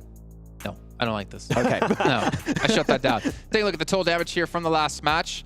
Gladiators actually putting up a good amount of damage, but again, you kind of expect that, as we mentioned before, with Tixie's position, with the ceasefire, with Vampire. But Bigetron, 1,600 damage, not only 6 eliminations. Kind of a shame, considering that the push they had onto R8. And then, of course, S2G and Vampire. Pretty much the teams we probably expected to be in our top 5. Yeah, we mentioned these names quite a bit throughout yesterday and today now. Well, with Bigetron, the one thing that I do have to kind of nitpick at them is whenever they did end up getting third party, I feel like they could have went through that fight a little bit faster against R8. They were taking a little bit too long with the player that was at the top with Ida, even though they weren't sure. They were acting like they were going to go for it, and then they would back off, and they were acting like they were going to go for it. A little bit more decisiveness out of them is what I want to see, and I feel like it's some of the things that we were talking about yesterday when it came down to Bigetron. Figure out what you actually want to do and execute that plan. I think we saw exactly in that fight, because I think at one point he was willing to go for the first aid, he cancelled, started going for the push, confirmed a player, then started healing again. Yeah, you could see him going through the stairs and then just backing off. And then the thing is that he had another teammate nearby too that could have been able to help him out, but they just weren't able to make that decision in time. Yeah, and the fact that it took so long for them to make that decision actually, then D+ are like, oh, this is fantastic. We're just going to full send it. But then again, hopefully they're able to go back and bottle you right and learn from that. They've been able to adjust in a big way. I feel like today, so far, we've been seeing great things out of Bigetron. Yeah, exactly. I mean, they improved throughout the entirety of yesterday. Today, I feel like the synergy is definitely a lot more present. They're a lot quicker on their rotations, like we saw on Sanok. So a lot of teams really have improved significantly. So I'm telling you, the leaderboards might be a little bit all over the place at the end of today. Sorry, a little bit what? All over the place. Okay, just double checking. I mean, you did Bob Ross for us yesterday. But we're actually about 30 seconds away here before we hop into our 3rd match of the day, going back to Erangel once again. We don't normally do predictions here at PMWI, but I'm going to make you do a prediction here, Max. Who's going to take this game? And if you're right, you don't have to shave the eyebrows from the bet earlier. No, wait. This is a lot harder for me to achieve now. No, Donuts Varel. I mean, I want to go back to your point, Donuts Varel. I think they're going to win. I want to see a win. It's not I don't think. No. Oh, I want to see who you think's going to win, not who you want to win. Oh, Vampire. I'm going to go Vampire. Okay, great. Yeah, fantastic. That's my prediction. Okay. Mine's Alpha7. I mean, they got to respond here at some point. Now he really wants to get a notch cut into the eyebrow. Let's head over to our commentators though to kick off our third match of the day. Hot Jukes and Kalaris, take it away. Let's get it started here. Third match here of the day. We're headed back into Erangel. We see the players are ready. I hope you guys at home are ready. Kalaris, I know you're ready. How are you feeling going into match number 3? You're right. Always ready. Always ready. The Jukington of hotness. We've got ourselves here. The 18 teams looking raring to go as well. A tough playing path for them as well coming into this one if we stick out this lobby because it is quite the north lean.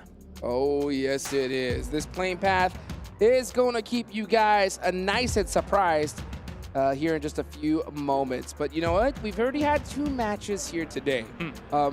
We heard a pretty bold prediction from Max. Okay?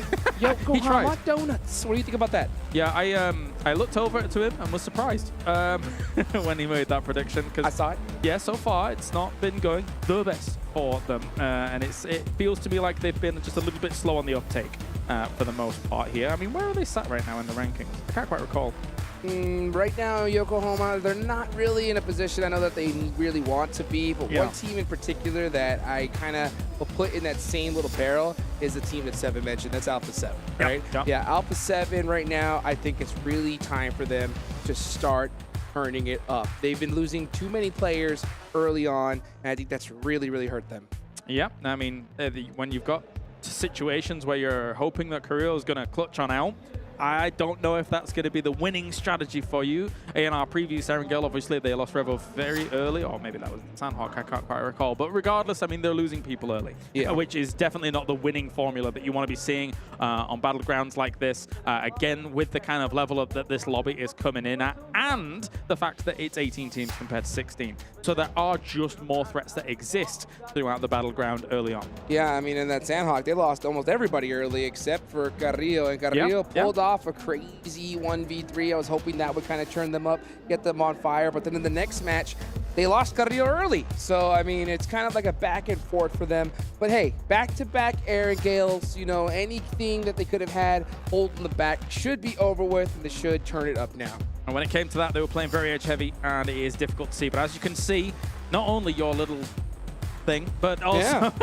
I don't even know what the sock things are called. That's called the juke sleeve. The juke sleeve. It looks yes. pretty good. Yes, I saw you handing them out. We've got the plane, so let's get to it, Jukes. Let's get to it right here. This is a northern pain path right here. That's going to make things pretty interesting for these squads. Now, North George is still in effect. I'm wondering if Alpha7 decides to head in that direction, or they're trying to true the Popka drop as well. Vampires out early, as you can see them already heading over towards Zaki, because when you're that far away from your usual drop, you've got to look for a backup. Zaki, for me, is a terrible drop spot, but you've got to look for something. When is it? You know what? I've always been saying this for the longest time. Oh, no, I know what you're going to say. Zaki end zone is on my bingo card, and it has been left open for far too long. Am I casting with Imperium right now? It's the dream. It's the dream. Zarky finish at Erangel and Cave finish on Sandhawk. Oh, no, please. Yes. No. Yes. I mean, you've got the tunnels on Miramar as well that you could potentially go to, and then you've got that situation where somebody's on the top, somebody's on the side, and then it's like, well, okay, I guess we just heal and hope. Right, hope and dreams. No. That's what we have here at the start. Some of these teams looking to make their dreams alive. Take a look there at highest damage. Tixie, man, he has really turned things up here. Longest elimination ARAM, 387 meters. That's far.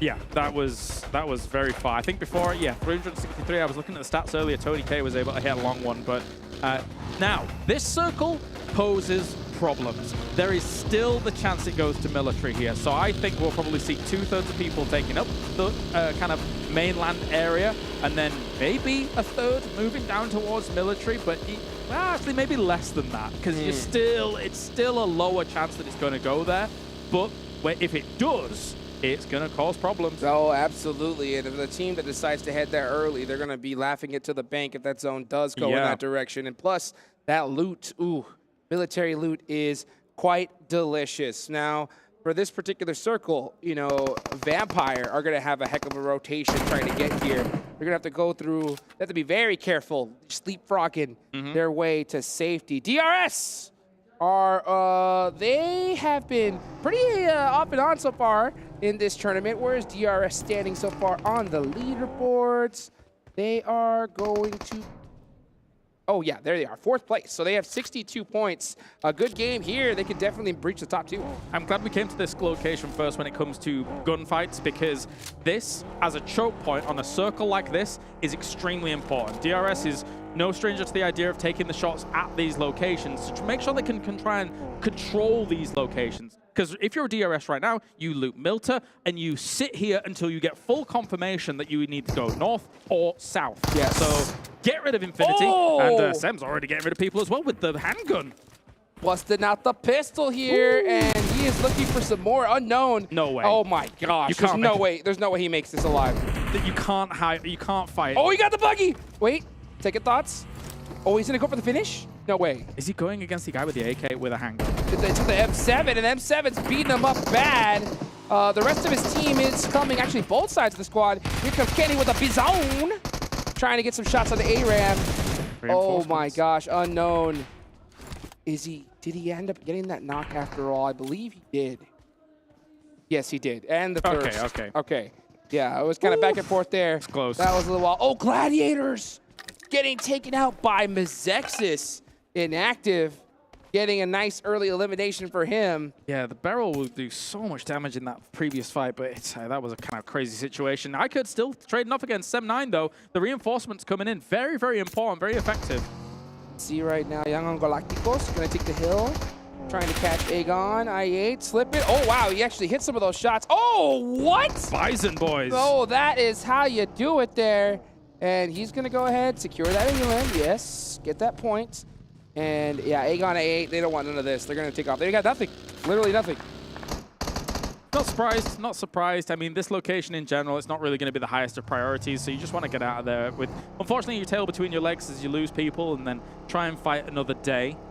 Going out this early, it's just... It's tough. It's not worth it. It's just pointless. Yeah, I agree. And you know what? This is kind of the result of that playing path. You know, there's such a northern playing path. You have so many teams hunting for vehicles, and not just the northern playing path, but also a southern circle. When you have such that stark difference, you got to go ahead and prioritize that zone. And you know, losing a player in the process is just, hey, the price you pay. Completely agreed. And actually, whilst we are on board here with Gladiators, AGONxI8 is moving and sending their 2 players down to military. They're basically making a gamble play here of, okay, yes, we're wounded already. If we take somewhere quickly on military and it does come down here, we have a slightly higher advantage compared to if we were just on the mainland and surrounded by teams. And we know it's possible. I mean, just in the last game, right, we saw hard shifts down south to Ferry Pier. So maybe... I didn't expect it. Yeah, I didn't expect it either. So, I mean, scarier things and crazier things have happened. But I do like what you mentioned earlier, DRS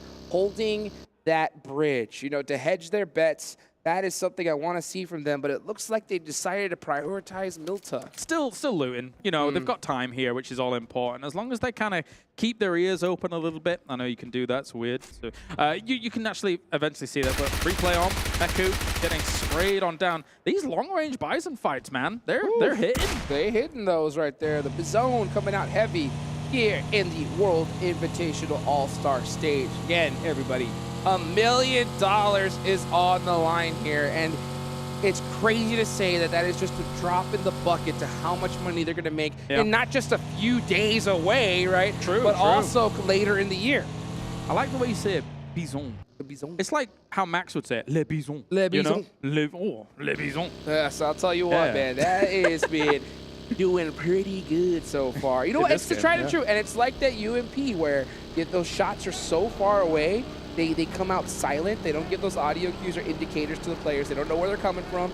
And it's weird with that bullet delay, those Bison shots. If you just hit that little spray, boom, it's like it's a knock. It feels like there's no recoil in it as well, which that's true. Also helps things out, I think. Yeah, I would agree. I would agree. It's pretty good, pretty good. But Vampire here going to be strolling on a long way. They have got a long way to go for these kinds of circles, and they're rocking up alongside Gladiators as well here. So top 2 teams against one another on the transition. As Gladiators has already lost one person, of course, against Mezexis.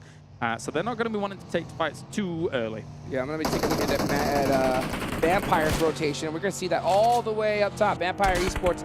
Oh my gosh, cashing Matic. And I think they got one of his tires. They might get it. Let's see if Schweppes goes for another one. It's smoking. It's on fire. And just like that, Matic out of there. You could see as he was holding the spray for as long as he did, you slowly lose control of it there. So, I mean, as much as some of those early shots hit, maybe like just a reset and try and go again. But it's hard to judge in those moments because you've got a really short window of time to make it happen. I'll tell you what, dude. One thing I've been really like seeing is teams, instead of prioritizing just popping people out of the vehicle, a lot of times prioritizing those tires, man. If you get a couple pops, boom, that's a spin out, instant victory. And then that's especially prevalent when we see someone driving a buggy. It's like 3 shots and they're out of here. As we take a look at the plane. Look at that, just soaring over Erangel. Beautiful. That was gorgeous. We're going to drop in military and give Igon a opportunity. Southern shift. Do it, Chaos, please. Bring it, come on, take it to the side. Well, you know what? Potato Hill's a lovely place as well. It is, and D plus Kia is hanging out there. They won the last match. So they're very fortunate now here in this situation. Yeah, they're going to be rendezvousing quite quickly here, I think. And holding up Potato Hill, actually, there's quite a lot of cover room that you need to hold on Potato Hill. So sometimes it can be a bit deceptively difficult, but you can see the great migration here from all of the teams trying to blast it towards the center of this one. Goodness gracious, so quick. The second that zone popped, they were in those vehicles and they were on the move. Falcon! Team Falcons, we have been waiting to see this squad pop off. I'll never forget that chicken dinner that they got yesterday. Man, this stadium erupted. Yeah. So I would be excited to see them have a great performance. And I know, yeah, like you mentioned, greatest team in the world. They are awesome. I want to see them do a little bit more. 51 points right now, but maybe they can, bump it up a little bit. Come on. Get it done, That's right, that's right. We'll see them, Falcons soar in just a little bit. Oh, beautiful. Yeah, just like that plane. Yes, just like the plane, which actually, where did it drop? Maybe it was a sign. Maybe it was a sign. Maybe. We'll see in just a few moments here. Let's take a look at iKURD. iKURD in 14th place. iKURD's a really interesting team because I think when the play is really obvious, we could see them pop off in certain moments, but I see the little hesitations when they kind of get split decisions. Hopefully they can kind of clean that up here later in the tournament. We've not seen them had the easiest time when it comes to defending breaches, hitting them. We saw that at the start of the day with Sandhawk, and I think they just need to lock things down a little bit stronger to be able to get things going. I mean, the position that they've got right now, it's not bad. You can make some transitions from here. Sem9, though, might be looking to challenge them in a little bit, so we'll keep an eye on that. Yeah, what they were also going to keep an eye on is Vampire, looking to be the first team to break the 3-digit mark here, as they already have 92 points, 8 more to go, and they could definitely break it right here and right now. They did make it safely down into the circle. They are just on the side of school here.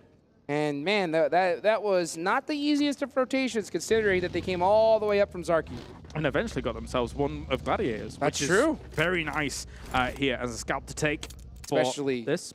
Crippling your second place team, right? Yeah, that's any way you can do that and then get yourself a bigger lead would be fantastic. But Galacticos kind of locked in position here against R8, and I think this fight eventually either needs to conclude or the teams need to move north or south from one another, because trying to move east from here before you finish this fight is almost impossible.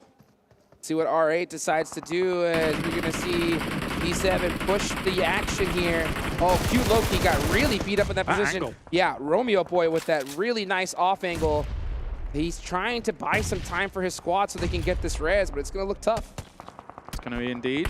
More throwables forwards here and move back as trying to get the smokes up, try and get the cover enough, but the spray into the smoke, delaying this cross as much as possible. He is behind the wall, so technically if he could get that, it'd be great, but now they find him in the smoke, shut him down. That's good from R8. Huge shot there for Prestige to be able to secure that elimination. That is going to be 2 right there for the side of R8.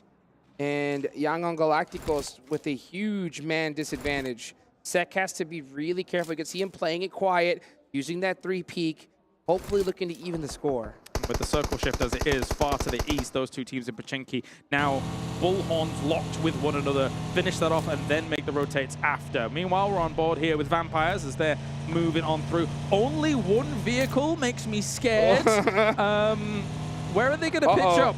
I believe they spotted this player from AGONxI8 just out by himself. He tries to get the predate off, but the easy spray, another easy elimination for Vampire. Yeah, the absolute blast towards this location, but shots are actually raining in against them. They got to be a bit careful about that. Our push? I mean, with their position right now.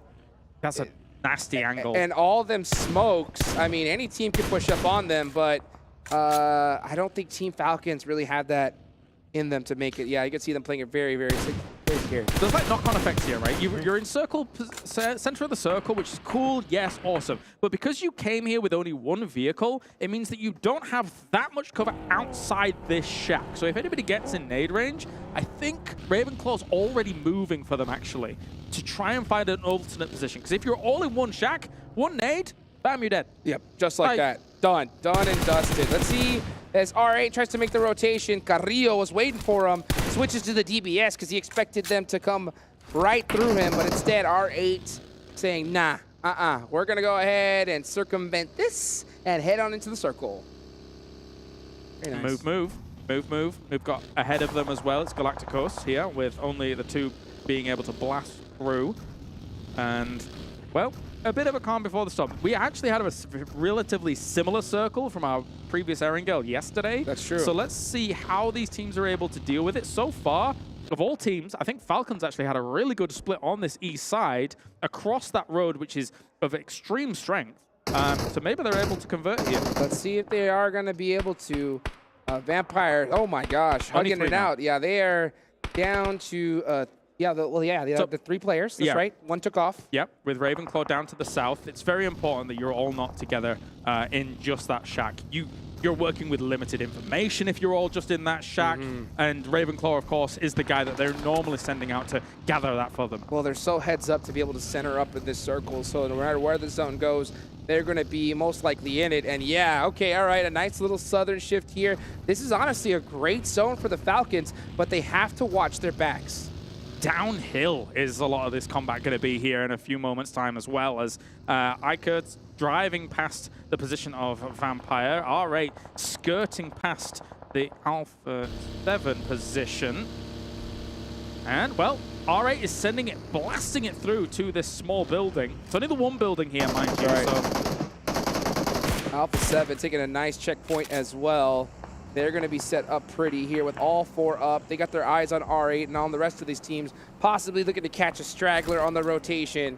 Still a lot of teams not in this zone, and they are quite late to the party as everybody instantly took up most of the major checkpoints left in the circle. Definitely. Obviously, D+ Kiera's got a great compound. I mean, we've already seen them have success here in Erangel just before.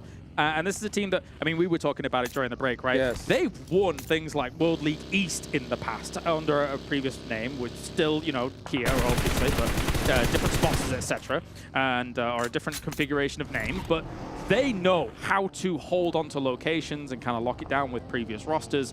And I think they could have some success on this compound too. Especially with how they were able to sneak up on S2G a little earlier. It looks like FaZe Clan is a part of that same energy. RayZ still alive here, looking to possibly get a nade off. Oh, okay. A nice drive-by. Got a little bit of information for him. RayZ has to pinpoint and hit this all, and it's right between them. Tries to go for it. Not successful. Malag will look across as well. Guys, this is a very, very slow-paced fight here. Actually, RayZ gets him. Got him with the nade here. Nice. Okay, opened it up. Here comes Aton Esports on the off angle. Yeah, Falcon realized that, you know what, this is third-party central. I am taking off from here, trying to group up with my squad. They only have 1 elimination, but like I mentioned, their backs was something they had to cover as the zone shifted. You got to get up together for a position like this, because eventually they're going to have to move off of this. Very likely they're going to have to move off of this road and downhill together against the positions that some of these teams are taking up. S2G still locked with FaZe. Silas losing, they lose Silas in the process, so they're down to 3 players. FaZe Clan do have 1 knocked. They do get the pickup on the Milag. And Ventores trying to get a nade off, but it is going to be Ones that gets it. MCG, this smoke's giving away kind of where he's going to be perched up at.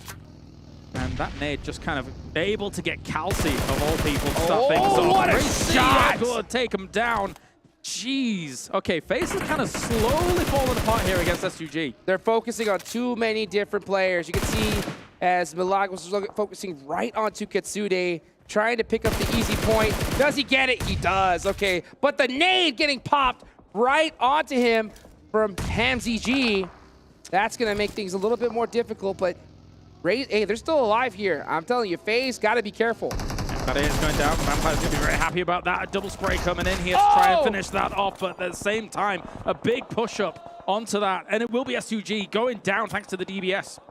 Yeah, but FaZe lose almost everybody in the process, so they did get some nice eliminations there, but they won the battle. The war, though, is going to be tough to beat. Yeah, they had to swing out too far right on that lip, on that plateau that they had as a position of strength. They got desperate about shutting down that fight, and then D plus Kia had the angle from the compound all the way to finish off a few of their members. So rough stuff. I think they depended too much on the util right there. I think at a certain point, you got to know you have the man advantage, take those shots. But with so much on the line, it's hard to take those risks. Let's see what Team Falcons could do. Oh, nice long nades onto Sem9. These bounces are looking pretty good here.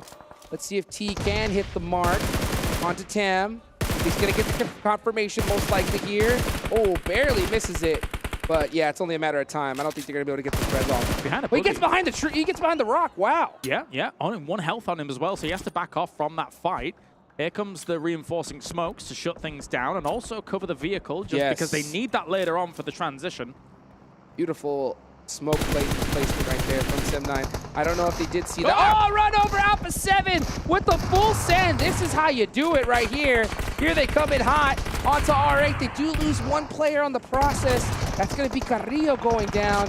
Senatexa now here with Revo, gets the knock on a Prestige. Very nicely done here with the S12Ks as well as DBSs, just continuing to push on this situation here. Ragnarok on the west side going to try and solidify the position he's had with a few smokes to cover where he's going.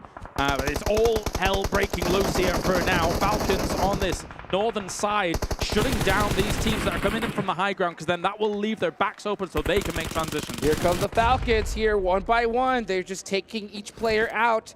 Depp, SKR, he is in the deep business right now as the Falcons are right there next to him. Are they going to spot him out?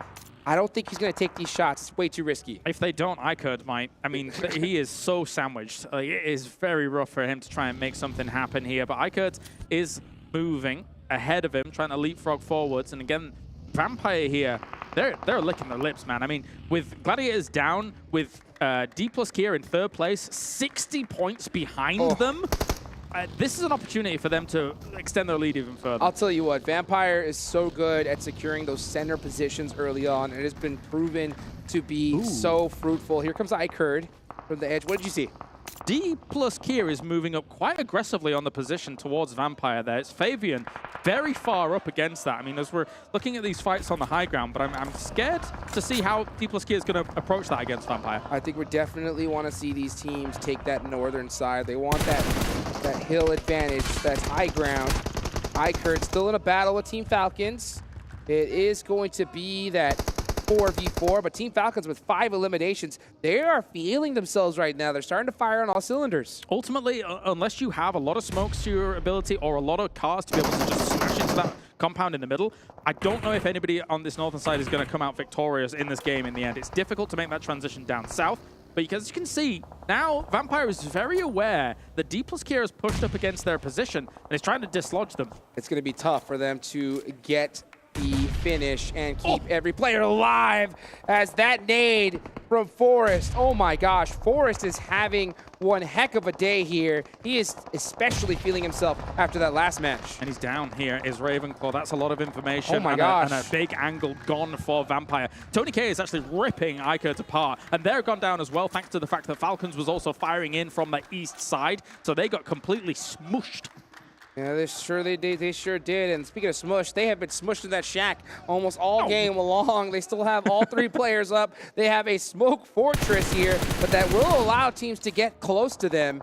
And if D+Kia gets a little too close, and like you talked about earlier, all it takes is 1 nade. But Team Falcons, 8 eliminations. This is the game they needed. Yes, it is. Now, where are they going to go from here? If I was them, I mean, sending it down this hill is difficult. I mean, maybe you try and go for the eliminations even more and try and wrap around that north side here, taking the fights to, God forbid it, vampires, all of these big names, first and third up there at the moment.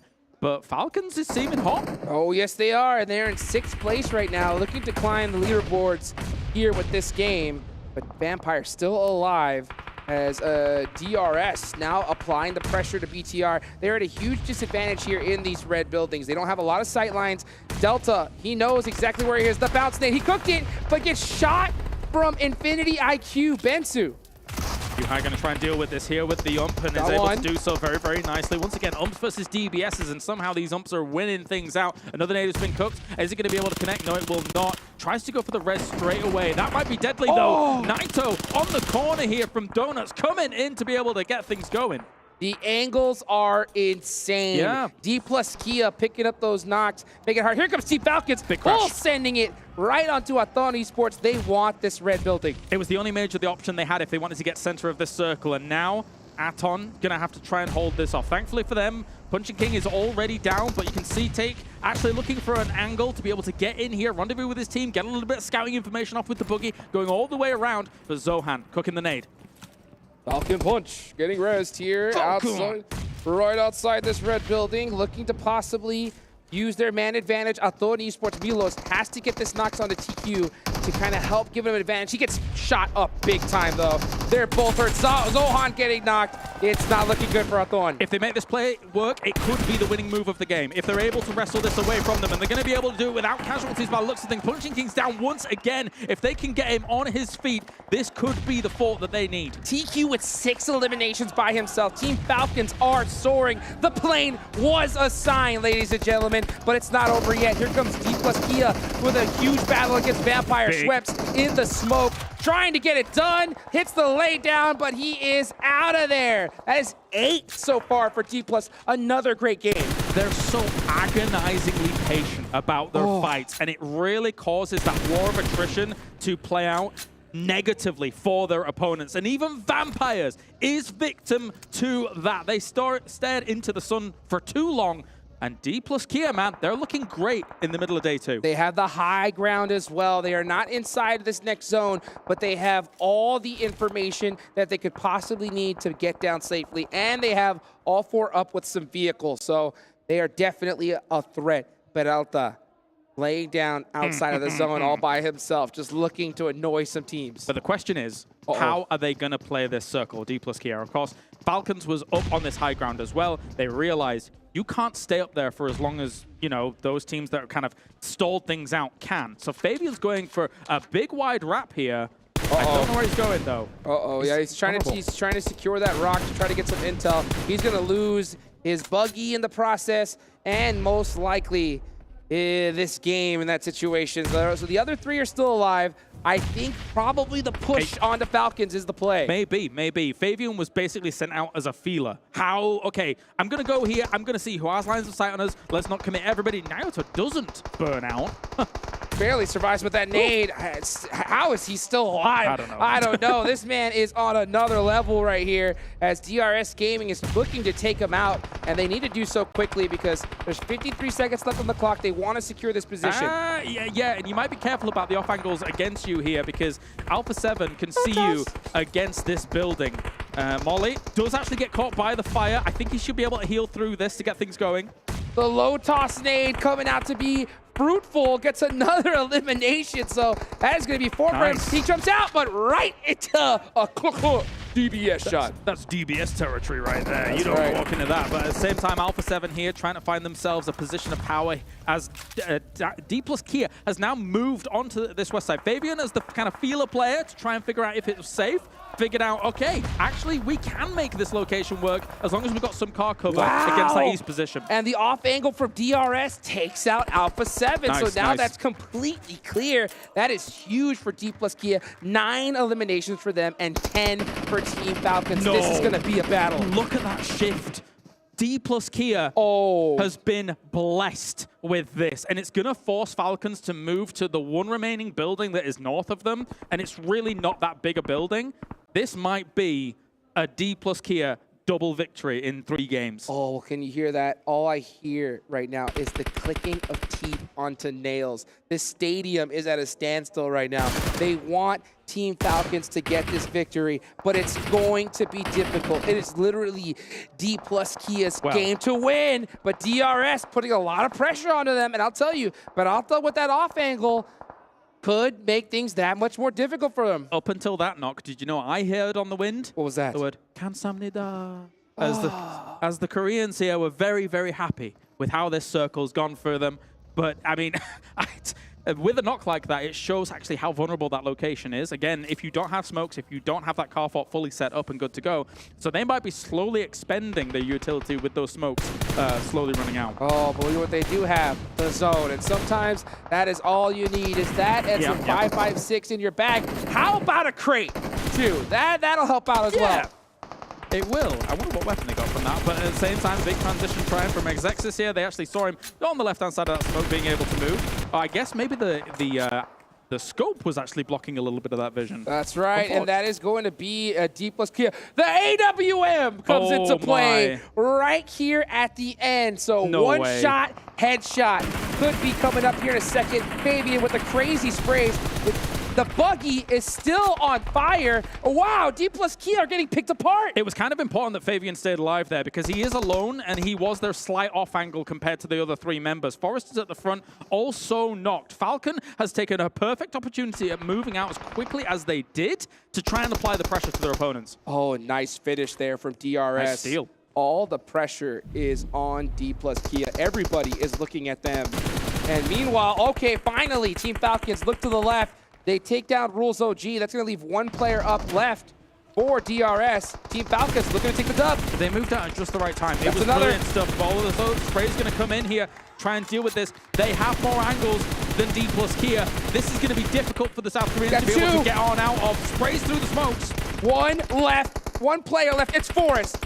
The legend. There they are. Goes down. It's Team Falcons with the victory. The stadium erupts right here. Another chicken dinner for the Falcons. And shutting down a D plus Kia 2 victories in 3. There they are. The fans of Falcons looking great in this game. I said it whilst it was going on. The winning play, you had to crash that compound from the high ground. If you didn't do that, they don't get this victory. And they did it at the perfect time. And they did it quickly, too, to avoid a third-party situation. That was not an easily won game, especially with that hardship onto D plus Kia. But still, the battle of attrition that we saw from Team Falcons finally outweighing D plus. Yeah, really, really good stuff coming in from them. I mean, even the position that they had along that road on the high ground for such a long time in this game, it's a great spot. It was a great split that they had. So there were multiple levels of when Falcons was moving and how they were moving,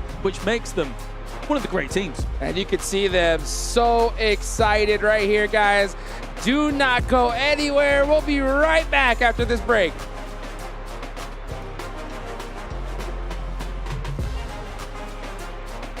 All new Honor Magic 5 Pro. Freeze even fleeting emotions in just milliseconds. Take marvelous night shots with lightning-fast exposure. The display reveals more details in bright areas with an astonishingly long battery life that just keeps going. The latest flagship chipset brings you exceptional performance. Unleash the power of magic. Honor Magic 5 Pro.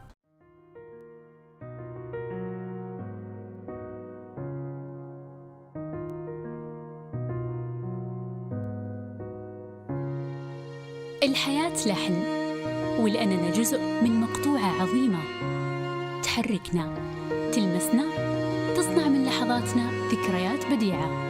لأن الوجبة، التجربة، المغامرة ياتك بعد جديد في هيلتون الرياض.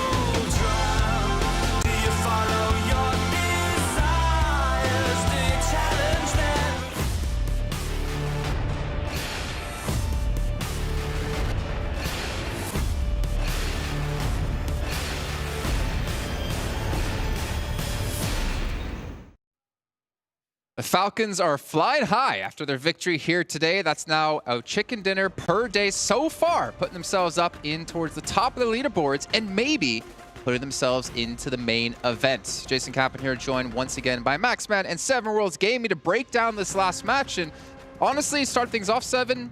You could see on the stage how much it meant for them to get that chicken dinner. It meant a lot, and the way they were able to actually play this game, I felt like they played it perfect, playing that edge of the circle right towards the east. Yeah. You were mentioning when we were watching, actually, the circle just kept coming towards them, and then the way they were able to just take on fights, the way they were able to take on a fight pretty much against Aton Esports, They fully sent it. They decided to, you know what, the edge of the circle is actually not going to be working here. Let's just send it towards the middle. It ended up working out, even though there was just 2 players of Aton Esports. It's good that they were able to just fully send it. It worked out for them. And then at the end, you were talking about the 2-1-1 split that they were able to do against D+Kia and I'm actually so impressed that they did as much as they did because they dropped a mill to power and then the circle kept shifting east a lot of the time, and I thought, okay, they might just be idle, chilling in their position, not doing much with it, but actually they were super proactive, searching teams that might have a position and an advantage against them later on in the game. And as you said, at the late game, that split, especially sending Acer up north, was a great response to where D+Kia were playing from, because if they don't have that off angle, potentially D+Kia send a player where Acer is and they win the game. So the smoke rate, especially from D+Kia, was a good response, but unfortunately for them, not quite enough. But that's still a podium finish. So D+Kia still bringing some really heavy points in. The main thing for me was the switch up, right? Between going from edge of the circle to actually fully send it towards the middle. I feel like that's impressive for me. Okay. I agree. I concur as well. Let's take a look at the match rankings, though. See the points they got for themselves, but more importantly, for some other teams who might have snuck in there. A certain team in particular I'm thinking of, with Mazexis able to get themselves 5 points on the board. That one elimination coming the way up against Gladiators. But 24 points for Falcons, 17 for Kia, or for D+Kia, and DRS getting up there yet again here, Max. Yeah, so Gladiators actually changing their drop from Northern George into Severny, dropping onto Mazexis, losing Meku right away, understanding, okay, maybe we don't want to commit, we're going to leave. Because the plane path was not able to go to Fairy Pier, so they had to like scramble with another game plan. Roll that back. Yeah, hold on a second. They normally drop George. Yeah. And in the green room, you said something to me in particular. I thought they were going to go to Fairy Pit. I thought they were going to make that their new main drop. I remember hearing someone say, would you rather drop with Alpha7 or would you rather drop against Mazexis? And I mean, that's true. It backfired, though. I would prefer to drop on Mazexis, but it did backfire. I mean, this is a position they're not super familiar with, and they got really surprised. I mean, they went up against a DBS, so maybe the loot had something to do with it, because face-to-face against a DBS, as you just barely finished looting, easy. Fair to say, not the best situation to be in. So it didn't quite go their way. In a way, though, I'm glad they didn't end up getting the circle. I'm glad they kind of had to work for the rotations. It didn't end up going their way, but at least they're going to be prepared for it in the next time. They ended up losing the player to Mazexis, and then on the rotation, they also ended up losing a player to Vampire Esports. Overall, I'm glad that they're just not getting blessed with the circles over and over again, because then if you're a team like that, you just get used to it. And then when you actually have to rotate, they don't know what to do. And talking about rotations, I actually enjoyed the rotations from Alpha7. I thought it was a little bit faster. They decided to just go down the southwest and break into the circle. The one thing I didn't like about Alpha7 was the full push that they ended up doing on R8. It cost them 2 players. I thought they could have done that a little bit more smoother. Yeah, I mean, unfortunately, in this kind of circle, there's not a lot of POIs. There's not a lot of strong positions, and a lot of them were already taken, so they had to go for the breach. They were forced to go for an aggressive play. If you don't do it, you're going to be in danger, so they sent it, and it didn't work out. All right, let's hop back to Team Falcons really quickly and take a look at their player stats, because I think it's going to be interesting to see stepping up for. As I keep hitting the wrong button on my little box down here. But you know what? We see Teak at 1,300 damage. You know, Axer, for me, I'm actually still so happy to see him around, considering back in the day he was on Kanina Power, right? And then eventually came onto this team. And Teak as well, just really helping carry his team through. I guess that's where the ooh came from. Pretty much did there. But TQ is mostly the fragger. Ace is the one getting the off angle for the team. M6 is like the survivalist in a sense. If there's a solo player alive, it's always going to be 6. But yeah, TQ and Ace have been able to set up the team so many times in this game, and I want to see more of it, because as you said, a chicken dinner already, Jason, yesterday, another one happening today. Currently they're in a position where they could very comfortably be in the top 6, remain in the top 6 at the end of today, and make it into the main tournament. I mean, we saw it from the audience. They're really pushing for it. Yeah, well, I was actually going to say, we actually do have an interview on stage with Banks, with the player coming in from Team Falcons. Let's head down to there and hear what they have to say. Welcome back to the main stage, where I am joined by TQ of Team Falcons. What an incredible performance that was coming out of that map. You know what, I have to ask you, how does your day-to-day so far compare to day one? We play today fix more individual game, and they play full focus. سألنا اللاعب كيف مقارنة المباراة عن اليوم الأول في اليوم الثاني. قال إن لعبنا بشكل أفضل ولعبنا وركزنا حتى برضو في المباراة، وفعلا قدروا يحققون التشيكن دينر في هذه المباراة. TQ, I want to ask you about your drop zone. So when you first, dive onto the map, how busy is it, or do you have time to play slow? We play match 2 very slow. Play H zone, push. Next zone, push, and winner chicken.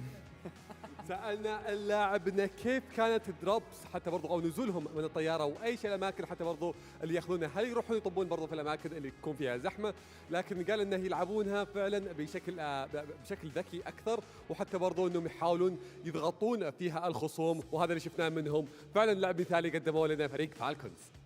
And TQ, before I let you go, I just wanted to ask, how does it feel competing here on the main stage? Is it scary? Are you nervous? Yes, inshallah number one. Fair enough. سألنا اللاعب انه كيف شعورك وانت هنا في المباراة؟ هل تحس بالتوتر تلعب ضد الجمهور وعلى الستيج؟ وقال انه باذن الله راح يكون فيها في المركز الاول، فالف مبروك الفريق فالكونز تحقيقهم اللقب. اعزائي المشاهدين اعزائي الحضور اعطونا تحية لفريق فالكونز على الفوز. Thank you so much for joining us here on the main stage. I really appreciate you trying to, do this interview in English. It's been absolutely fantastic, I promise you. Back to the studio. والحين اعزائي المشاهدين راح ننتقل الى الاستديو التحليلي بعدين نرجع لكم بالمباراة اللي بعدها. All right, good to hear from him. You can see he's not nervous to do interviews in English. I wish all of our players weren't so nervous to do interviews in English, because we would love to be able to talk to players much more than we've been able to. What's up, Seven? I love the way that he was able to break that down. You know what? Just play edge of the circle and then push, and then chicken dinner. Yeah, he took our entire death segment and just cut it down to just a few seconds, pretty much. Which, hey, that's a good game plan. Meanwhile, we're over here like, yeah, they just decided to wait it out, and then they decided to push into Aton Esports, and then a 2-2 split. And then just push. From now on, just push. Yes. It's a great, effective strat. I love it. Want to see more of it. Do you though, Max? Yes. I can't push. No, what? I get pushed. No, that's you. Do you want to see more of it? Oh yeah, I want to see more of it. Good. So do I. I want to see that definitely. But obviously, this game, I mean, it is like the halfway point here of our day, but more importantly, it's the halfway point of All Stars, which means you only have, well, half of 18 is 9. I'm happy you didn't ask me. I really struggled on that one, which means we're running out of time here for some of these teams to break through in the top 6. We legitimately need to start talking about teams in the top 6 and any sort of bubble that's being created and which teams can still look to strike and gain ground there. But before we get into that, let's actually take a look, I believe, at D+'s team stats here as well, their player stats, because again, another match back-to-back, they've had a really good result. They're starting to really pick up some steam here, and they're really proving to be a formidable force. And the most important part about this for me is they came back after day 1 and they didn't falter. Like, they've just been playing at the same kind of level that we saw at the end of the first day. Yeah, and mostly what I'm happy about is that they've proven themselves on the map outside of Miramar. I wanted to see Erangel, can they bring the results? They've done it back-to-back right now, so they've got that consistency factor going for them. And especially this Game 7, they've barely moved, I would say, from the central position. They sent it on phase 1, and then they stayed there for like 5-6 phases in a row, and they just kept lasering down teams around them. Of course, they had to be a bit careful because they were not able to loot up teams they took down, so they had to make sure that they were just not throwing everything out of the window right away, but they made the most out of that position, and then they just sent it at the end to try and get the win, but Ace's angle once again was just way too strong. The thing that you mentioned, though, we weren't really have to nitpick at them because they were actually being aggressive, even though the circle kept coming towards them. So that's what we want to see out of that team. And something that you mentioned as well, too. The big question mark for them was going to be, can they actually start performing in Erangel? Back-to-back good performances. I can't wait to see what this next one's going to be. And then going into Miramar, I'm hoping that we see some of the flashes of what we saw yesterday, and they're going to put themselves in a great position to strike for that first place. Well, upside for them is there is one more Erangel to come today, and it's right after the last 2 we just had. But let's actually take a look here at our 2 top performing teams here in a quick little head-to-head to kind of give us a comparison of how they did respectively. And, you know, 2,400 damage is good, but 3,100 damage is better. And that's a big number. I think that's maybe the most damage we've had in a match yet. One of the most, yeah. Is it the most? I think it is the most. We got a few teams There get was close. one where I was hoping that it was going to be 3,000, and then It's you 2.8. price right me, and then you said 2,800. Got him! But it did work out. But some teams got close, but Falcons with a game like that. The push-push strat working out pretty decently, but damage taken by D+ Kia, of course, a little bit lower because they were just bunkering down on that one compound and didn't really have too many threats around them. Also because that compound is hard to push, it's on top of a hill. So if you start pushing, you're going to be seen from really far away. You're going to get shot at. Nades are very easy to connect, so we'll have to see. Then you'd have to be running up that hill to... No? Yes, no. Okay. From which artist? I don't know. I mean, that was a little bit inside joke that I guess just didn't make it here onto air. I was expecting you to help me out on that one. Yeah, running up that hill. Okay. I forgot the rest, actually. Weird. That's fine. That's fine. We don't need to hear it anyways, Max. So again, halfway point. You know what team we haven't seen really? Vampire. The thing is, they made a big splash yesterday, and I feel like they've kind of just been sleeping in that cave. Did they have that 2-2 split that I feel like kind of backfired? Yeah, actually. They ended up losing a player, and then after that, they just completely disappeared. I thought they were going to be a little bit stronger if they regrouped themselves, but they decided to hold that 2-2 split for way too long. I haven't seen any real big changes from them. Of course, that 2-2 split is maybe a bit of an outlier, but is that all the other teams that we've already mentioned today, like AGONxI8, Infinity iKURD, you're seeing faster rotations from Alpha7 slowly, BTR2, like so many teams have been significantly changing, adapting from yesterday to now today. That I don't think is like Vampire getting worse, is the lobby becoming so much stronger over the course of 24 hours, and it's tough to keep up with 17 other teams making changes. Just looking at Senhawk alone, they were slower to rotate, but I think that was because of a certain team, right? Yeah, I mean, they were the first yesterday on Senhawk to rotate across the bridge. This game, they were third. Two other teams were actually ahead of them on that rotation, especially AGONxI8. So it was tough to make the catch-up because once you start being a little bit slower than other teams, you can't really pick the compound you're initially aiming for. You can't start gatekeeping, zoning teams away, and it's just falling apart. Once again, not because they're doing poor plays, it's still really good, but teams are so much faster on the move. Yeah, I think I have to agree with that. The teams are just starting to readjust with what they saw that they were able to do yesterday. I mean, in Vampire Esports, they have been able to put themselves in great situations. Going back to the first area, right? Remember, they were coexisting with GG, and that worked out great until they actually ended up fighting. It didn't work out so great for them, but I feel like you're saying everybody else is starting to step it up in a big, big way. Well, really quickly, while we have some time, because I'm hearing the next match is almost ready to go, why don't we take a look at Vampire yesterday versus Vampire today in their stats and get an idea of how things have been going. I mean, we're only halfway through the day, but that still is, well, that's not half the amount of damage they did.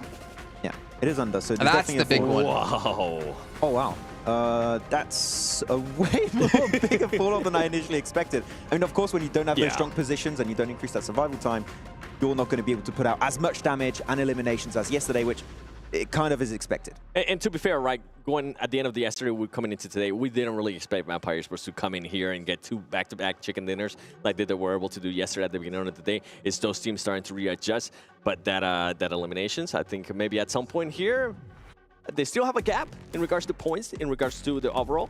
I'm hoping we start seeing Newsy. Yeah, I mean, Newsy would be actually a good pickup right now, potentially. Just see how that's going to be affecting the entirety of the team. We'll have to see how that's going to work out. But they are, with yesterday, pretty sure to qualify if things don't go completely wrong. But the fact that teams have already started to adapt, the main tournament, they might not have this start. So main tournament might be rough for them. You hear that, gentlemen? The music's playing, it's rising up. Things are getting spicy here at PMWI.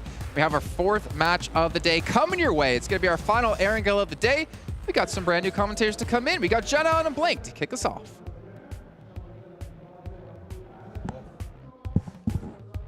Get into the game. Okay, there we go. Can hear myself now. Milta over towards Quarry is the playing path that we'll be seeing on the cards. This is kind of the opposite, really, of the side of the map that we saw from the previous gameplay.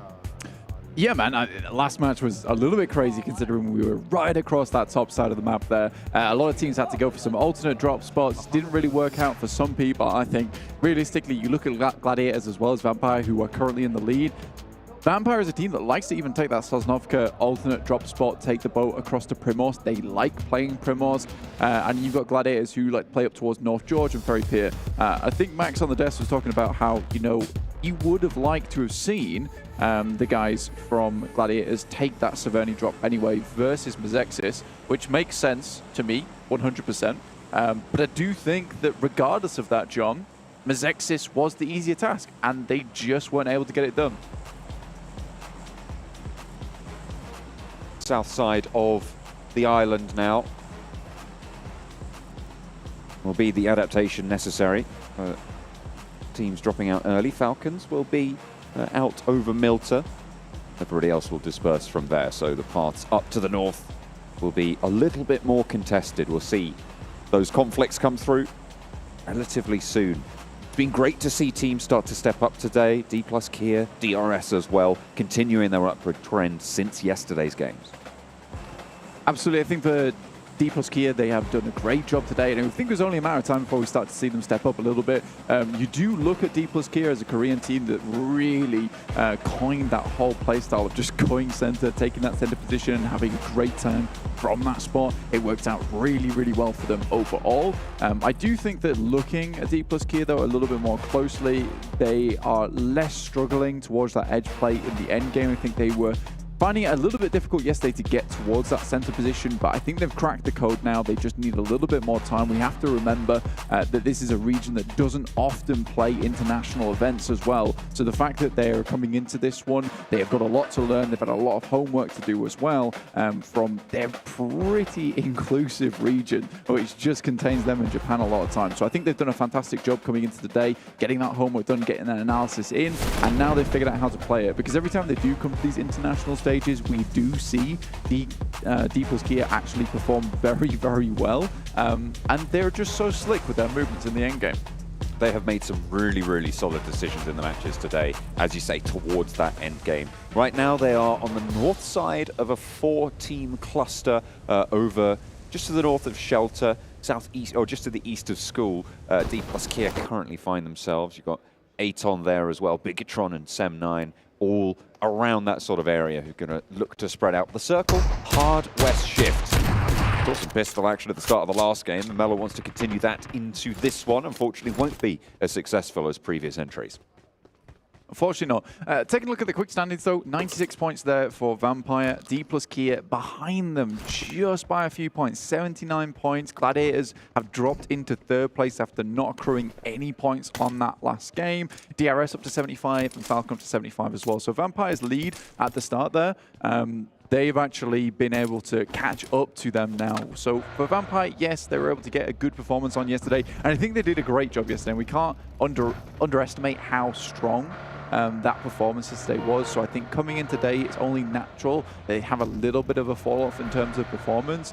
We're still waiting for that massive resurgence of play coming from the Vampires, but they're consistently making it towards that top 10. I think they've got a lot of good finishes. Gladiators, on the other hand, they're just struggling towards that final push. A lot of times we see them make some very good decisions, hold it down. They're all about that control a lot of times, but unfortunately, they are having the same problem that DRS were having yesterday, which is just not enough aggression. They need to be shooting at more people. They need to be taking these shots, taking these engagements, and having more presence, because you can have all the control you want in terms of information, but what they don't have at the moment is that firepower, which DRS have fixed now today. They've had some really good games. They're less passive. They're more confident to take these fights once they find their way in, because they are very slippery at the moment, able to find their way in all over the place the map, which is just showing a great sense of macro from this side. It's something that we were expecting coming into this tournament, is that the whole lobby has a lot more power.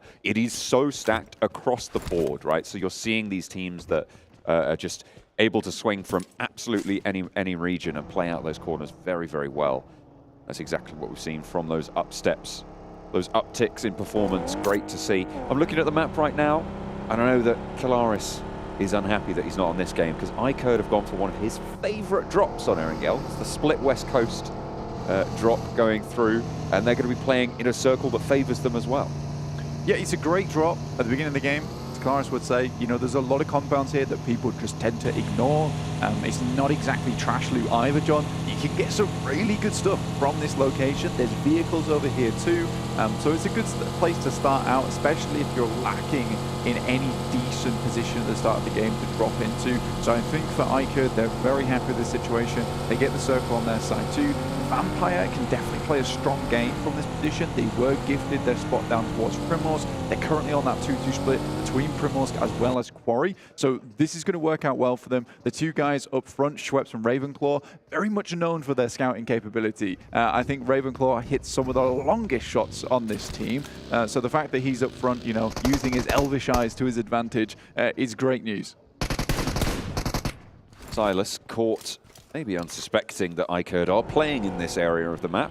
Lose a player, Silas down, and that is a pretty good spot now for iKURD to force S2G to be part of their buffer that they can establish towards those Gatka fields. One of the main vulnerabilities of these positions is, of course, people crashing into you as you have that split drop. But if you have more teams out to your east, it's almost like an early warning system, right? You hear those teams move past and shots start to pop off. It's very obvious that teams are coming your way. It's really nice as well, considering it's a fielded area to that eastern side.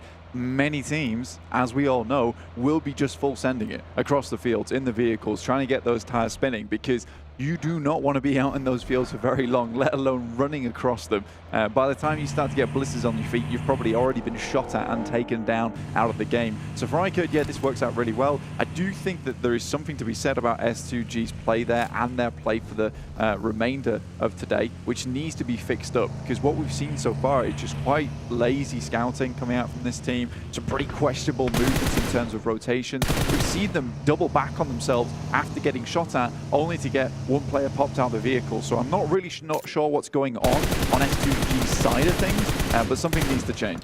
Gladiators trying to move past Yokohama Donuts. Wheels just about surviving. Somehow the buggies don't spin out, and the Gladiators managed to get past to the tree line on the south side, just north of Ferry Pier. They'll be happy with their position here in this compound. Fairly solid in terms of sight lines that can control around them, as well as options to move through in the future. Yeah, for sure, man. I think for Gladiators themselves, they've had a bit of a rough start to this tournament. Not in terms of their point scoring, because I think it has been decent, but there have been many opportunities for them to take this all the way to take a chicken dinner, yet they are really struggling in these end games. And I think that a lot of times, because of this 18-team lobby, not making excuses for them at all, by the way, they do get a lot of players coming towards their location, and they are at heart a paranoid team. Which is a little bit more acceptable when you're playing in a 16-team lobby, where, you know, a lot of times when you get to that end game, there's only so many teams you need to be keeping aware of. But we were getting towards Zone 4, Zone 5 on one of those angles down towards the coastal area on Farm, where we had 63 players and 16 teams around Zone 4 and Zone 5, which is absolutely crazy. Normally you'll see a little bit less than that, but obviously with more teams in that lobby, yeah, does make it pretty tricky. Players starting to move south. You've got Aton moving on the north side of Gatka. They did drop over towards the mansion prison shelter area, so they have swung all the way out through that north side, and they're close to iKURD now on their split rotation. FaZe are playing all the way on that west coast, and that is a very big west shift. Good news for FaZe, good news for iKURD if they can regroup. Yeah, pretty awkward spot to be playing around, honestly. I am not a huge fan of this position, especially when I'm playing in my own games, just purely because a lot of the time it's rolling hills up the coastal side, and you sort of want to be able to shunt yourself over towards the coast, towards the beachhead for that cover. But there is going to be several fights taking place all on the line on this coast, where these rolling hills will eliminate sightlines. And so it's just going to be third party after third party as each team concludes one and will be on to another. It's very difficult to play in, and it takes some real brains to be able to control that area, as well as a lot of force behind you too, which certainly some of these teams currently have. Everyone is grouping up very quickly as we already head into Stage 2. AGONxI8 having to fend off the roll-up for SEM9, and it's going quite well, but unfortunately they've already lost two. Depp is down, took the dip there, but Romeo traded off for it. Just cute Loki left standing at the top of the hill to face off against two. Mikhail and Kenny both wanting to find the final player, but a nade evens the numbers, and now it's a 1 versus 1. DBS in hand, sure, but that nade looks pretty good. It's around the right tree, just breaking wide from Kenny. Means that he will dodge the majority of that damage there. Sends another one going a little bit longer that time. Didn't cook that nade too long, but cute Loki yet to really find the value for it. A lot of damage poured into Mikhail to stay alive. Looks for the res, can't quite tap it on fully, and there we go. The spray and the knock. Waiting for the heal, and a really nice 1-2 tap there from cute Loki to keep AGONxI8 in the running. Yeah, the one smoke comes down and Loki wraps the illusion, rounds the eyes of his opponents, and they just can't see where he's coming from. Really, really well played there. The initial nade into the ducking and dodging behind that smoke to make it happen will keep his team nice and healthy, which was quite a terrifying situation. But already a lot of action pumped out at the start of the gates here. We have at least 6 teams right now, all losing players, with SEM9 completely out of the game already.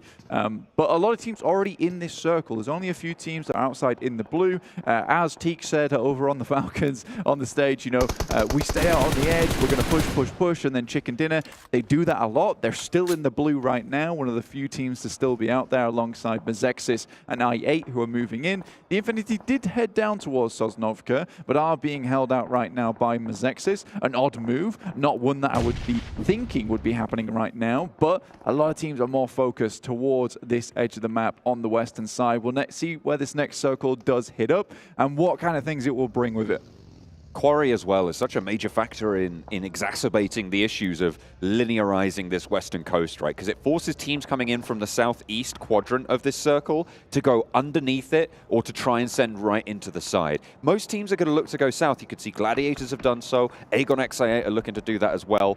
We'll have to wait and see where the remnants of Mezexus and Infinity IQ both go because they are trying to fight one another on the way, but you imagine that they're also going to be looking to that south side, and that just pushes in the south of the circle to be such a dangerous area. Yeah, you really don't want to be coming in through that north side because you're just heading through the swamped area, you're heading through that fielded grass. It's a little bit open, you can be spotted out. D plus Kia, though, were in a fairly close spot, so they've been instantly headed up towards these compounds that iKURD have actually held control over earlier on.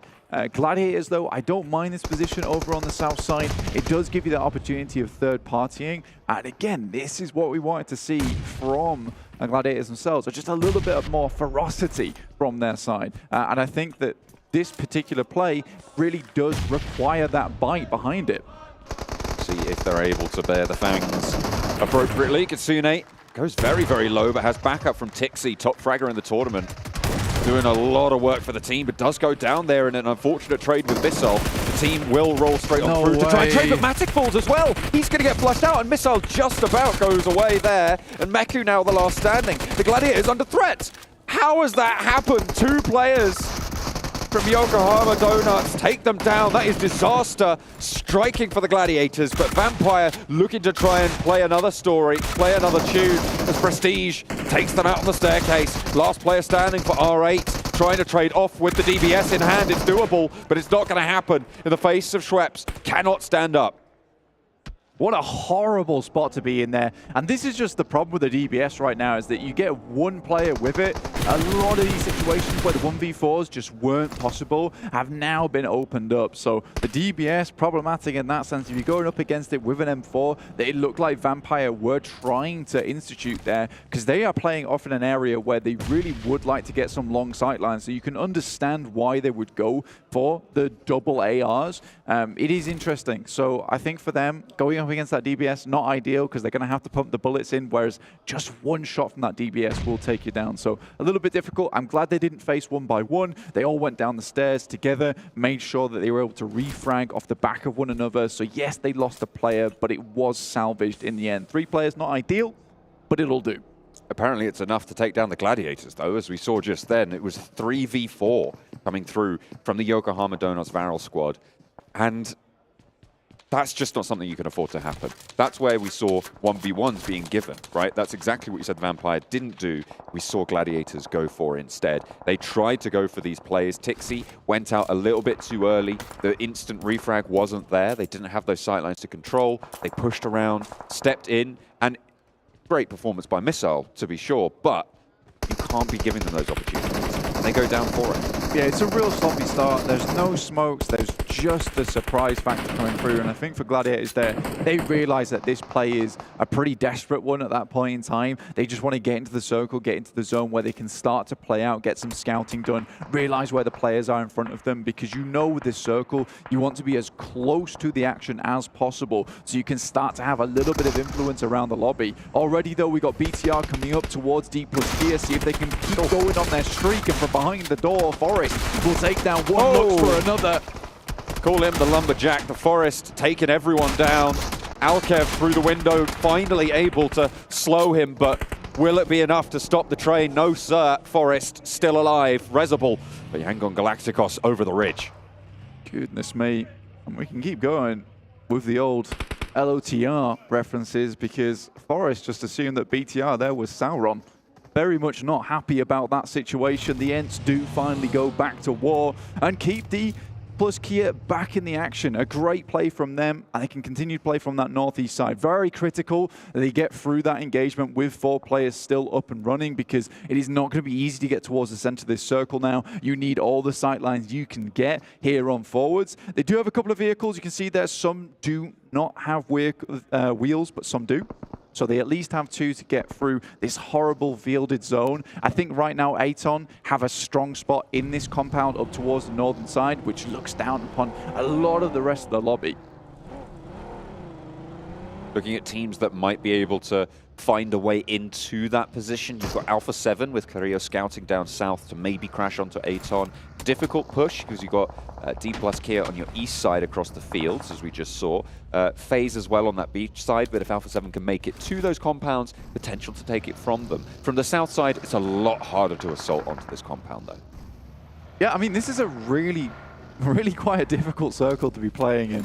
I think if we're taking stock around the area, obviously you have the roadside over on the east, which does cut a lot of this up. FaZe currently playing over towards the hillside itself on the northwest. Obviously, this isn't going to give them the best route into the circle, but it's certainly going to give them a position to take shots towards people who are already in the circle, in which case they can immediately fly in, take up that position, and that's probably what they're looking for, because they have excellent sight lines going forward.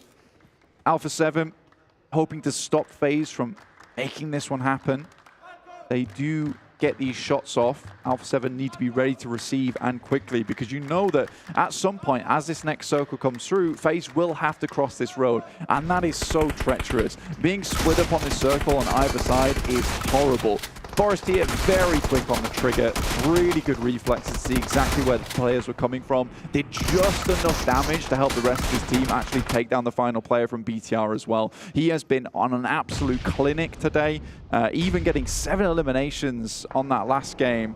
By the time, a lot of these players had just got 1 on his side, so very, very well done. Really, really solid stuff, and it speaks to the increase in power we've seen from this roster. 3 eliminations found so far in the game. I have to go a little bit further across the way with the circle as it falls. Teams on the south side looking to maybe go into a little bit of conflict. DRS moving up to the Vampire position now on the southwest side. 3 players have made it to the wall. Delta goes down to a nade from Schwepp. That's a really good start for the hold from Vampire. Ravenclaw puts another one straight down the middle. Schwepp tries to split the difference, moves on to the outside, but the nade from Killer lands on its target. Rules is low, but still alive and cooking. He will be lobbing it straight on into the building as well. Schwepp needs to dodge it, but can't quite get out of the way. The shrapnel finds the mark. Rules heals up as well. A lot of value on this early push. Ravenclaw has been flushed. It's now just stoned from Vampire. Yeah, he has to pull something special out the bag, and I think that it's going to be the retreat approach for him, as Schweppes will go down. You'd imagine Stone's just going to try and live out a little bit longer. I think they realize right now that their lead is dwindling a little bit. D plus Kia, the closest behind them right now, with 4 players still alive, 3 eliminations found 2. So Vampire need to get something of like a top 5 just to keep hanging on, because D plus Kia on this game, if they can rotate in from this northeast side to a strong position within the circle, they can have an excellent game ahead of them. And I think a lot of the teams towards the center are damaged. S2G, for instance, they're currently running with just 2 players. Yangon Galacticos are heading over towards S2G. If D plus Kia spot this movement, they can follow up on top of this.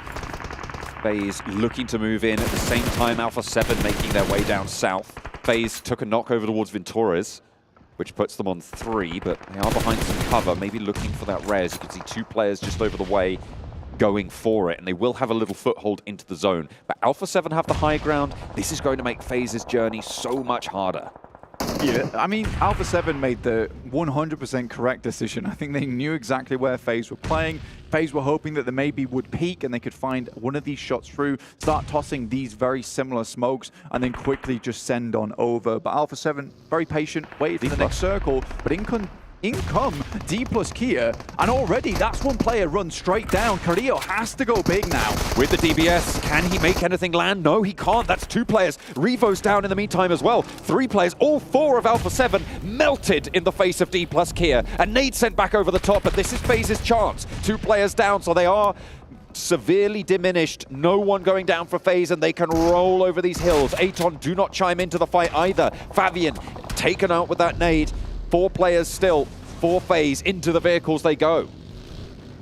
Guardian Angel comes through for FaZe and opens up the path through. I think that for D plus Kia, that's got to be an assumption that's made, right, where you wonder, why is this team holding here? Why are they not further down? And that road crossing is very, very difficult. And you saw the speed at which D+Kia removed Alpha7. FaZe were a little slow getting across that road, but it didn't matter. By the time you get into that position and you're trying to recover, the nades are already over the top. So I think D+Kia could have maybe slowed things down just slightly before FaZe had to pour over the top. Great initial push, great damage, and great elimination over towards Alpha7, but the foresight just not there.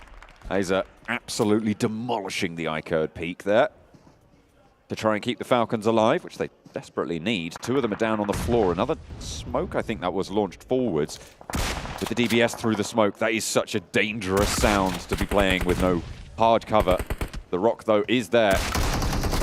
He will be able to hide behind it, but not for long. Turns the corner, does the job. One player from iKURD remains. DRS down towards the southwest side. Once again, have found that position. They're wily, man. They're very good at finding these positions around the map. Aton Esports come out of nowhere, and FaZe feel the brunt of this one. They need some support. They need some help, as Onzen is able to pick off one, but Vintorez and Mormon most likely will now fall. That's 2 players down for Aton, but the recovery for them a lot easier than FaZe. Both of them in this reservoir position. You can see Zohan just committing to both of these right now. They are going to have to move because the zone is already pushing. Can you get everyone back into the fight? It's going to be tricky. Aram from iKURD crawling away, and Team Falcons will be drawn short here. Infinity IQ will slow them down, but will they be able to stop them? That's still a question that needs to be answered here, because it is looking a little bit shaky.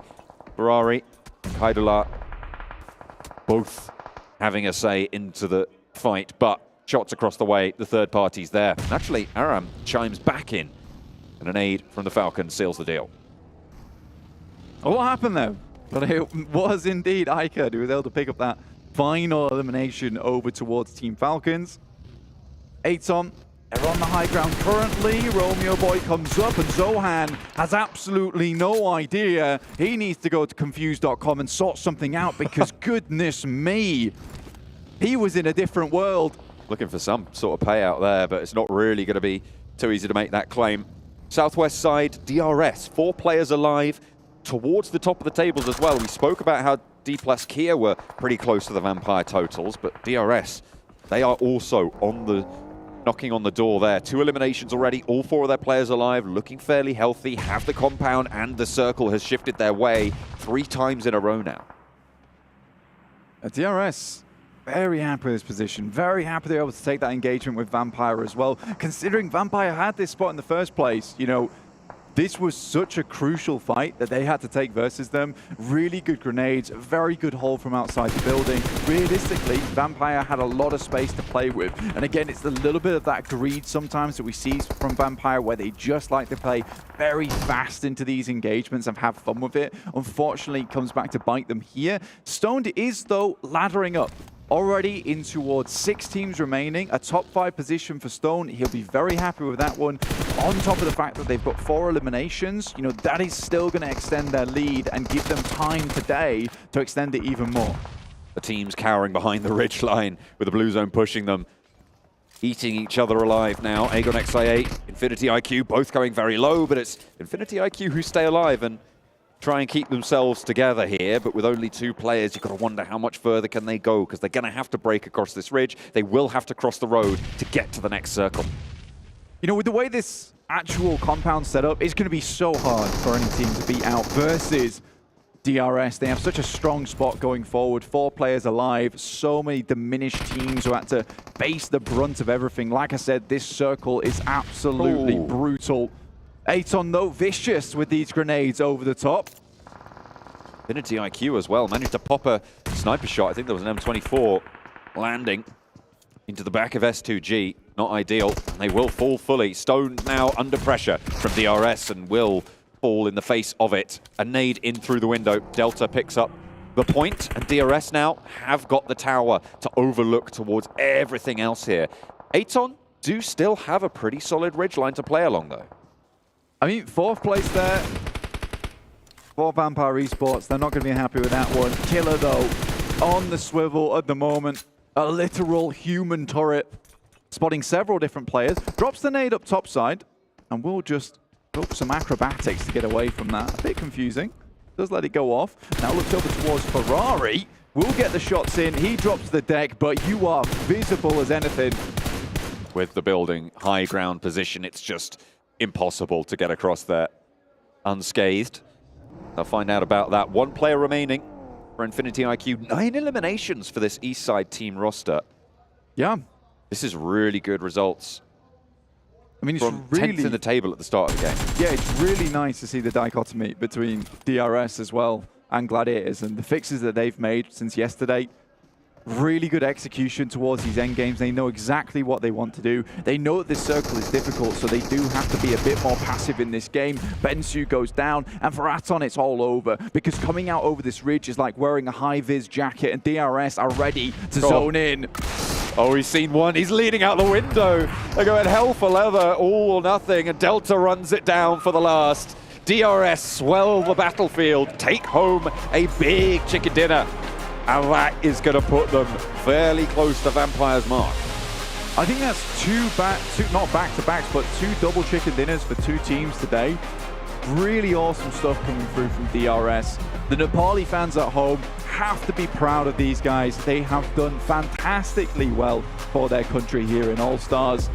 I mean, it's just been beautiful to see these guys grow as a team throughout lots of different tournaments, and now to be here and doing their home country proud, not only in-game, but also just on the stage here. Looking fun. Yeah, absolutely. They are pretty happy with that performance from that last game. They fought off against Vampire, ostensibly the best team in the tournament currently. Crazy. And with that points total, I wonder if they've managed to overtake. I think Vampire were just a little bit too far ahead as it stands. With the points, they were able to get that game as well, surviving so late as they did. Yeah, 4th place. But still very good for Stone there. DRS will definitely be looking good for 2nd. Yeah, 100%. They were not far behind whatsoever, John, so that kind of point scoring will definitely bump them up the leaderboard. I don't know how far, maybe even a 1st place if they're lucky, but we'll see. Well, we'll see what more they can pull out today, because so far it has been a great performance from DRS, from D+ Kia as well. Both of these 2 teams performing so well, but it is DRS, the Nepali team, to take the chicken dinner on the final Erangel today.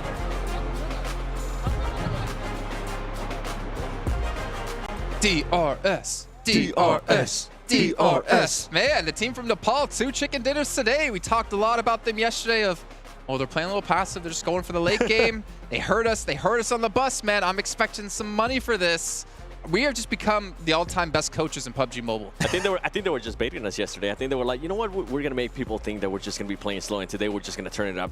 They're like, oh, DRS not a threat. Day 2, oh, they are. They're a real mega threat. I can tell you that much. Maybe a bit salty over not securing himself the championship in PMGC Grand Finals. Like, we want to win an international event, and it might be happening right here with improvements like this at the rate they're currently playing.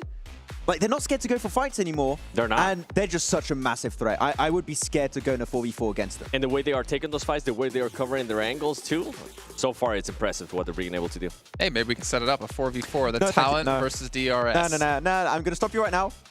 I don't want to do it. You might get it. No, it's not going to happen. Don't believe in me for that, okay? That is one thing that's never going to happen. Seven, I started to that Hot Jukes.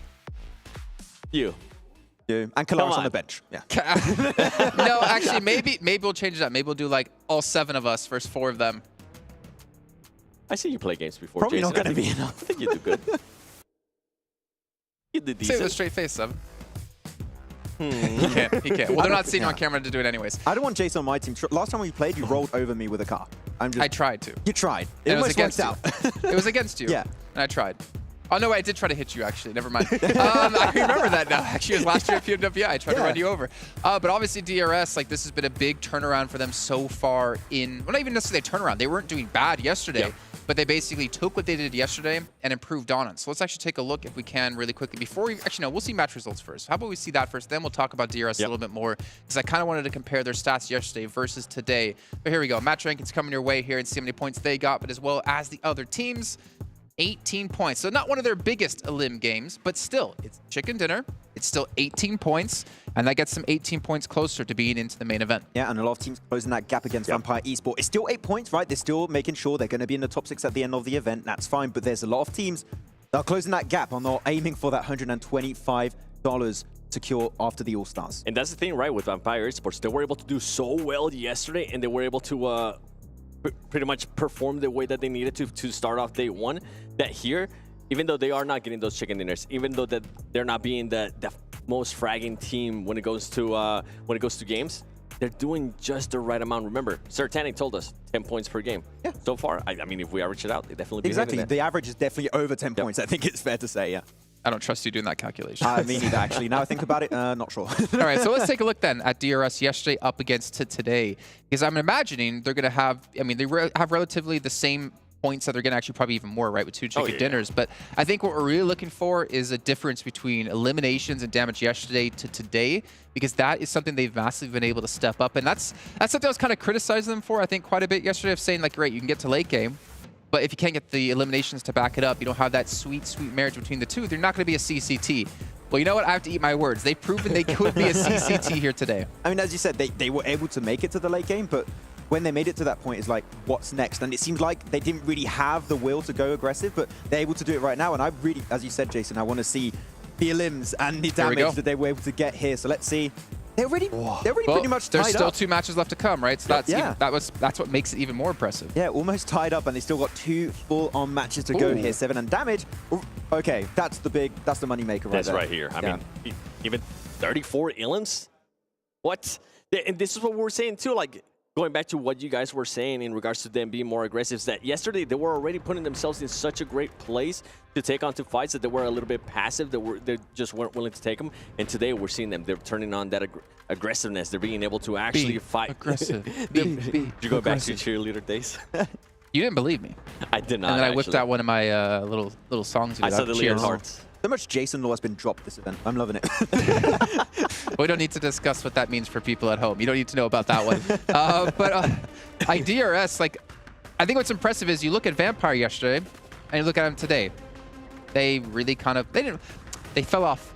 I don't think that's something that can be argued against, but they obviously played so well, it's hard to replicate that. But DRS have just improved on their performance, and I think that's what makes them even more impressive, because they took what happened on day one, they researched, they prepped, they VOD reviewed, whatever it was, and they implemented that today. Yeah, and for Vampire, I mean, they didn't really fall off. They're still getting enough points, but it sets a very scary precedent heading into the main tournament. Like, teams are already starting to adapt, so you're going to have normally quite a few of the teams here from this stage going into the main tournament, and you're going to have the main tournament teams looking at this. So there's going to be a lot of adaptations being made already for how Vampire are going to play, and it's going to be tough to have. The start they had yesterday was almost 3 wins, so I don't think they're going to have as good a start in that event. Something that was impressive for me there for DRS was the amount of healing that they had to do. It seems like they're taking on those fights and they're finishing them off quick. They're being able to execute the plan. Yeah, they are. And something that was completely different, right, that we saw in the last match was Team Falcons. Remember when we saw them wanting to rotate in and then they decided to back off? Some teams are just downing themselves, and that's something that DRS is currently not doing right now. If they're going to be willing to commit to a fight, they're going to make sure that they actually do that. They're going to make sure that they finish off that fight quickly,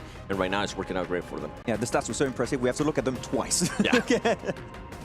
I'm not gonna lie, I kind of wanted to see them like 4 times, you know? Let's do it a couple more times. But, you know, you're talking about teams adapting. DRS isn't the only team adapting. We cannot forget the fact that D+ has also had a great day. Maybe not a fantastic match there, but they have been improving over the event. And actually, I want to see their player stats on today, because Fabian and Forrest, those were the 2 players that we were really focused on. Yeah. Every time I'm doing an event and we have the chance to have a team like D+ and the entirety of the roster, I'm always looking at Forrest. More specifically, he's always a standout player of the region, especially when they're doing the Korea-Japan showdown. He's always like a standout player with Naoto. There we go. And he's been really just coming in his own on this second day. It's actually lowest on damage, 1100. But he's been doing great himself, but Orsal and Seidon have been bringing the heat apparently. That can't be right, though, actually, because we had 7 for Forrest in a prior match. So ignore those stats. Those are definitely not right today. Because we did have, was it 7 eliminations for Forrest when we saw him crash up against, even Fabian got like 3 or 4 off the bat in that fight. But that is still a big step up nonetheless. And the thing is, I want to see what other South Korean teams can bring, because I feel like we always see the same team, and whether they're known as Daewon Kia, D+, or Archer back then. It always feels like when you get a team from those 2 regions, it's always the same. Yeah. It'd be cool to see new ones. Actually, they almost didn't qualify. They tied with Duxon Esports, I believe it was, and because of the tiebreaker, they ended up qualifying. We were 1 point away, 7 from seeing another South Korean team. Maybe next year. I'm kind of glad it didn't happen, though, because D+Kia has showed today that it's not just going to be Miramar, right? That we're able to perform in Erangel, and now that we're going to be going into Miramar, I think I'm really intrigued to see how Vampire Esports is going to be able to react, because if they are hitting the market, right? They are getting close to the 10 points. If D+Kia continues to perform the way they did yesterday in Miramar, we could have a different number one. That's the thing, right? We do have 2 Miramars coming up back-to-back now. We had Falcons win one of those. We had Bigetron win one of those. And I feel like we start off the day really talking a ton about Bigetron. But it's back to kind of what we know with Bigetron. It's kind of like the flash in the pan that, unfortunately, it's not that I enjoy being mean to them or talking negatively of them, but I feel like this has happened so many times where we get our hopes up, we see that flash in the pan a couple of games, and then it goes. So we're going to have our casters because they're about to go out of the airplane and drop in onto Miramar with John Allen and Blink.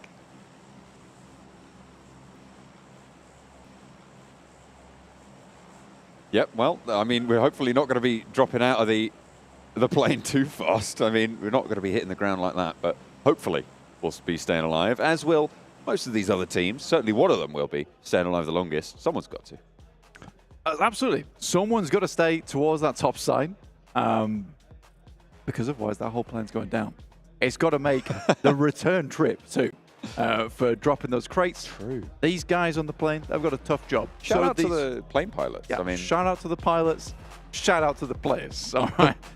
But yes, all these players will also have a tough time in these games going forward. Finishing off with double Miramar to cap off our day. Obviously, we've done all of our angles so far already. A really difficult circle, that last one, over on our last match. DRS, again, though, I think that when it comes to this team, even when it is a difficult circle like that, you're still seeing this really smart level of play coming through for them. They're very cognizant of where these areas are in the map that have just these little gaps in between the teams where they could inject themselves, find a very decent position, and now they're not even afraid to take these fights. They've gained a lot of confidence over the past few days, which is fantastic to see. Well, past couple of days at this point in time. But they've gained a lot of confidence here in the All-Stars tournament, and I think that's allowing them to take these fights that they wouldn't necessarily take before, where they'd find a gap that wasn't exactly ideal, but this time around, they're just taking the fight, getting an ideal compound, playing from there. And that was a really strong position on the map. It was great that the circle came over towards them in the end, but even then, they were one of the few teams that still had a compound to play in that had still some area going up towards the circle. DRS up to 93 points now, second place. Vampire 104, so 11 points separate them at this early stage of the tournament. That is very closable. I say early, over halfway through. At this stage in the tournament, it is definitely a closable gap. We've seen it done in less than a game. So we'll see what more challenges they can throw towards the top of those tables. Either way, we said Vampire looked pretty good to qualify as top 6 over the course of their performance from yesterday and the start of today. Even though it hasn't been as strong as it was yesterday, Vampire's still looking very solid to get one of those qualification spots. I would now say that DRS in a similar spot when it comes to the probability that they'll be seen in that top 6 and make their way to the final stages.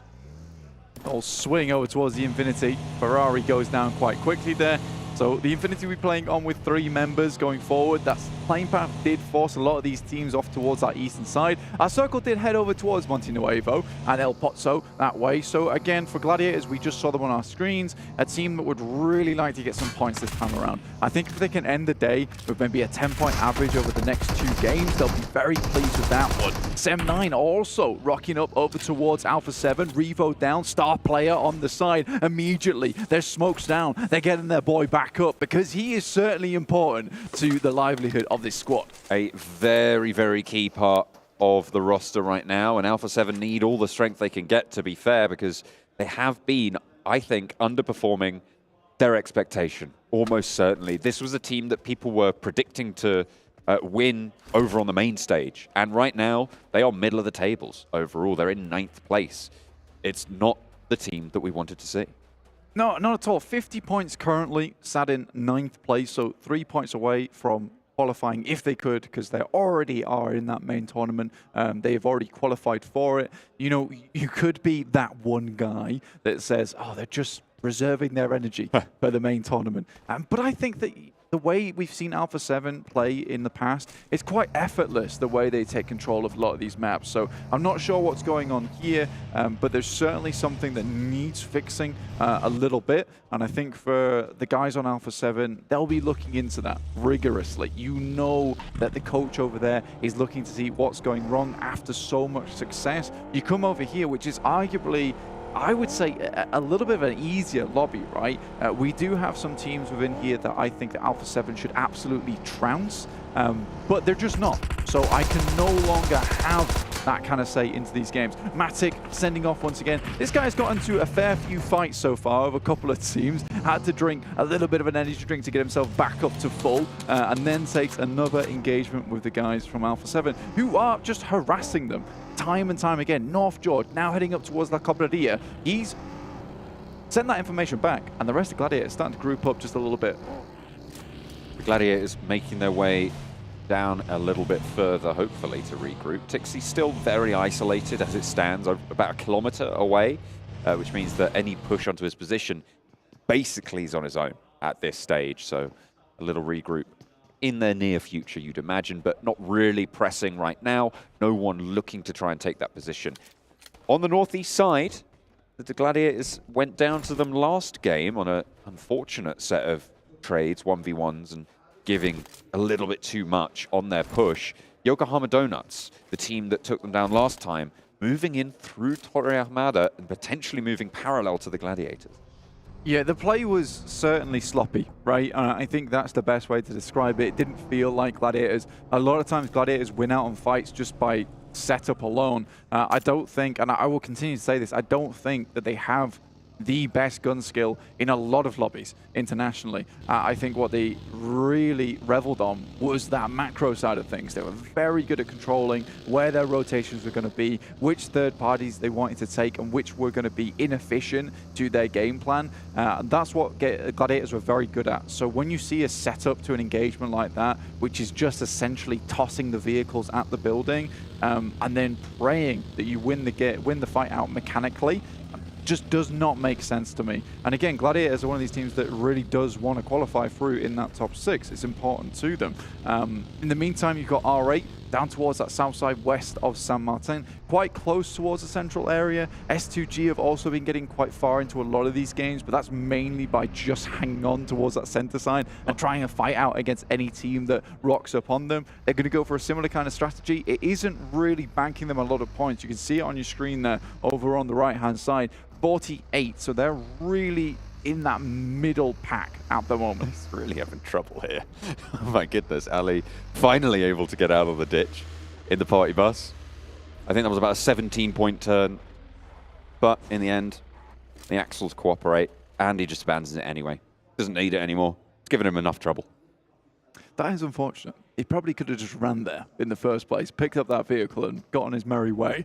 So again, he kept him safe though. You know, if there was any praying eyes, that party bus is a veritable shield in a lot of situations.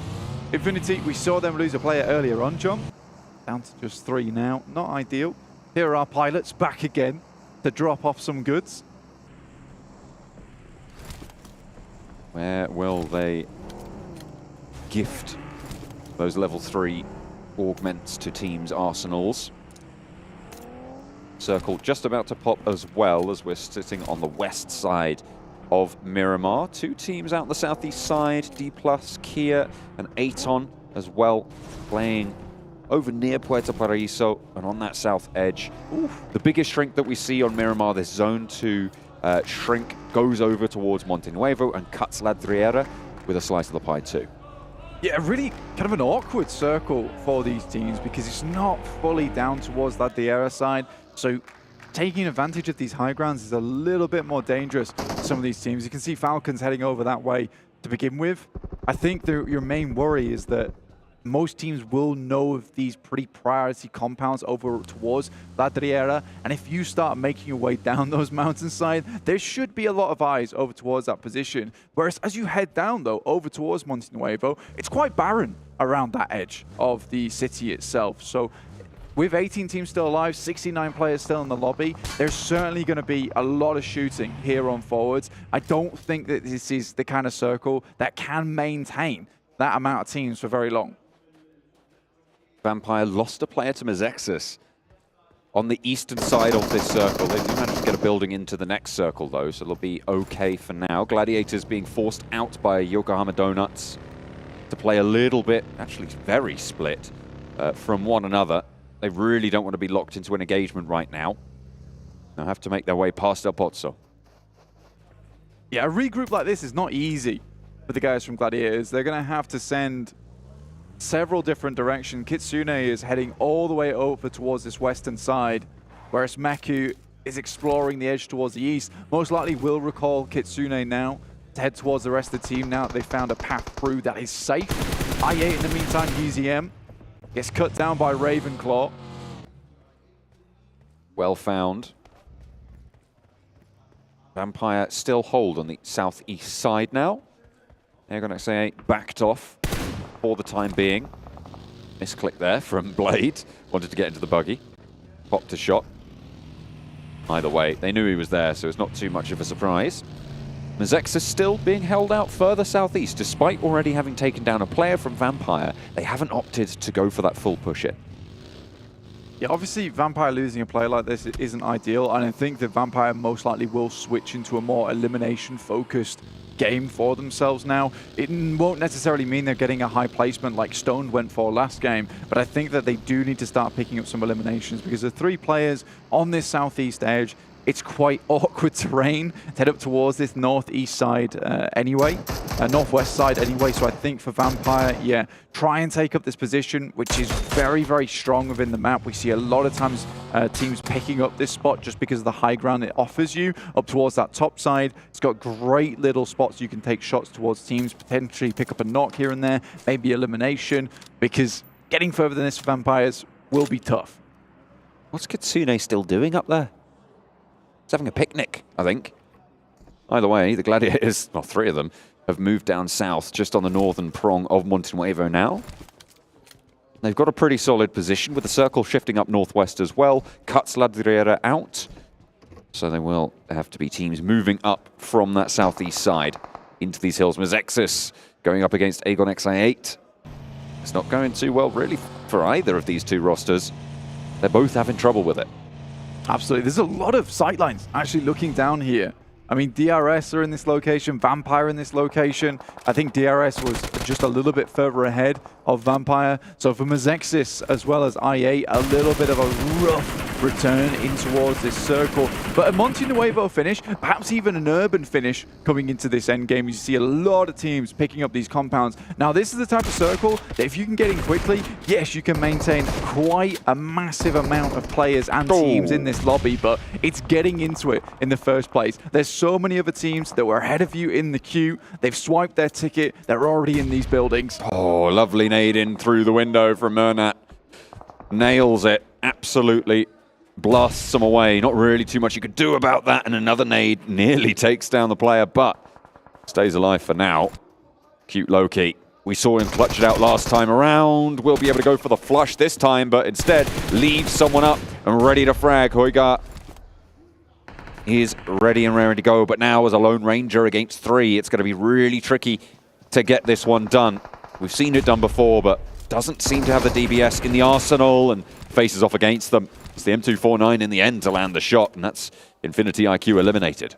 First team to go down, Yangon Galacticos will pick themselves up a position on the outer edges of the city itself of Monte Nuevo. Gladiators finally regroup with S2G just down towards their south side. You can see that right now on your screens. Mini 14 in the hand of Meku, looking down towards his position. Tixie looks to be looking over towards Romeo Boy, who is very much split off from the rest of his team over in Monte Nuevo itself. So hoping to regroup soon. For Gladiators, a difficult rotation in. Equally for Yokohama, they're up towards that north side. They'll have to push down through these fields, through these roaded areas. Alpha7 also would like to get in. But we have so many teams already in that center area. BTR, R8. You have Yangon Galacticos, Sem9 over towards that northern edge. Aton are trying to get in, but DRS keeping things cool and cozy over towards the eastern side. Falcons with the home team support. Playing with 4 players on that southwest side along the road. A tricky route in towards Monte Nuevo on that crossroads.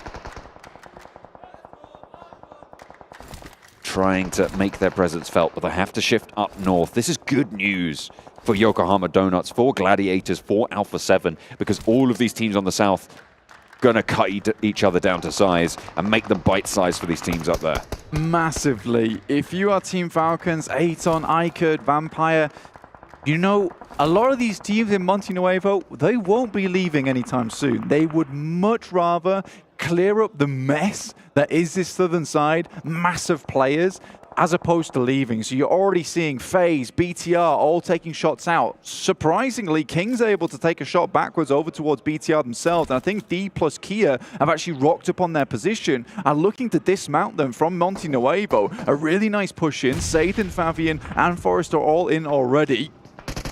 BTR close to D plus Kia, not the safest of positions. We've seen great things from both of these rosters. Nades up through the window. It's a 3 versus 3 on the western point of Monte Nuevo. Ryzen trying to maneuver on the outside. A nade in through the window from Yuhai, but backed off by some bullets from across the buildings.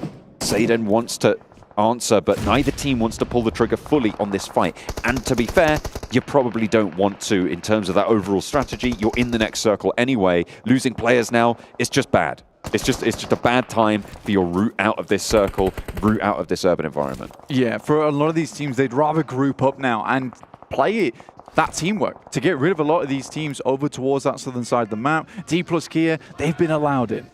They're renting the room now from BTR at this point in time. It is interesting to see Ryzen in, and it's even more interesting to see Lapar out because he was so good yesterday and today as well. So I'm interested to see why exactly they have pulled Lapar out for Ryzen. It might just because it's the role change, so you're taking a fragger out for a fragger to maintain the stability of the team with the roles that they have within. So I think that could definitely be the reason behind it. But again, it's great to see Ryzen back on the international stage now. Lovely to see him here. Vampire looking to make their way in. They actually did a decent job. They cleaned up a lot of I8.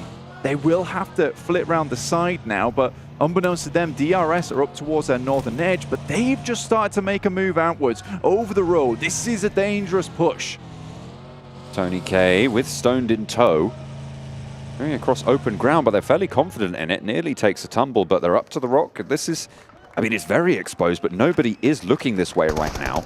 They're all on the other side of the road and they're preoccupied. DRS certainly is as SEM9 rolls up into the thick of it. Kenny has the DBS. This is dangerous territory, but finally gets caught up in the tires of the buggy.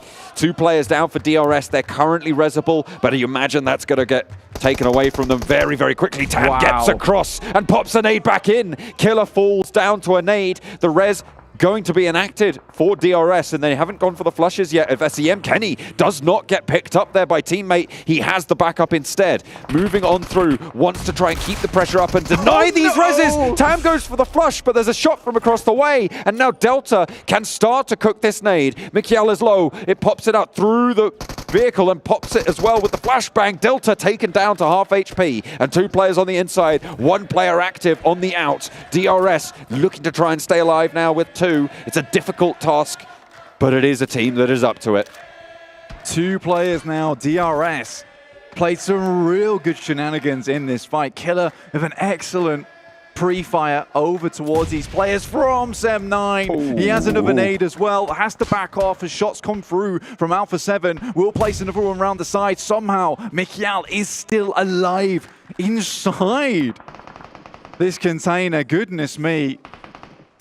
Gets away with it as well, and those nades are not going to touch him whatsoever, and Killer seems to think that if he just keeps tossing them, he's going to get them in, but Mikiel right now is completely safe.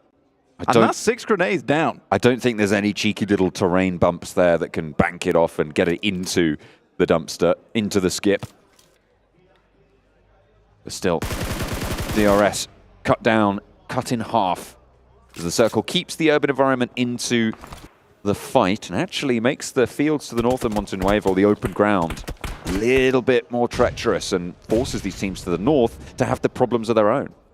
Yeah, if you're a team towards that northern side, you do technically have a little bit of an advantage because you're more maneuverable than those teams down towards the south side.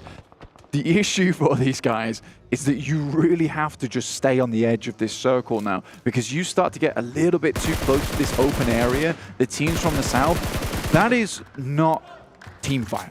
That is lobby fire coming at you, honestly. It is horrible to come up against. So I think right now for a lot of teams like Yokohama, as well as Alpha7, S2G, Gladiators, they just want to stay out of dodge as long as possible. Kitsune will pick up Romeo Boy, who was very split off from his team a long time.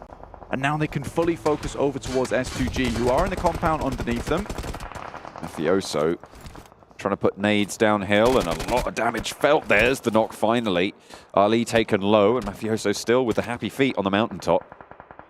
Ali very, very low. Gets the heal off. Nade being cooked. Taken down very quickly again.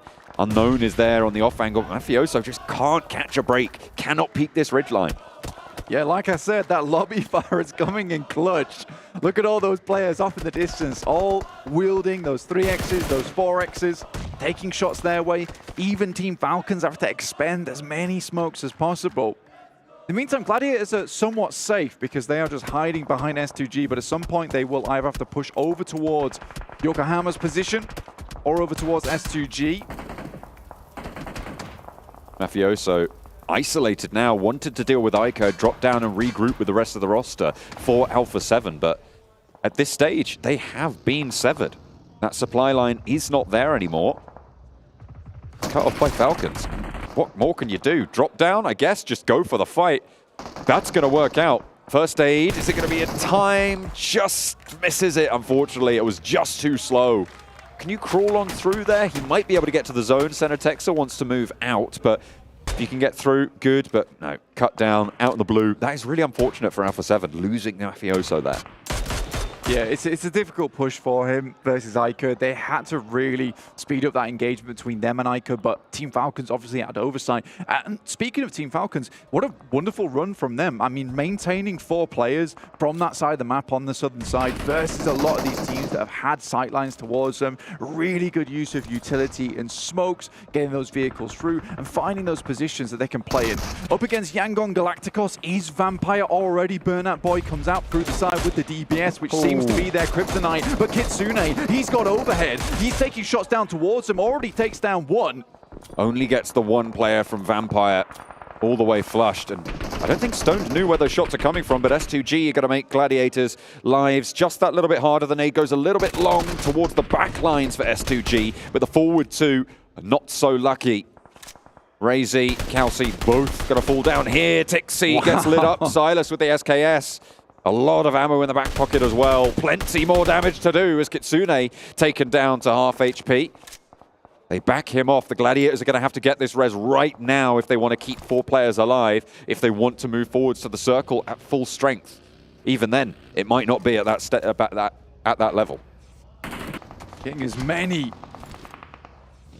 of those heals off as possible, as quickly as they can. FaZe coming in now. They hear the shots. And these guys love the third party. They love what he came through in the last game. It saved their lives, but I think they've just jumped into a bee's nest that they maybe didn't want to assault. This is outside of the zone too, so FaZe is taking a very questionable play here. I think it was the only position they could go to. They swerved off course, and now Gladiators are fine. They're like, yeah, you deal with S2G. I think we're going to head down towards the circle alongside this ridge. Uh-oh, Revo with a DBS in the corner.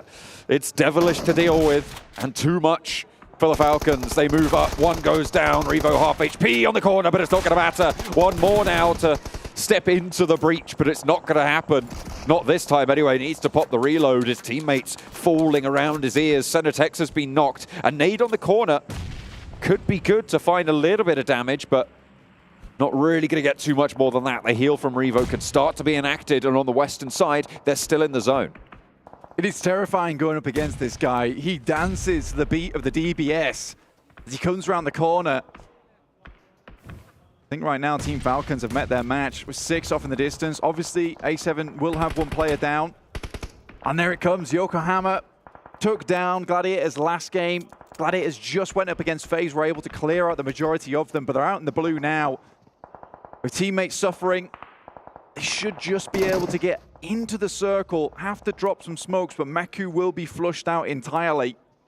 Matic still on that backstop position. A difficult run from those hills. Aton, in the meantime, from the south side of Montenuevo, needing to push through BTR and doing good work right now. 2 players alive for BTR as we hop back over towards Alpha7, who have finally cleared out the Falcons. BTR get wiped away by Aton, and now they'll need to push even further north through the urban environment here. 2 of their players down, just Zohan left. And there's players looking their way. Those shots will have drawn attention, and the circle goes all the way outside. Getting down from this position, getting out from this position for R8, a Sem9 Alpha7 will be very difficult. Look how calm this guy is. He's just sidestepping bullets. Looks like a superhero in action. It's insane to me. He even takes a shot around the side, assuming that there's a player behind the smoke. Always thinking one step ahead. This guy's playing in the future a lot of times, which must be very difficult, but you respect it either way. Gladiators over towards that northeast side. They still have Yokohama to deal with, who are all the way towards that north. And Alpha7 are moving out. Now it's 2 players from Yokohama in front of them. The rest of Yokohama will have to move over. That will open up a gap for Gladiators to move in. This could be a good time. If they hear the vehicles moving across, Gladiators need to take advantage of this. I think they have seen it. The Yokohama Donuts Varel position has been such a quiet presence in these northern hills, but it's been felt lobby-wide at this stage. Everybody's been funneled around them, and finally, the Gladiators are able to open up. A first shot lands from Kitsune. 3 players are alive on the side of Gladiators, and they'll move on up a little bit closer. They've got a tree, they've got the top of that ridgeline in this next zone, and the Yokohama Donuts trying to get this fight done, but Alpha7 have other ideas. Ozi-san next to fall, and only 1 player now left standing, Kazimaru, dispatched. Across the way, it's the Gladiators to take the shots, and now they can just continue to rattle off these magazines towards Alpha7. They roll straight on up as well. Matic almost going down, but just about ducks behind. Kitsune, not so lucky. Tixi needs to hold this one down, but Revo lights them up, and another knock sent over towards the Gladiators, overzealous and predicted by Alpha7. They get cut out. I think for Gladiators there, what they expected was a far weakened Alpha7, but they confidently took that fight with Gladiators helping, and I don't know why they assumed there would be anything different. And again, Alpha7 were able to recover very, very quickly in that engagement. So Senatexa, Carrillo, Revo all ready and raring to go into this match from a very, very tricky spot within the circle to make it here. And I think Donuts sent everything they had at them. Fortunately for the Donuts, Gladiators, that presence was definitely felt, and they wanted a little bit of payback. Just a touch, but this is the Alpha7 that we've been expecting to see for so long, and we have not been gifted with this performance so far. Really great for them to be able to step up here. Challenge for one of those top 6 spots. Milios goes down, and with it, Aton Esports in 5th. 12 eliminations now racked up by Alpha7, with 4 more on the cards, a maximum point scoring on the game of 26, should they be able to pick up all 4 of these points. And they're going to go for it, because Tixi, next on the cards, has got that auto shotgun, steps out wide. Carrillo lands that spray, but it's Senatexa to be able to shut it down with the DBS. Alpha7 pick up the first of potentially 4. Vampire maybe next on the menu. Stylish play as well. My guy leaped on the back of the buggy with the DBS in hand. I think Tixi was just too much for him to bear. Again, 4th place though, with the 7 eliminations that they found on that fight, or on this game, that's really good. It was much needed points that had to come through, and I think they played that game a lot smarter. It was much more under control of how they like to play it. Again, some of those decisions towards the end game, which we talk about, that execution from them, which isn't there at the moment, are still coming into play. Ragnarok has little to do in this scenario. As Alpha7, I put it earlier, you know, they're quite effortless at taking these games, winning these matches, and this is how it's felt to me this time on this match. Stone steps outside and breaks very wide. Revo wastes no time, and Senatexa there with the team fire. A little bit bold there from Stone for my liking. And Alpha7 will capitalize. He sees Revo moving in. God. But what can you do? There is so little that you have in your back pocket, in your arsenal, and Revo will clean it up. The janitor of the lobbies. And that is all the points going their way. Alpha7 perform at the standard we expected. 25 points. And a blinder of a chicken dinner blank. I mean, the fact that he was the only guy to stand up is fair play. He has been the only guy to stand up on this team. so far this tournament, and it's nice to see the rest of his team rally around him, finally. It's much needed, because Alpha7 have been on a streak where Revo has been carrying them through a lot of these matches so far, and Carrillo starts to do better. Senatexa starts to play a little bit better in this match, and that's all you really need in these final moments, is some of your teammates to start stepping up with you. And I think Revo, the fact that he's kept this consistency for a lot of these games is definitely what the team has needed in terms of that confidence, because if he can do it, you can certainly play like they did in the finals of Brazil. Consistency, though, is still the question in my mind. Alpha7, this is what we've wanted from you.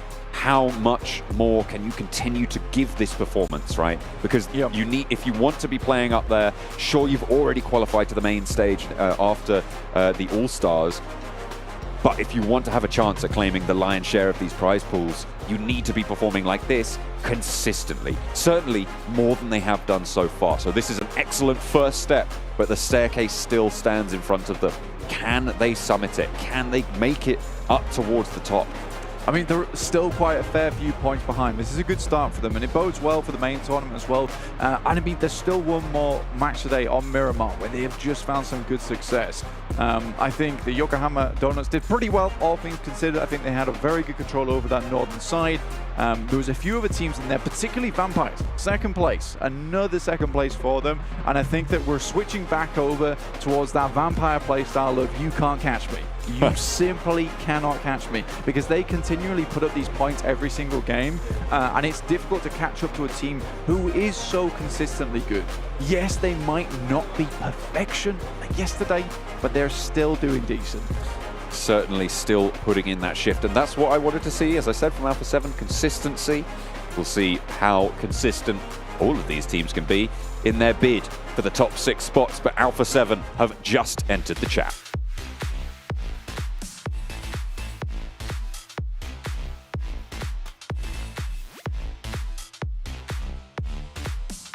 It finally happened. It took a lot longer than I expected, but do Brazil! They finally get the win. Does this mean that you're kind of lining your eyebrow? That's what. Wait. Was it a you? Hey, no. Wait. No. Hold up a second. What's going on here? You don't remember the start of the show? Uh-huh. So you got all, I know you get all excited seeing Alpha7 win, but you forgot you got to cut. He put it in a little box in his brain and just put it on the side. This never happened. I didn't think it was actually We happening. literally got a VOD we can go back on, okay? But Alpha7 though.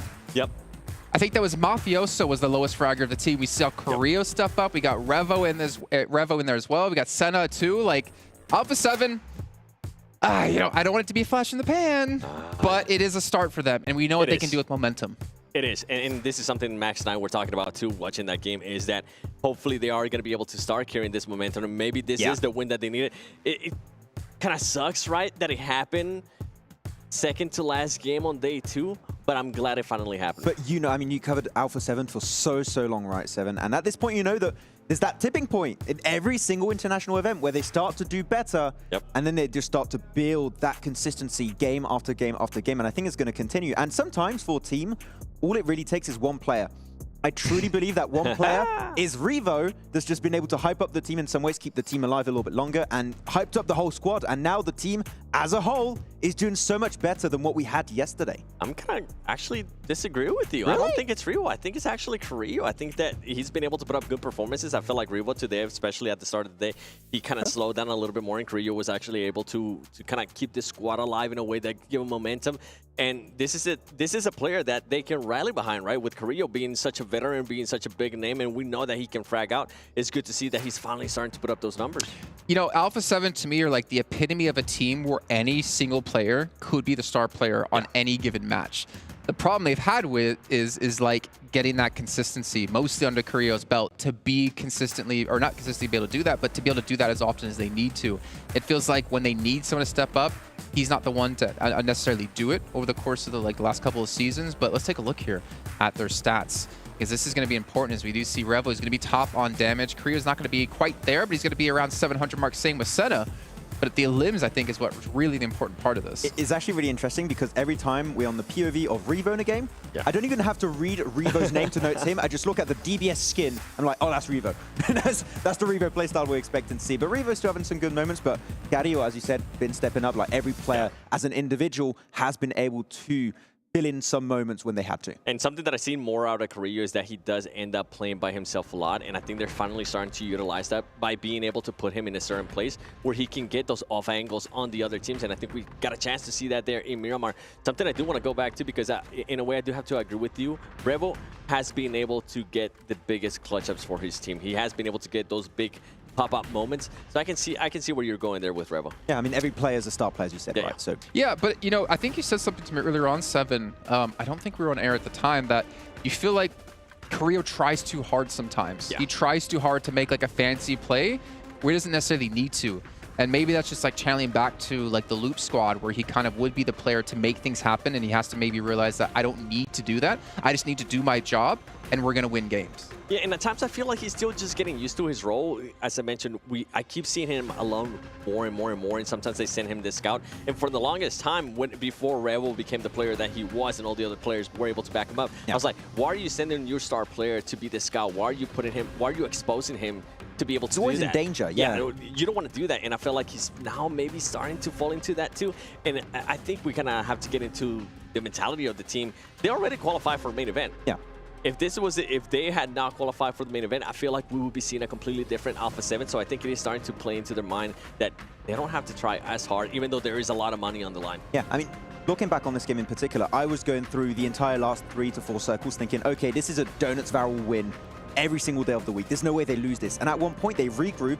Alpha7 is pushing uphill across the road without any information on where Donuts Barrel actually are, and completely obliterate Donuts Barrel. And even Gladiators come in as backup, destroy Gladiators, and instantly start splitting, taking control. Like, the insane synergy this team has when they're just closely packed, playing together is mental, and I want to see it continue. That to me is the strength of Brazil. Like every single time I saw, like, I still say, I know it was like years ago, loops in my head, just they were like a shark in water smelling a drop of blood. Once they figure out that there's blood in the water, they attack and they swarm all over you. And then once loops kind of like dissipated, I didn't really see any team live up to that. But that's like, to me, the strength of Brazil is that they have the ability to win in these fights so quickly, so cleanly, and catch you completely off guard. Yeah, there's so many fights in this game they should not have won. And I think it's rare to see gunplay make the difference at that kind of extent. But it's just, it happened 3 times in a row, which, without losing too many players, only Mafioso, which is insane in my mind. And with Alpha7 before this match, I can't really think of any other times where Alpha7 has been able to be that aggressor when they are actually in a good position. It's usually them leading the charge. It's usually them being the aggressor, but they're actually just trying to break into a compound because they have nothing to work with. But now when they had the actual area, when they had that actual positioning, they were able to do wonders with it. What was it? Aggressivity? Aggressivity. Now in French. It's an English word, I promise. Check the dictionary. No, but say it in French. Agressivité. I like Le that Bison. Le Bison et le Guitoun. Yeah. Let's take a look at the match rankings in this last one. 70 points Alpha7 got, and of course some other teams out there, because it's going to be very important considering we're past the halfway point of the event. We're getting close to determining which teams will get through. But more importantly, we're getting more of an idea of who will make it through. As you can see, 25 big points here for Alpha7. Vampire getting themselves 13, but also R8. You know what? They've been a little bit under the radar today. They've had a couple of good finishes. Only 6 points, but still, the team who was, I believe, close to last place is going to be able to move up the leaderboards. Yeah, I think we're still going to have some decent changes at the end of today compared to what we had at the start of the day, though. On the second page here, I'm still a bit sad I'm not seeing the presence from Infinity IQ I wanted after the end of yesterday. I'm not just seeing those big macro splits where they regroup, and it's just not happening to the extent we really wanted to see. So, I mean, let's be honest, right? I feel like FaZe Clan we could call out, S2G we can call out here, and Infinity IQ, obviously, as you mentioned before, even, not Falcons necessarily because they have 6, but there are a couple of teams who just aren't living up to what we expected. And this, the worst part about this is, this isn't even the difficult part of the event yet. I mean, yeah, it's not easy. Trust me, I'm not saying it is. But you're playing against teams who didn't necessarily finish even close to top 5 in the respective PMPLs. Then you're going into an event, if you make it, where teams did win their PMPLs or the regionals and stuff like that, right? So this is going to be only harder from there on. And teams like, unfortunately, S2G, one hit That's wonder. Everything. Yeah. Is it the one hit wonder? I mean, after PMGC, yeah. I mean, I was told normally, okay, there's no issue. There's literally no issues for SGG entering this event compared to spring season in Turkey. There's no more excuses. Like, we need to see them perform, and unfortunately, it's just not happened. What other excuse are they going to come up with now? You know, that's why I kind of end up cutting it. By the way, you were talking about R8. I was going to say their fingers are sweating, but no, the stage is nice and cool. No, Max's forehead isn't there. I can't see. It's too bright. I'm just kidding. By the way, you were talking about R8. Another team that has actually been performing pretty well in the last 2 matches has actually been Aton Esports. This is a team that's been able to get some good points that they need, and I'm hoping it continues that way. I know, talking with Choco yesterday, I think he was finally able to find the actual place where he needed to go. He found his place, yeah. But he's been able to perform pretty well for his team. I think he ended up with that, not this past game, but the one before that, he ended up with like 6 elims, which is it's a good confidence booster, not just for the team, but definitely for himself. Seeing how many teams were in Montenuevo this game, I think there was like 6, 7 teams, which is an insane amount to have on phase. What was it, phase 4, I think, at that stage? Phase 4, phase 5. You had 6, 7 teams in one compound, and they survived until like the last 2, 3 teams, I believe, which is not easy to do, so impressive from Aton. Okay, well, as we are getting close towards the end of the day here, let's take a look and a quick catch-up with our overall rankings, get an idea of who's in first place currently. But again, I'm focused on those top 6 placings. Vampire, they're still holding on, but to see DRS get into second, Gladiators, I mean, they have so many more limbs than they do have placements, but then again, so do D plus Kia, which is kind of a surprise to me. Yeah, and we've been teasing this the entire event. Is Alpha7, if they're in top 6, 7th position team does make into the event. Right now, BTR, if we stopped at this moment, would be making it into the main tournament. Yeah, and I was talking about Aton. Look at the jump they've been able to do now in 11th place. But the way, if it wouldn't have been for that last win that Alpha7 had, it was going to look pretty bad for them. So I'm glad that they're finally able to get that spark up. Can they actually continue on with that momentum? Yeah. And that's the thing about some of these teams, right? With Alpha7, all it takes is just one win out of them, because we know that they're going to, if they do end up getting a win, they can definitely back it up with those eliminations. And I think that's something that's a big thing for them. True. Though we saw the second page there. I have to bring it up. Donuts Varel. I mean, Max, we even said it during that last match, too. Okay. We saw, you said this should be an easy win for them. I did. And then they threw. It was an easy throw. I mean, they should have won it, and they even fully regrouped versus Alpha7. That's across the road. They had the visibility. That everything going their way. Yeah. I don't want to see another throw of a game like that. Gentlemen, how quickly we all forget. Uh-oh. Think back to, I would say, a year and a half ago. Don't you remember something, Max? There's a lot of things to remember. There was this little thing that I remember seeing, like, was it RRQ Athena? They would send you messages. Some other teams out there saying, Max, don't predict us because of the Maxman curse. Wait, is it? No.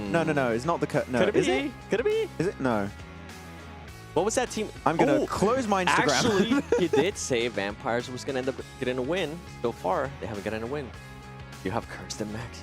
I said Gladiators were going to get a win. Did they get a win? No, you said Vampires. Try again. I was trying to... Okay, I'm closing my Instagram.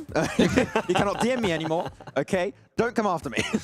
I'll check out your threads, don't worry. Oh, nice. Oh, gosh. With Vampire Esports, though, since we have the ability to look at their 2 different days of play, let's actually dive into their their stats, their team stats yesterday up against today here. And I believe 7, you actually want to dive into this to kind of look at what's been really going wrong with Vampire. I mean, obviously, not going to have as many limbs, not going to have as many damage, but it's more about the quantity and the difference between the 2 that's really going to stand out. Yeah, I mean, we see it on the damage right away, yesterday. Even though we do still have 1 game left to play, you can see the big difference, and this is the main one. I think that I wanted to see 45 elims yesterday to 22 today.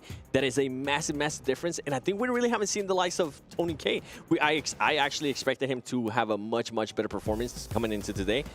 They really haven't been able to get that firepower behind them. We haven't really seen those fraggers, but the thing that has been working out for them is they've been getting those placement points. Yeah, exactly. I mean, we kind of talked about it earlier, right, 7, in the green room. It feels like Vampire Esports kind of went in survival mode. Like, okay, we got a lot of points already. If we just get decent points with like decent averages, 8, 9, 10 points every single game, which is what they're trying to do, it should be enough to qualify, but it sets a scary precedent heading into the main tournament that they should normally qualify already.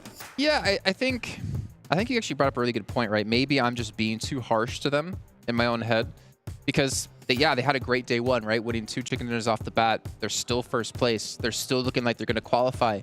Do they really need to push extra hard over these next days? Because it's not a sprint right now. It's a marathon for them, knowing that they're going to make it into the event, or at least, well, I'm not the Jason Curse. They're most likely going to make it into the event. they don't need to like push extra hard. They don't need to actually like push themselves like that because they realize, well, we still have the main tournament coming up. It's only to get harder. Maybe they're focusing on trying out a couple of things, which is why we could go back to the idea of bring Newsy in. If you're already feeling comfortable, bring him in, get him some reps in before we get to the main event, because you have no idea if you're realistically going to need to use him. I don't want to curse them, so I'm going to say, theoretically, in theory, if they keep these kind of results, they should make it. Nice. I don't want any beef with anyone. Okay. I wonder if our sound guy's listening from earlier on, if we can hear the actual proper Maxman curse by tweaking your mic a little bit and actually showing people your real voice. We can't do it. No. We can't do it. Oh. How much did he pay you, Mr. Producer? I got him. Well, I mean, to be fair, right? There's Vampire there. We see a DRS as well have another good match. They're continuing their momentum.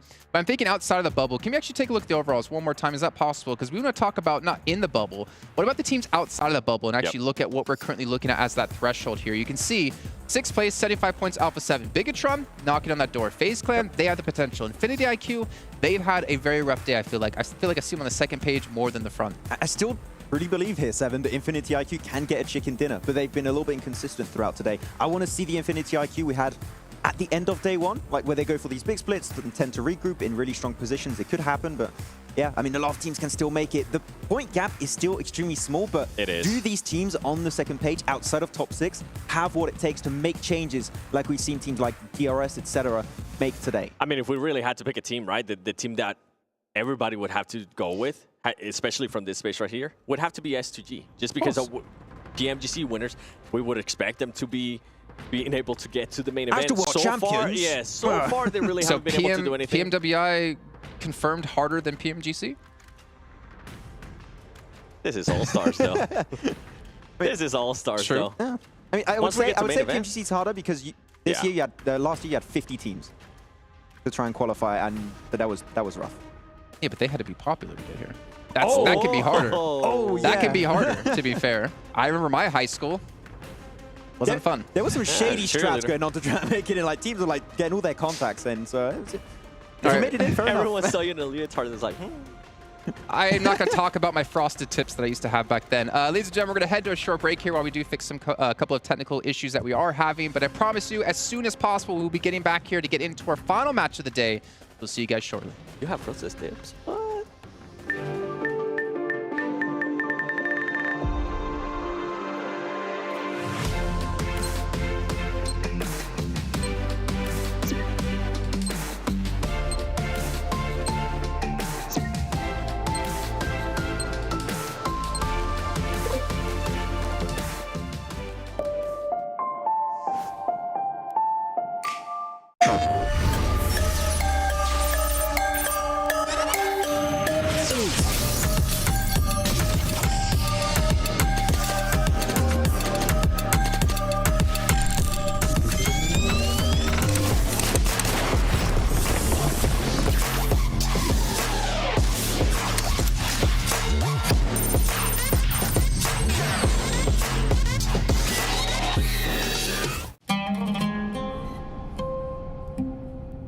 There is a place where you can elevate what's hidden inside, where you can reframe yourself.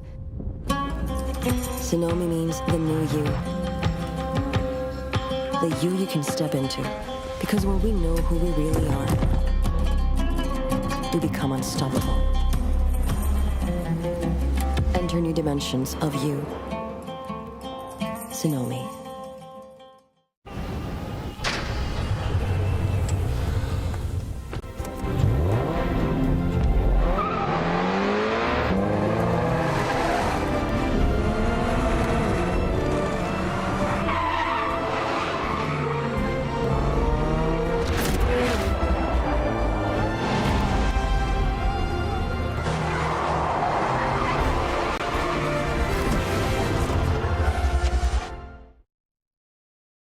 All new Honor Magic 5 Pro.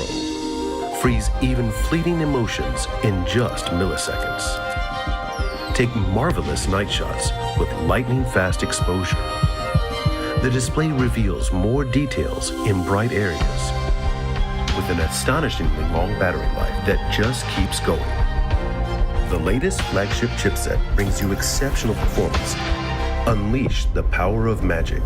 Honor Magic 5 Pro.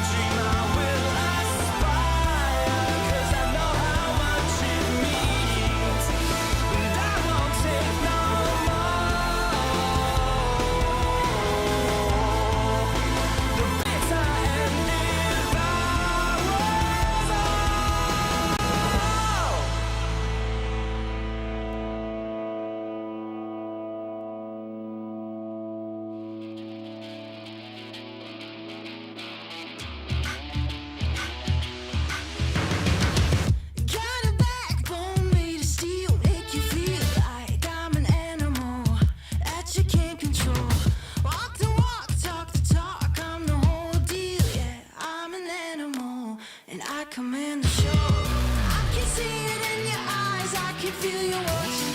Got your hooks, got you right where I know I want you. Play the switch, I'm a mystery, but you love it. Hook, line, sinker, follow the leader.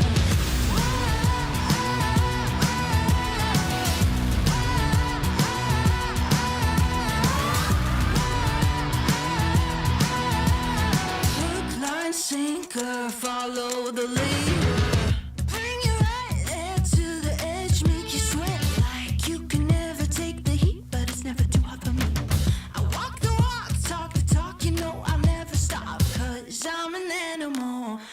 Just laugh it off. I can see it in your eyes. I can feel you watching. Got your hooks, got you right where I know I want you. Play the switch, I'm a mystery, but you love it. Hook, line, sinker, follow the leader.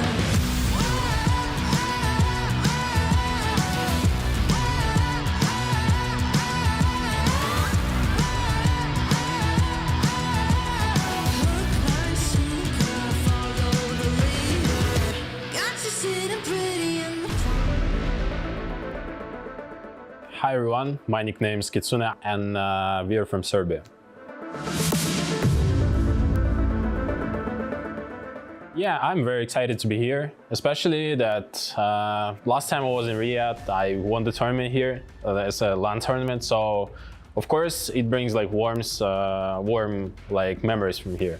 And I'm super excited to meet all the people from the PUBG Mobile community, and it feels great, you know.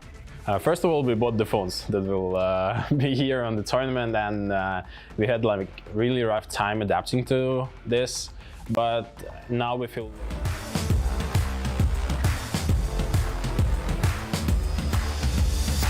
Well, thank you for that, Kitsune. I'm sorry I had to cut you short, but we have got Miramar on the cards, which is very exciting. The last game of the day, match number 12 here at the PMWI Allstars. My name is John Allen. With me for the last game of the day is Blank.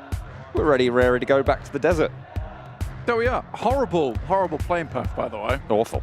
Really disgusting. Hate it. So sorry Disgusting. that you had to wait for this playing path. It is not good at all. I don't think any of the players will have fun, but at least it's going to be an exciting match at the end of the day. That is all we can say about that one, because it is from the south side of Los Leones, heading up towards Tierra Blanca. Now, if you know your geology, which you should do, and if you don't, it's on the screen. So there you go. Did you say geology or geography? I said geography, 100%. Okay, I'll believe you. Yeah.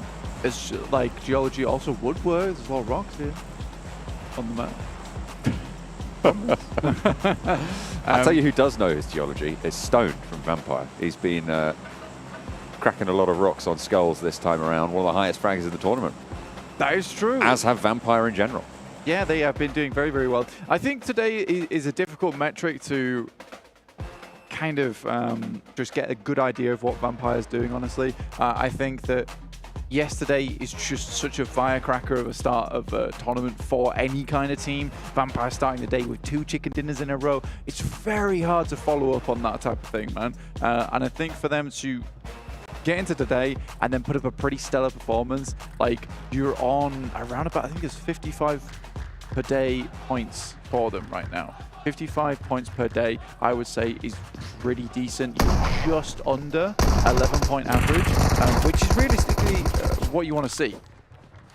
10-point average, sorry. Yeah, no, it's pretty tricky to keep that sort of a pace up, especially with that readjusted point system that we've had coming into 2023. Vampire absolutely out in front, very, very close to that 10-point average.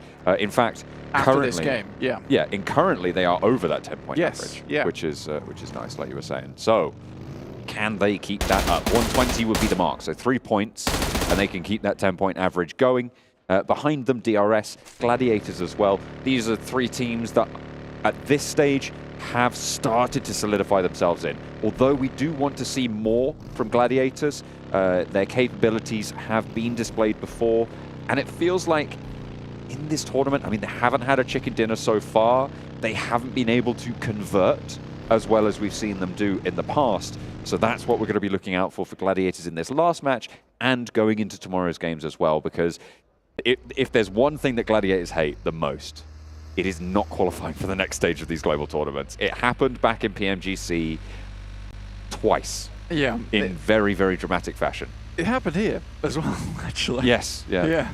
For European Championships. I mean, they were at the top for quite a while, and then that position just got taken over by Fireflux, who did fantastically well. You can't deny that coming through from them. Now, Gladiators do need to make their way through over towards that main tournament. I think they will be happy to qualify into that tournament for themselves. Currently set at 91 points, as you can see. It's still a decent point scoring, because you can see 6th place is 75. So they're around about 15 points behind that cutoff zone for a lot of these teams. But you go further down past 6th place, a lot of the teams underneath them really fall away in terms of points accrued, just because a lot of these big scorers are at the top of the lobby currently. Vampire up 117, gorgeous stuff. DRS still going out on their streak of 101 points now after fixing a lot of problems, because it was funny, they were getting themselves to the end game practically every single match yesterday, but unable to put up those eliminations or secure that chicken dinner. Today, I would say it's a pretty easy fix for them, which is just be a little bit more aggressive. You're making all the right decisions to get to that end game, making all the right rotations. You've certainly done your homework coming into these matches. It's just that extra little oomph that was added. Now, I say extra little oomph as if it's the easiest thing in the world to achieve. Yeah, just oomph it. Just oomph it. Yeah, that's all you need. But they have done fantastically well to make that happen today. Now, looking at the circle really quick, John, very far down towards the south side. Definitely. Definitely. Not the furthest we've seen south, but it's pretty close to it. It's encircling a lot of Los Higos as well. So all the way down on those south islands. Teams up towards the north, that's Alpha7 over in La Copperia. Not seeing the Gladiators out there. They did, in fact, drop down the south side, close to, well, doing quite a wide split from South Los Leones out to the west towards Chumacera, towards Minas de Valle, with all 4 of their players playing fairly separate right now. Bigetron are close by to them. You've got AGONxI8 as well. Mazexis also in a little bit of proximity, although it's about 600, 700 meters from Kitsune. It looks like the regroup from the Gladiators coalescing towards the center of the circle, though, so that's good. Kitsune just needs to get back towards them, and they will be able to fight from there. A lot of teams still up the north, though, so there are a couple of paths that they'll have to take. Death Valley, between that graveyard, Picado, Minas Generalis area, being braved right now by the bombastically bellicose DRS, as they have reformed themselves into such a fragging powerhouse today. Yeah, and I think that if you take a look at DRS right now, I mean, you can't see them on your map or on your screen currently, but they are making a very early rotate down from San Martin. And I think this is one of the keys to their success, right, is that they're very quick to get looted up and then get moving. The decision-making from this team today has been very, very swift. And I think that's very important when you are a team in this kind of lobby with 18 teams playing. You need to be really quick on your feet, making those decisions on the fly, and then get running, because you know that DRS, they're a team that always has their laces tied. They're not tripping over anything so far, and they know where they'd like to be in the lobby. They're very deliberate on a lot of these movements, which is great to see. DK plus Kia taking a little bit of damage down towards Sem9, but it is Sem9 who is taking the massive brunt of the damage on their side. It's a rotation that's made a lot easier for themselves. It was a bit more difficult on that last Miramar, but this time around, because it is in the circle, heading down towards Los Higos, much easier. There's more time to do it. Sem9, however, being in the way. D plus Kia not happy about this situation. No, it's far from ideal. 2 players now remaining on the D plus Kia roster. Sem9 with all 4. Rez should be popping off soon. It's Forest and Saden. Forest is such a massive store of power for this roster, though, so they do still have a chance. However, on Miramar, it's very, very difficult to control the ground you need to do when you're rotating in from the edge with only those 2 players. Yeah, it's somewhat unfortunate for D plus Kia that they run into Sem9 on that area. I think it's a rotation that Sem9 is pretty privy to at this point in time. They've seen it happen quite a few times over the past couple of days. So I think that they just waited on that underside. It is a little unprotected, but if you can get the drop on the team rotating through, just like they did there, it's quite easy to get the eliminations and the knocks. And by that time, yes, Sem9 had taken 2 knocks, but they'd already flushed 2 players from D plus Kia. What do they do at that point? They kind of have to retreat, because this is the only direction they can make it through. And wasting time here for D plus Kia is going to be very bad for themselves. They're going to need to think of a backup plan of how to get into the circle, because we will be shifting to stage 2 very shortly, which is our biggest shift and which will define the rest of the game. A lot of teams hovering around Los Leones currently. Circle, as you say, just about to pop. FaZe, they have managed to carve themselves out a little spot to keep themselves safe. Not too many players close by to them. They are fairly central, you can see, just to the west of Los Leones. And the circle does shrink. This shrink, it is, as we said, the largest shrink that you see actually across the whole of PUBG MOBILE Esports, this Phase 2 Miramar circle. But as it stands, this really isn't as impactful as a lot of the other shrinks could have been here, Blank. This eats into where the majority of teams would have been stationed anyway. Yeah, I think the thing about this circle is that there's Chumacera still involved, right? And there's that rocky outcrop down towards the south side. But there are a lot of compounds, but no one singular priority compound. I mean, there's a couple here and there which are better than the others, but mostly we can fit a lot of teams into this lobby, and we might just have a lot of compound play overall, quite flat. There are roads involved, which you will need to cross later on. I think this is going to be quite a fair finish to Miramar, more fair than we usually see, where there's a lot of these fielded areas and one team that controls such a strong position, like we saw Alpha7 over on that northern side, looking down to a lot of the squads who had to pass over pretty open terrain. It's very difficult. DRS, though, again, now defending their position. Low-key, trying to take some good shots over that way. Romeo Boy just about makes his way into the alley and escapes as quick as he can. Evading the sightlines of Delta, not the easiest task, but managed nonetheless. Once more, will mount up, but 2 players in the building for Yangon Galacticos. Romeo and Cute Loki. Gianti reshucking the shells back into the DBS. Very handy in a pinch, especially in an urban environment where they find themselves. It is so devastating around those door frames. Looks like Mazexis are going to look to try and move in behind through Los Leones. Hop on over to Gladiators, staying pretty much where they decided to go after that initial drop, Blank. They have not moved up north of the road that sits in front of them. They'll play a little bit slower on the southeast side. Sem9 still down towards the south, as you said. Gladiators off towards their northeast side. Vampire also making their way through from Los Leones on the outer edges on that slope that moves down over towards Chumacera. And Alpha7 have headed down from La Triera, moving in from that outer edge. I think they want to play a much more safe edge play style. It's what they attempted on day one, trying to go for something a little bit longer in terms of the approach, spending much more time with blue. I think they're still going for that approach today, but they have shortened that amount of time that they're in the blue now. So still making those similar good rotations as I spoke to earlier on the desk. You know, that first 15 minutes is great from Alpha7, but this time around they're setting themselves up for that success in the late game, which they have been missing out on until very recently. Circle pops, it heads over towards Los Leones still, so it keeps a lot of those teams who are worrying that they'd have to find their way out, gives them a little bit more time to plan those routes should they need to leave, which is most likely to happen in these next few circles. On that eastern side, FaZe still very much in there. A 2-2 split for Yokohama Donuts Varel. We'll see if they have a little bit better luck this time around. They had taken such an extremely good spot in that last game. Set up camp, started all singing around the campfire, playing those songs, and they were having a great time. Then they went for the 2-2 split. They left the campfire behind. It was no longer cozy. And at that point in time, I think they were trying to control way too much area, and I think they realized that by the time that 2 of their players got assaulted by the 3 from Alpha7. And I think in that situation, Gladiators just disappeared from their heads. Right? They just no longer existed. They completely forgot, went over to deal with Alpha7, and Gladiators go for a very, very good backstab.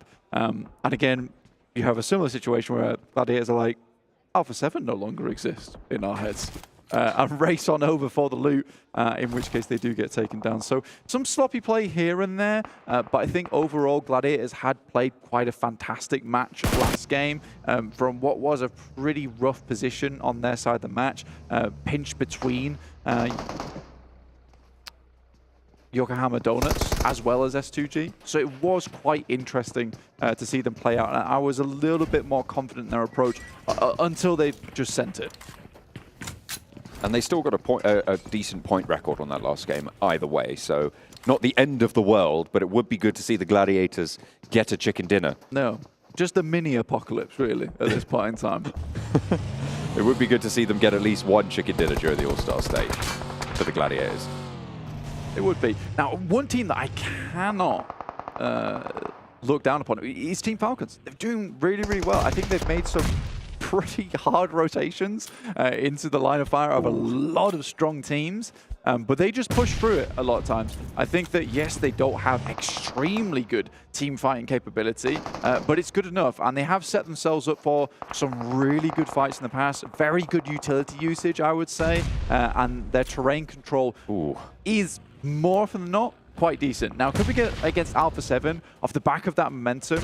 I would say that they were looking pretty downtrodden over the past couple of days, but now look a lot stronger. Mafioso does fall, though, on a very aggressive push. Revo able to make the numbers go their way. Senatexa looking to get the res. Should be able to pick him up here, but unknown from iKURD has the off angle. The circle shifts out to that northwest side, which means that this move forward for Alpha7 is going to be a little bit easier. And Blank, you named them. You said they were doing well, and you did it to them. Falcons fall in the face of Alpha7.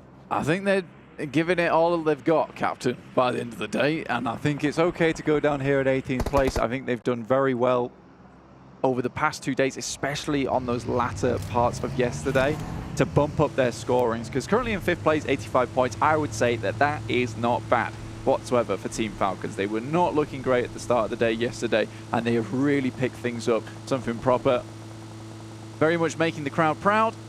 We're all supporting them here at the arena. Alpha7, though, did take some nasty shots coming their way. And S2G, they certainly need to step something up. The desk, we're talking about it. It's not what we expected. There's no more excuses on the line. Not that I would say a medical injury was an excuse, to be honest.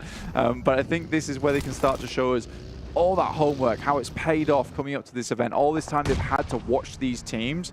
You'd hope that they'd have a very, very good final day. Because right now, I would say in 10th place, 48 points, it is becoming very difficult to breach into that top 6. Gladiators trying to deal with Sem9 now. Matic forwards. Kitsune a little bit further behind. The rest of them stationed even further back. Tixi and Meku playing backstop on the 2-2 small split here as they regroup up. Playing 3 together now. Tixi still out on that off angle. Depp He puts the nade right, it could be disaster for Gladiators. That looks pretty on target, a little bit to the right maybe, but the damage could go through. We're waiting for it to pop, and a lot of damage sent over to the Gladiators' health bars. You can see that on the tower on the right-hand side of your screen. But they have regrouped and they have survived. They'll need to move further north, but they are under the watchful eyes of FaZe Clan. FaZe are constantly in the wings of a lot of these fights, and we've seen before that they're not afraid to send out in towards the outside edge of the zone to take these fights. They are just sitting pretty up on top this side. I think that maybe Gladiators can feel a little bit safer knowing that there is a loot crate up there, potentially teams. Meku steps out, will get knocked. This is not looking good whatsoever. 2 players down. And FaZe are going to pick up all the points as Tixi tries to steal some of them away. 2 eliminations found, but Tixi didn't manage to get any of those done. Kitsune and Tixi, 2 players now alive for Gladiators, and they still need to make the break for it. Kitsune leaves his teammate in the dust and straight into the sightlines of Bigetron as well. Not safe by any stretch, but could just about make it to cover. FaZe Clan, in the meantime, going to have to regroup back up north towards Mormon and figure out their path forwards. Center of the circle now as we hop on over to the rest of the lobby. You've got Infinity iKURD, and once again, Yokohama Donuts Varel playing that wide 2-2 split. They've maintained that pressure. Vampire Esports taking their fight against Yangon Galacticos. Schweppes already finding a little bit of damage here. This is the engagement between i8 earlier on. A really good run up. Kenny, sir, has been very, very good today. And that is not easy to pull off, and he makes it look fairly easy up until the point that FaZe were able to get involved, who have been quite the vulturous team, I would say. There are a lot of times just waiting for these engagements and picking up the pieces afterwards. Wouldn't say it's the most honourable play style, but it's certainly getting them points. All Pixum and Grubbly, their play today. But if it works, and you can't say fairer than points on the table. AGONxI8 under pressure from DRS as they swing out to the shots in the shack. iKURD wanting to stay alive, but Blade not so lucky. Ghost finds the needle threaded right through his ear. And Tony K leaves Delta to pick up the point. Killer opening up with the vehicle explosions as well. And that is going to be a whole load of points actually going through for Delta and DRS. I mean, Vampire could have been on around about 9 eliminations so far. They've had a very good start to their game, waiting for these teams to move out from Los Leones, which is something that was going to happen eventually. They knew that these buildings up here can hold 1 or 2 teams. Huge. Nice nade there coming through from Unknown off the top side. Now Alpha7 with 2 players should struggle to take this engagement versus iKURD. Revo is there though, the star of the show for this Alpha7 roster. And remember, what we wanted to see from Alpha7 was to be able to maintain the pace that they'd set themselves in the last game. Revo leaves Center Texer as bait on the back of the buggy. Does manage to get through for his trouble, sure, and will get ahead of the game for iKURD, but facing off against 4, you're going to need to get out of there pretty fast. Heads down the hill, already taken a shot, takes another as well. The buggy is not moving quickly. With the tire out, the speed is not reached fast. And Revo, 2 first aids, needs to find some cover because iKURD will be hot on his heels. Yeah, once again, Lone Ranger vibes for Revo. It's a sad day for this lad. I mean, he has just been on his lonesome quite frequently in these games. But that's just the way the cookie crumbles here today. I think he's been doing very well to keep his team in the balance, honestly. 75 points just on the cusp of 6th place. But 4 eliminations, though, should see them a little bit safer into tomorrow, with BTR hot on their heels in 7th place, 67 points, but they only have 2 players as well, so I think A7 can at least be happy that their 6th place is pretty much confirmed at this point. DRS are looking to break out of Los Leones. Going across these hills is treacherous, though, and they find out about it when Schwepp opens up onto Delta. A trade back from Mormon of FaZe Clan onto Tony K, though, so a 3-way trade. Delta down for DRS. Vampire with a knock sent their way, but not a full flush just yet. However, they will need to descend from up on high, and likely DRS are right in their way. I mean, DRS recovering from that explosion on the vehicle. They've got to feel a little bit rattled here. Vampire are looking to shake the cage a little bit more as they just get down towards this compound, hide things out for a little bit longer. For Vampire, yeah, 6 eliminations so far. I think that might be up to 7 now after that vehicle elimination. And again, there were 22 eliminations at the start of this game compared to their 44 yesterday. Already, they've bumped that up to 29. So we're looking more and more respectable, honestly. And again, it started all at the beginning of yesterday. Doesn't mean that we can't bump up those points at the end of the day as well. So Vampire looking to really even the score by the end of the day. I mean, you say even. Match up to their previous performance, I think, is probably fair to say, because right now 7 points. They have now exceeded that 10-point average that we were talking about before already. What's the difference between even and match? Can I get back to you on that? Yes. Okay. Fantastic. As long as you know. I'll have to give that a long hard think. I didn't mean it. I'm he sorry. doesn't look happy in the corner there. What were you saying? Carry on. I can't remember now. Okay, I apologize. Anyway, Vampire Esports have managed to find their way to the road on that top side. This is actually quite interesting that we keep this roadside in, because the little ridge, as you can see here, is pretty important to a lot of these teams, including S2G. D+ here will be taken out by some nades coming through from R8. There was one sent backwards, and now iKURD look down towards S2G, who found themselves in pretty much a pit, and they're going to have to find their way to dig out of this one, because iKURD is not going to let up anytime soon. Now going to suppress the ridgeline, sure, but S2G, with the players playing close, they have nade advantage, close range.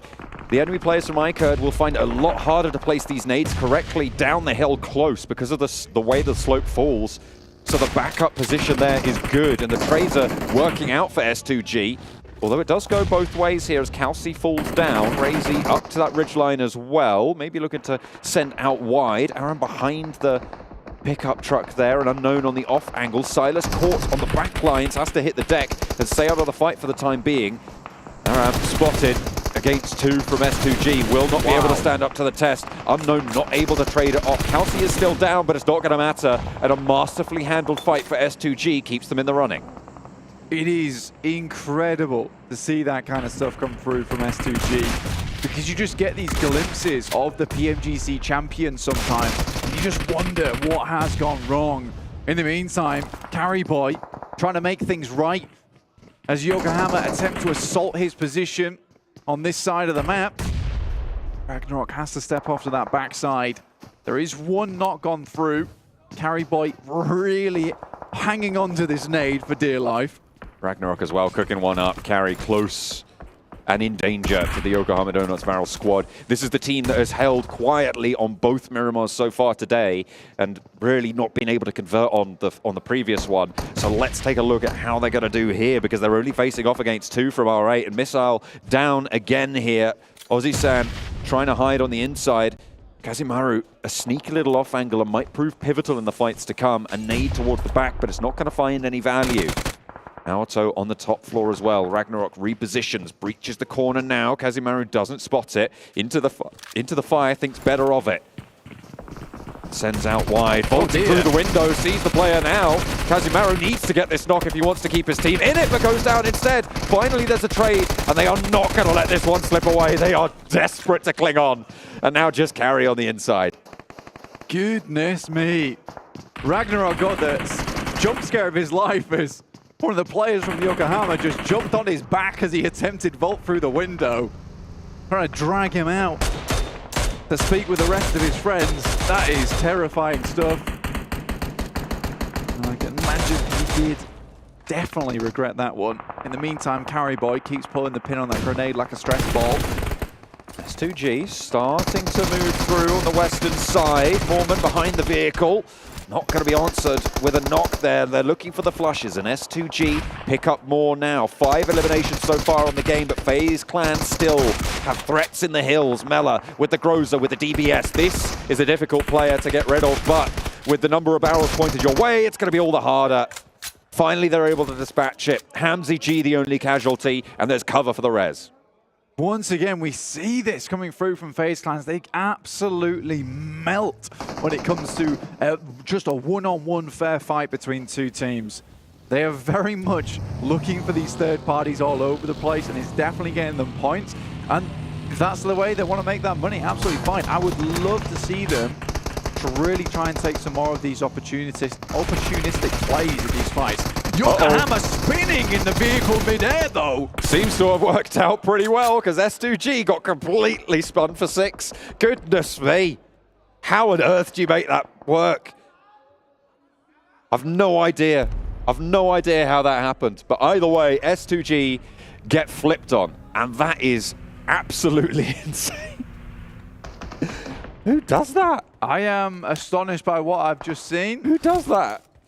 I mean, they were pulling some serious Gs in that moment. That's absolutely fine. They were pulling S2Gs. They were pulling S2Gs, maybe even S5Gs in that situation. Wow, wow, wow. An incredible play coming through from the Donuts. I think they knew they needed to take that space. They heard the engagement between them and FaZe Clan, immediately jumped on it. Maybe not the jump that they were hoping for, but it certainly worked as the DBS pointed out the window. Goes full 360. Nothing personal, kid.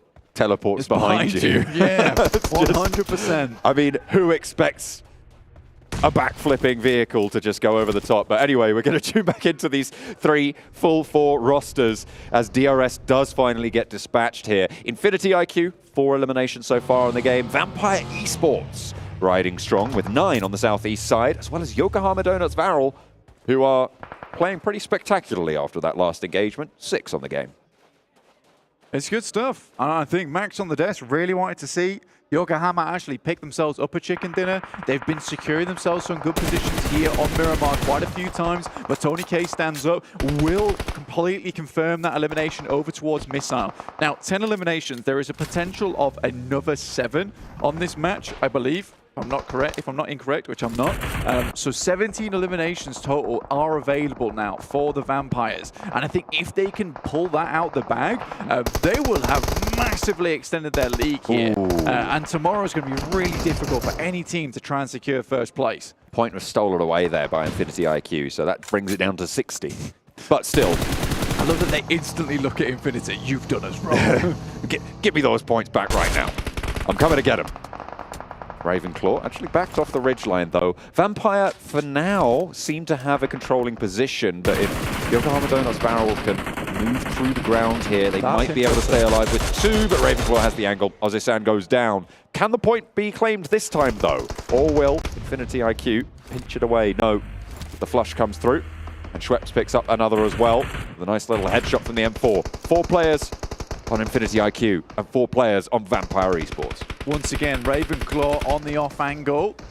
Looking big to nade. pick up them eliminations, but yeah, that's a lovely nade over the top. Better than any arc in One Piece. That is crazy. Oh, and a second one as well. Bensu takes the knee. And a third to bring it home. Schwepp puts the cat amongst the pigeons, and the nade leaves Ferrari dizzy. As Vampire look to bleed them dry, the points go their way, and the last one to seal the deal, why not, for a 4th? And Vampire Esports bring it back. The 12th match is massive. The top of the tables is theirs for now. Goodness me, Vampire Esports, sick of the desk. Talking about how they're not as good as yesterday, but look at today. Unbelievable stuff.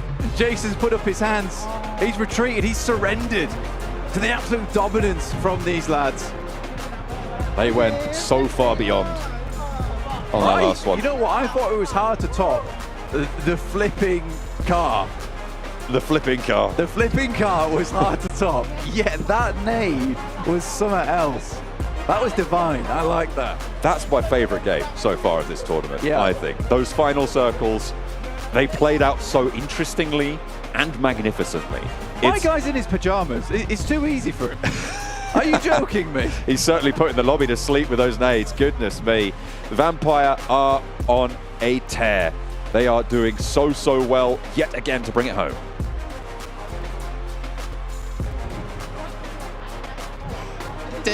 Yeah, bring it home they did. I was just hoping you guys at home could actually figure out what I was saying before I said it, because I know you guys are watching these games intensely. Vampire taking home the chicken dinner, but you know what's the most important thing about that? It's not them winning. Well, technically it's them winning. That's pretty important. Hold up a second. Max, man, not having a curse. Actually, whoa, yeah. Curse is broken. I mean, the curse didn't exist. We weren't sure. I don't think so. I mean, Donuts Viral did good. So I'll appreciate that. No, no. You have to do it too? You stop that right now, sir. It's not happening. You have to do the Alpha7 thing. But you Alpha7 won, Yeah, and you're I'm like... doing it. You're doing it too. Are you doing the right side or the left? Okay, let's go. Nice. Done. The contract has been sealed. Now, today. Jason, remember how you were talking about Vampire? I know, I was waiting for them to cut to a wide shot of us, actually, there. If they could do that real quick, that'd be good. Come to the dark side. I'm not getting anything cut on my hair, okay? He's going to do like the middle line. I've got a girlfriend at home that I want to keep, okay? And that's why I have a beard, and that's why my hair's cut, you know. Oh, okay. Vampire, like, honestly, a fantastic match of them. We were watching, I remember hearing Hot Jukes and Kalaris say, like, just Vampire, they just seem to always get eliminations. They always seem to be on the board, even if they go out relatively early, which for them isn't that early. They're still getting a ton of elims, and they're still showing like, yeah, we're still a top team. We're just maybe not trying as hard as maybe we were on day one. It's hard to say through gameplay, but it felt like they were angry. They were like, they saw Compound from a distance. Their newer team was there like, gonna breach it. We're gonna send it. And they just full send it. So you know what it was? You do that again? They're gonna full send it. They're gonna go for it. Calm down, John Allen. You know what it was, though? They saw that. You wish. Out of pocket, Seven. What are you doing there? They saw that last segment. Sertani was like, they were saying that we can't frag out. Yeah. Release them. And Sertani's like, I wish I'd leave my 2 Rolexes back at home where I'd be like this. You see this? Where do you think these came from, son?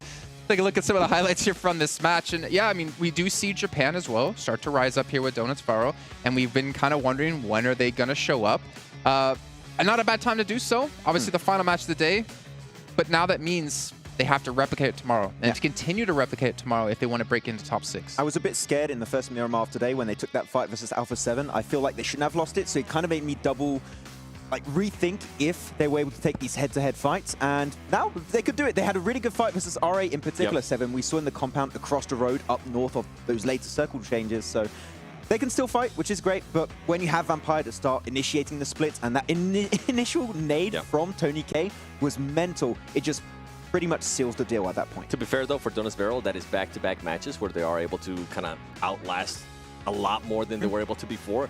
It just comes down to not throwing. Yeah, as we saw earlier. It feels like they were actually doing a lot more than the previous game. The previous game is more like circle. Here they actually fought for that position. They were being a little bit more reach the late game. Yep. Exactly. Yeah.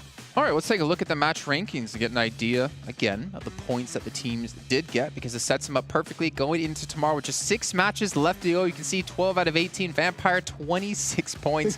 I think what's important, though, besides the fact we talk about Donuts Viral, is Infinity IQ, man. They have had, I'd say, a rough day. They were around like 57 points. They were getting towards the bottom of our first page. And honestly, this is much needed 11 points to help shoot them back up into reach. They are in reach of top 6 after that game, fully. Like, tomorrow they can make it happen. Of course, they need to try and follow it up with more results. It could happen, but not going to be too easy. So, though, on the second page, Alpha7 not able to get themselves a follow-up after that strong, aggressive performance, but that's fine. Lay into him. Come on, Max. Lay into him. I'm in reach of 7, okay? I don't want to get in drama here. Don't look at me like that. I'm like a little chihuahua. What? Okay. What? You just call yourself small. I am short. To be fair, you do talk a lot. You do bark sometimes, like a yappy dog. Makes sense. I'm down. I'm not speed. Anyways, go on. Okay, well, again, 6 matches left to go here for these teams going into tomorrow. Now the question comes yet again. We saw some teams improve from yesterday to today. Will we continue to see teams, or other teams maybe even improve going into the final day? But also I could ask this, like, if you're one of the teams down towards the very bottom of the leaderboards, you're fighting for prize money, right? Yeah. Realistically, you're not going to hop in a top 6, but this makes you a little bit unhinged and makes you a little bit more deadly for those teams around that bubble who are trying to break in a top 6. Yeah, the thing is, a lot of the teams at the bottom, even though they had maybe a bad day 1, day 2, are still in reach of the top 6, but they need to have a really good day. So they're just going to send everything they have tomorrow. I feel like we've done this on PMPL so many times. Like, yeah, they still have a chance. I mean, mathematically, well, math's never been your strong I should not say that. Yeah. You can say it, but yeah. But technically, they could make it, right? So they're going to go back and say, okay, there's no other way for us to qualify in top 6 unless we have the biggest day ever. So they're just going to be like, okay, we're going to start breaching teams, maybe hot dropping, even though that very rarely happens at this level, and just try our best to get the best day possible here. I kind of want to see the overalls, though, to be able to see which one of those teams can actually have even a chance. You will be granted. right now. 143, Oh my 33-point lead here for Vampire, considering I've been a little harsh on them today, but 60 placement points, 83 eliminations, 110 for DRS, Gladiator at 94, D+ at 89, Falcons at 85, Alpha7 at 79. So they, well, technically FaZe Clan, again, would be qualified because Alpha7 is in our top 6, and Alpha7 are already qualified to the main event. And I think this is what you were talking about, Max. Teams like S2G, right? Teams like Viral, especially after those last 2 games, they've been able to just push themselves up in a big way. They would just need to come in hot tomorrow. And by hot, I mean being able to win a match and also back it up with a lot of elements. I thought you were going to say coming in hot like what's outside. Because it is hot outside. It's like 43, 44 degrees Celsius. And that's like 110 in Fahrenheit for the people watching in India. Oh, what? Stop using Fahrenheit, okay? I don't understand those numbers. It's too complicated. So I'm going to challenge actually production here. You know, we've been griping on Vampire a little bit today, a lot today. Yeah. Some of us more than others. Whoa. We've looked at yesterday versus today a couple of times. Let's look at it for a third and final time here. Vampire yesterday versus Vampire today. I think there was like a 3,000 damage difference. There was like 20 30 elimination less as well. I'm curious if that gap has closed quite a bit, and they're actually really close to their results from yesterday. I don't remember what they ended off point-wise at the end of day 1. It was a lot of points. I think they finished at like 140 odd now, right? Mm-hmm. And yesterday, I think they're around like the 70 marker. It might have been. They basically put up the same amount of points today as they did yesterday almost, which is even more impressive considering they only got the 1 chicken dinner, and yesterday they had the 2 right back to back. I think they were like close to a 15-point average throughout yesterday. So they were definitely really high, but yeah, they've been able to get some good results. That's the thing we were hinting at, right? They weren't able to get those chicken dinners like they were able to get yesterday, but we're still backing it up, even with just little elims here and there and some good placement points. Well, you know what? Luckily for us, we also had some other teams step up, like your Alpha7, 7's favorite team, and we do luckily have an interview on the stage with Barney to talk to them and see how they've done, of course, over the course of these 2 days. I'm joined by Pedrinho of Alpha7, and I'm also joined by Victor, who's going to help translate for us. Pedrinho, I just wanted to ask you, from yesterday to today, what have you changed, and did it make a big impact during day 2? Ele quer saber o que mudou de ontem para hoje para ter impacto tão grande na jogabilidade. A gente analisou muito o jogo dos times ontem e fizemos uma mudança no jogo de hoje para encaixar com o mesmo jogo que os times estão fazendo. Yeah, we've analyzed a lot the games from the different teams, and we try to respond to them and make our game fit more with what they're doing and have a better reaction to the action in the map. Well, I guess we have a bit of a curious question from a bunch of the casters also in the English talent section of this studio. They just want to know, which team has caused or given you the most trouble over the past 2 days of competition? Who have been like the toughest? É uma pergunta de todo mundo da equipe. Qual time tem dado mais trabalho para vocês? Qual time está sendo mais difícil de responder? Acredito que todos os times estão dando trabalho, mas atualmente a Vampire, por estar no topo da tabela, estão jogando muito bem e está sendo mais difícil de bater de frente. Yeah, I believe that every team is a tough team in this championship, but definitely Vampire. That's why they're at the top of the game. That's why they're doing so well, and it's been really hard to respond to that. Well, you also incorporated Senna back into the roster this year. I just want to know, has that changed any of the play style coming into large competitions like this? Have you shifted a lot? Vocês retornaram com o Senab para a line, né? E como isso mudou a maneira como vocês jogam? A volta do Senab foi muito importante, ele tem uma sinergia muito grande com o Carrilho e com os outros companheiros do time. E ele sabe jogar na sombra do Carrilho, não deixar o Carrilho morrer e fazer a função dele. E isso impactou muito na nossa line e é o que faltava para a gente voltar a conquistar os títulos. Yeah, definitely his comeback to the team has helped us a lot. That's why we've won 2 tournaments this year already. He can be Carrilho's shadow, which is very important for us, as well as playing different roles when needed. And his impact was huge, and that's why we're here today. Well, you're actually the only team who's already qualified for the main tournament later in this week. So we just want to ask, has that changed your approach to the All-Star Stage, or you're still out to win it? Bom, vocês são o único time que já está qualificado pro torneio principal. E como isso muda a maneira como a Alpha7 joga? Isso afeta de alguma maneira a maneira como vocês estão lidando com os jogos atualmente? A gente está jogando essa fase mais estudando os outros times, ficar de olho nos times que vão passar para a próxima fase para já saber o que eles vão fazer no main tournament. Yeah, this phase is focused on studying. We're trying to understand what the top teams are doing so we can better answer what they present to us in the next phase. So we're taking it seriously. We want to win, but this is more of a place in which we're understanding their game to better prepare. Gathering intel. I love to hear it. Well, thank you so much for joining me here on the main stage, and we wish you the best of luck going into the final day of competition on the All-Stars stage tomorrow. Thank you so much. And with that being said, we only have one more day of competition on the All-Stars stage before we have to have our 6 qualified teams will make it through to the main tournament later this week. Thank you so much to everyone who's played a part in building this incredible event. Thank you so much to the players, the talent, and the production for putting all of this on. But most of all, thank you to all of you, the fans, who have been watching and cheering for all of your favorite teams from all over the world. Now, tomorrow, like I've already said, will be our final day of the All-Star stage. 6 teams will go into the main tournament and play for $2 million and everything that comes with it. So, my name is Banks, and this is Atik, and we'll see you tomorrow. I'm not going to lie. When we were coming up with those questions, we totally expected a perfectly media-trained answer when we asked, you know, you're the only team qualified going into the main event here in the All-Star stage.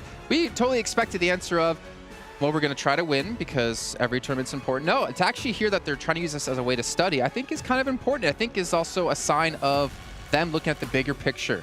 Because obviously winning $125,000, no, come on, I would take it. Yeah. But that's not the important thing for them. I think what's important for them is obviously PMGC down the line. Yep. This is their first really good look this year at playing against these international teams, PEL teams as well.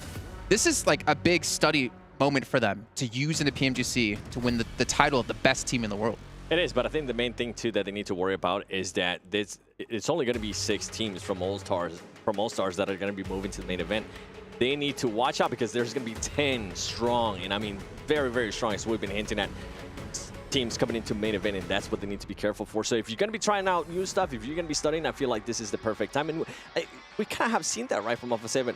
I expected them to come in earlier today and actually start putting up a statement like how they usually do. They are a second-day team. They weren't able to do that until the very end, as they were able to get a chicken dinner in the first Miramar that we were able to play. So maybe tomorrow we'll start seeing a bit more of an Alpha7 actually wanting to push for that first place and that money. Yeah, potentially that's going to be happening. That is good to see that they are in fact studying, because the thing is, these teams that qualify in the top 6, except for Alpha7, because they're already making it up there, right, 100% sure, is that they are also getting researched by the teams in the main tournament. Yep. And they have no chance to actually train those matches and be able to have that outlook on the teams actually playing these 3 days of All-Stars. So the fact they're already trying to look ahead is a really good thing to keep in mind, because they won't have a lot of time between All-Stars and main tournament because you have no break time. Yeah, I think actually they're not even in a position to set the pace. I think the teams who are already in the main event will be setting the pace, and Alpha7 have to be focusing on the team to adapt to the style that's being brought to them, to the meta that's being brought to them in that main tournament. So they have to be quick to study, they have to be quick to learn if they want to be able to win. I mean, if they're going to be talking about adaptive, if they're going to be talking about actually studying, I need to see a much better rotations out of them tomorrow. I feel like it's something that's been hindering throughout 2 days now, especially when they don't get favorable circles. They are still way too slow in rotating. They need to improve on that. Yeah, the synergy is on point. I feel like the fragging power is currently 100% present. If they can just speed things up a little bit and get to POIs a little bit quicker, I feel like that would be the Alpha7 we wanted to see at the start of the event, and took it just a little bit of time, but they would be to the point we needed to see them be. Okay, well, gentlemen, let's go ahead and end things off there and start to look towards now the end of the show here to get ready for what's coming up next. Now, we do have our Colonel's Choice brought to you by KFC here, and I'm curious if you guys have any prediction of what it might be. I do, yeah. Okay. I'm supposed to give it now, okay. Well, if you say yeah, I have a prediction. Yes, I do, yeah. Forest. I think Forest is my go-to for it. This is an MVP, Max. Oh. It's a Colonel's Choice. This is a play. Oh, a play, okay. Of the day. Carrillo. Carrillo's a good one. 3v1, come on. Yeah, I mean, you can't not be that on Trifecta. It has to be that. You already locked in your choice, of Forest. Didn't give any context to what play it was, so let's see if he's going to get lucky here. What is our Colonel's Choice here of the day, of day 2 of PMWI? Let's throw it up on the screen. Let's see. Yes. Yeah. I mean, there's There was nothing that was able to top this too, especially with the ticker marking him right, like you were saying. He was pressured. He had to be able to perform and then being able to throw that molly as well. Yeah, that's why you keep mollies on Sanhok. I mean, you just zone an entire building with one single molly. It's going to make it so much easier. You're forced to push out and didn't even push out at the end because the damage was too high. Yep. See, I don't even think necessarily that was, I mean, that I think for me was the play of the game, but it wasn't the play that was the important thing for me. It was seeing Carrillo back to like old school Carrillo, right? Seeing what we knew he could do. And if you give him that chance, he can take it and he can make an amazing play happen. Nobody there to help you. You're just solo against a full team. You just need to take it on. Yeah. Hopefully it's a confidence booster for him. I mean, it was a confidence booster, I feel like, because we started seeing a little bit more of a performance out of him today. Yeah, I mean, big confidence boost, hopefully. I mean, he's been doing really good throughout today, so I just want to see that continue and transition into tomorrow. But Alpha7, I would say, are back to that point, and keep saying it, Alpha7 are a very momentum-based team, so it's just going to be hopefully bleeding also in the main tournament after that. Yeah. Okay. Well, now it is time that I know. Forrest. I'm pretty sure I know what he's going to predict. It's the save of the day, Max. Oh, okay. Jeez, he's jumping. No, I'm just kidding. It's the MVP brought to you by Kitty, the Kitty MVP of the day. You're going with Forrest? Yes. Who are you going with, 7? Can't make up my mind. Somebody from DRS. There's been a few, actually, yeah. Gianti, Delta, Killer, yeah, could be. Oh, Killer. Thank you. You literally just helped him. Let's see, who is our MVP of the day here? No! Yeah! No! So Max is 0 for 2. It's okay, Max. It's okay. Shut up. I mean, really, not just Killer, the entire team has been doing extremely well, but almost reaching 3 average eliminations throughout today. Clearly, complete night and day from day 1 to day 2. And I want to see that continue, of course. That's what we're hoping to see for all the teams that have improved today. But DRS showing us why they were the 2nd best team in the world back in the PMGC Grand Finals of 2022. 23-minute survival time as well, and the 3 average eliminations per match. Like, they basically took what they did yesterday with surviving a long time, and they added in the eliminations. Yeah, we're talking about Alpha7 with momentum. I kind of want to see DRS continue that momentum into tomorrow, because if they can continue to perform well and improve every single day, that is going to be a scary team going into a main event. I truly believe, and this is maybe me jumping the gun a little bit on DRS, but I feel like if they make it in the main tournament, which seems likely with what we've seen so far, they have what it takes maybe to go up against the big teams in the main tournament. Like that playstyle is just that good from them. I thought you were going to predict them to be top 3 main event. I mean, they've done it in PMGC. What do you want me to tell you? I mean, they've done it in PMGC. Max. S2G won PMGC, and they're not even in top 7. They're not even on the front page. That's a special case. You know, I feel like I'm not going to make you predict anymore, Max. I feel like you're just going to dig yourself a hole even more. So instead of actually asking our predictions for this, we're just going to take a look at our save of the day brought to you by Dr. Suleiman Al-Habib and see what was able to go down as I save Max. So maybe I'm a little bit of a guardian angel here. No. No? No. Not adding anything to that. Okay, that's cool. Let's take a look, see what it's going to be. Alpha7 again? Oh, after he pushed on Falcons. Yes. This was a great play, though. Yeah. It was Falcons that came after this one. Oh, it's just Wait, no. Oh. He rushed him in the smoke. What a play. Hey, it was before crucial. that. It was before that. Wouldn't get a chance I mean, to see that. To be honest, if they don't get the res there, they don't win the fight against Falcons, don't win the fight against Donors Varals, they don't win the game. Pretty important. Yep. Yeah. Dr. Suleiman Al-Habib save. What a bro. Yeah.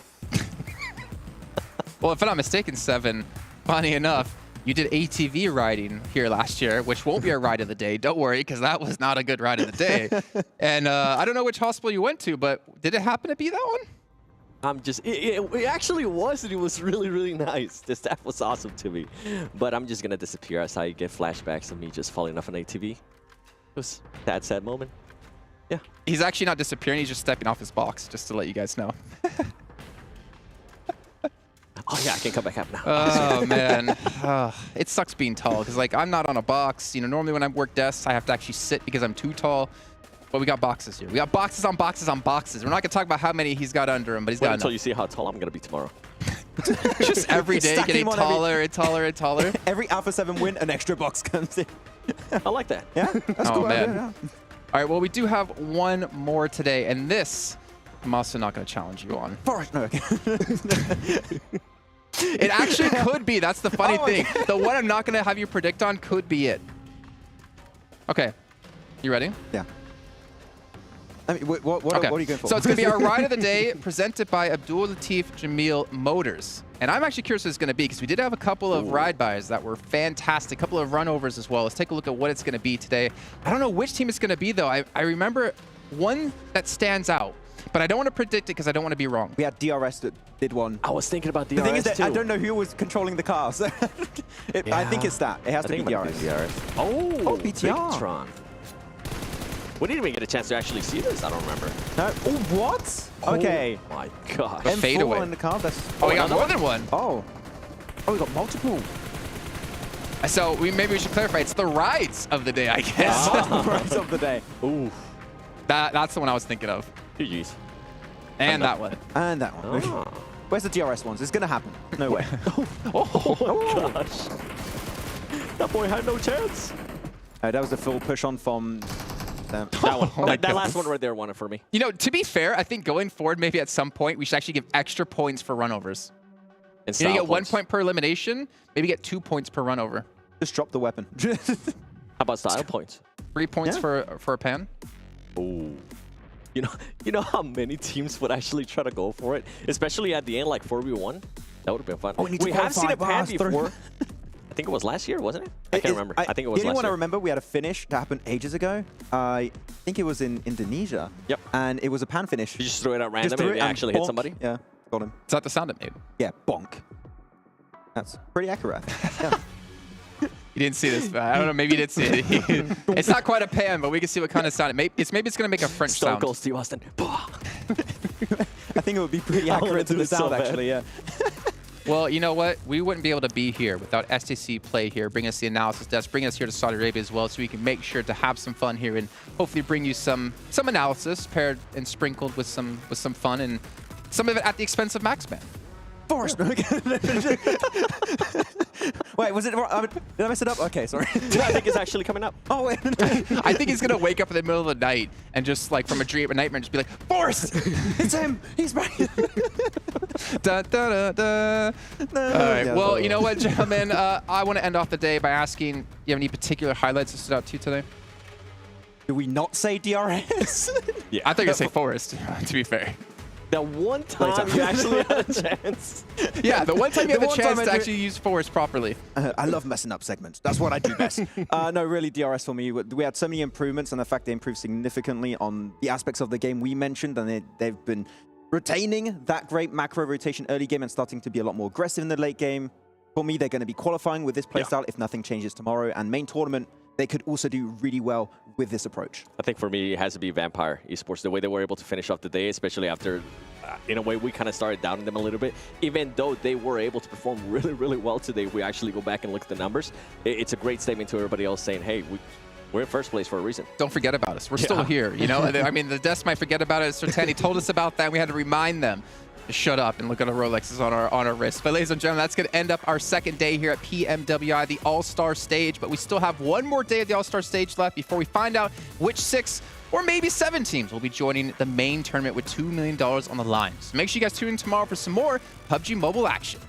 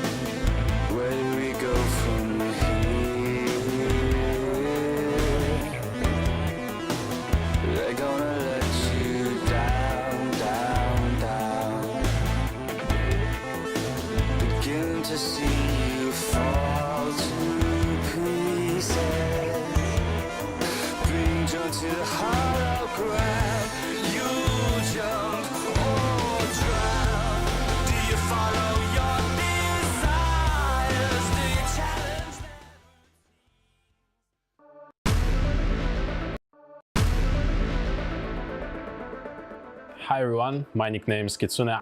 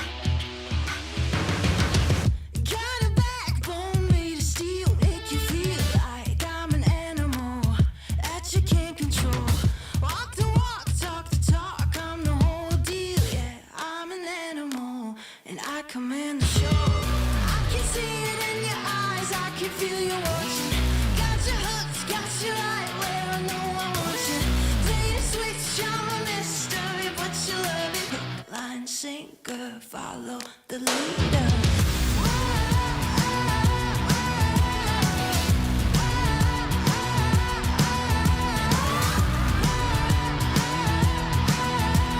Hook, line, sinker, follow the leader.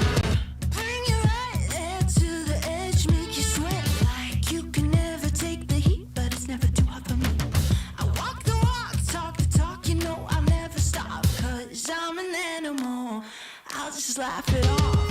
I can see it in your eyes, I can feel you watching. Got you hooked, got you right where I know I want you. Play the switch, I'm a mystery, but you love it. Hook, line, sinker, follow the leader.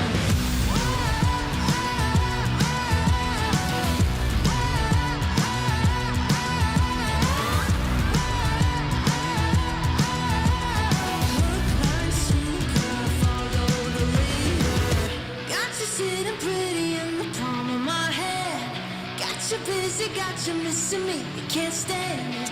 Got Got you desperate, got you wondering where I'm at. If I'll call you again. Got you sitting pretty in the palm of my hand. Got you busy, got you missing me, you can't stand me. Got you tasting, got you wondering where I'm at. Hook, line, sinker, got that. I can see it in your eyes, I can feel you watching. Got your hooks, got you right where I know I want you. Play the switch, you're a mystery, but you love it. Hook, line, sinker, follow the leader.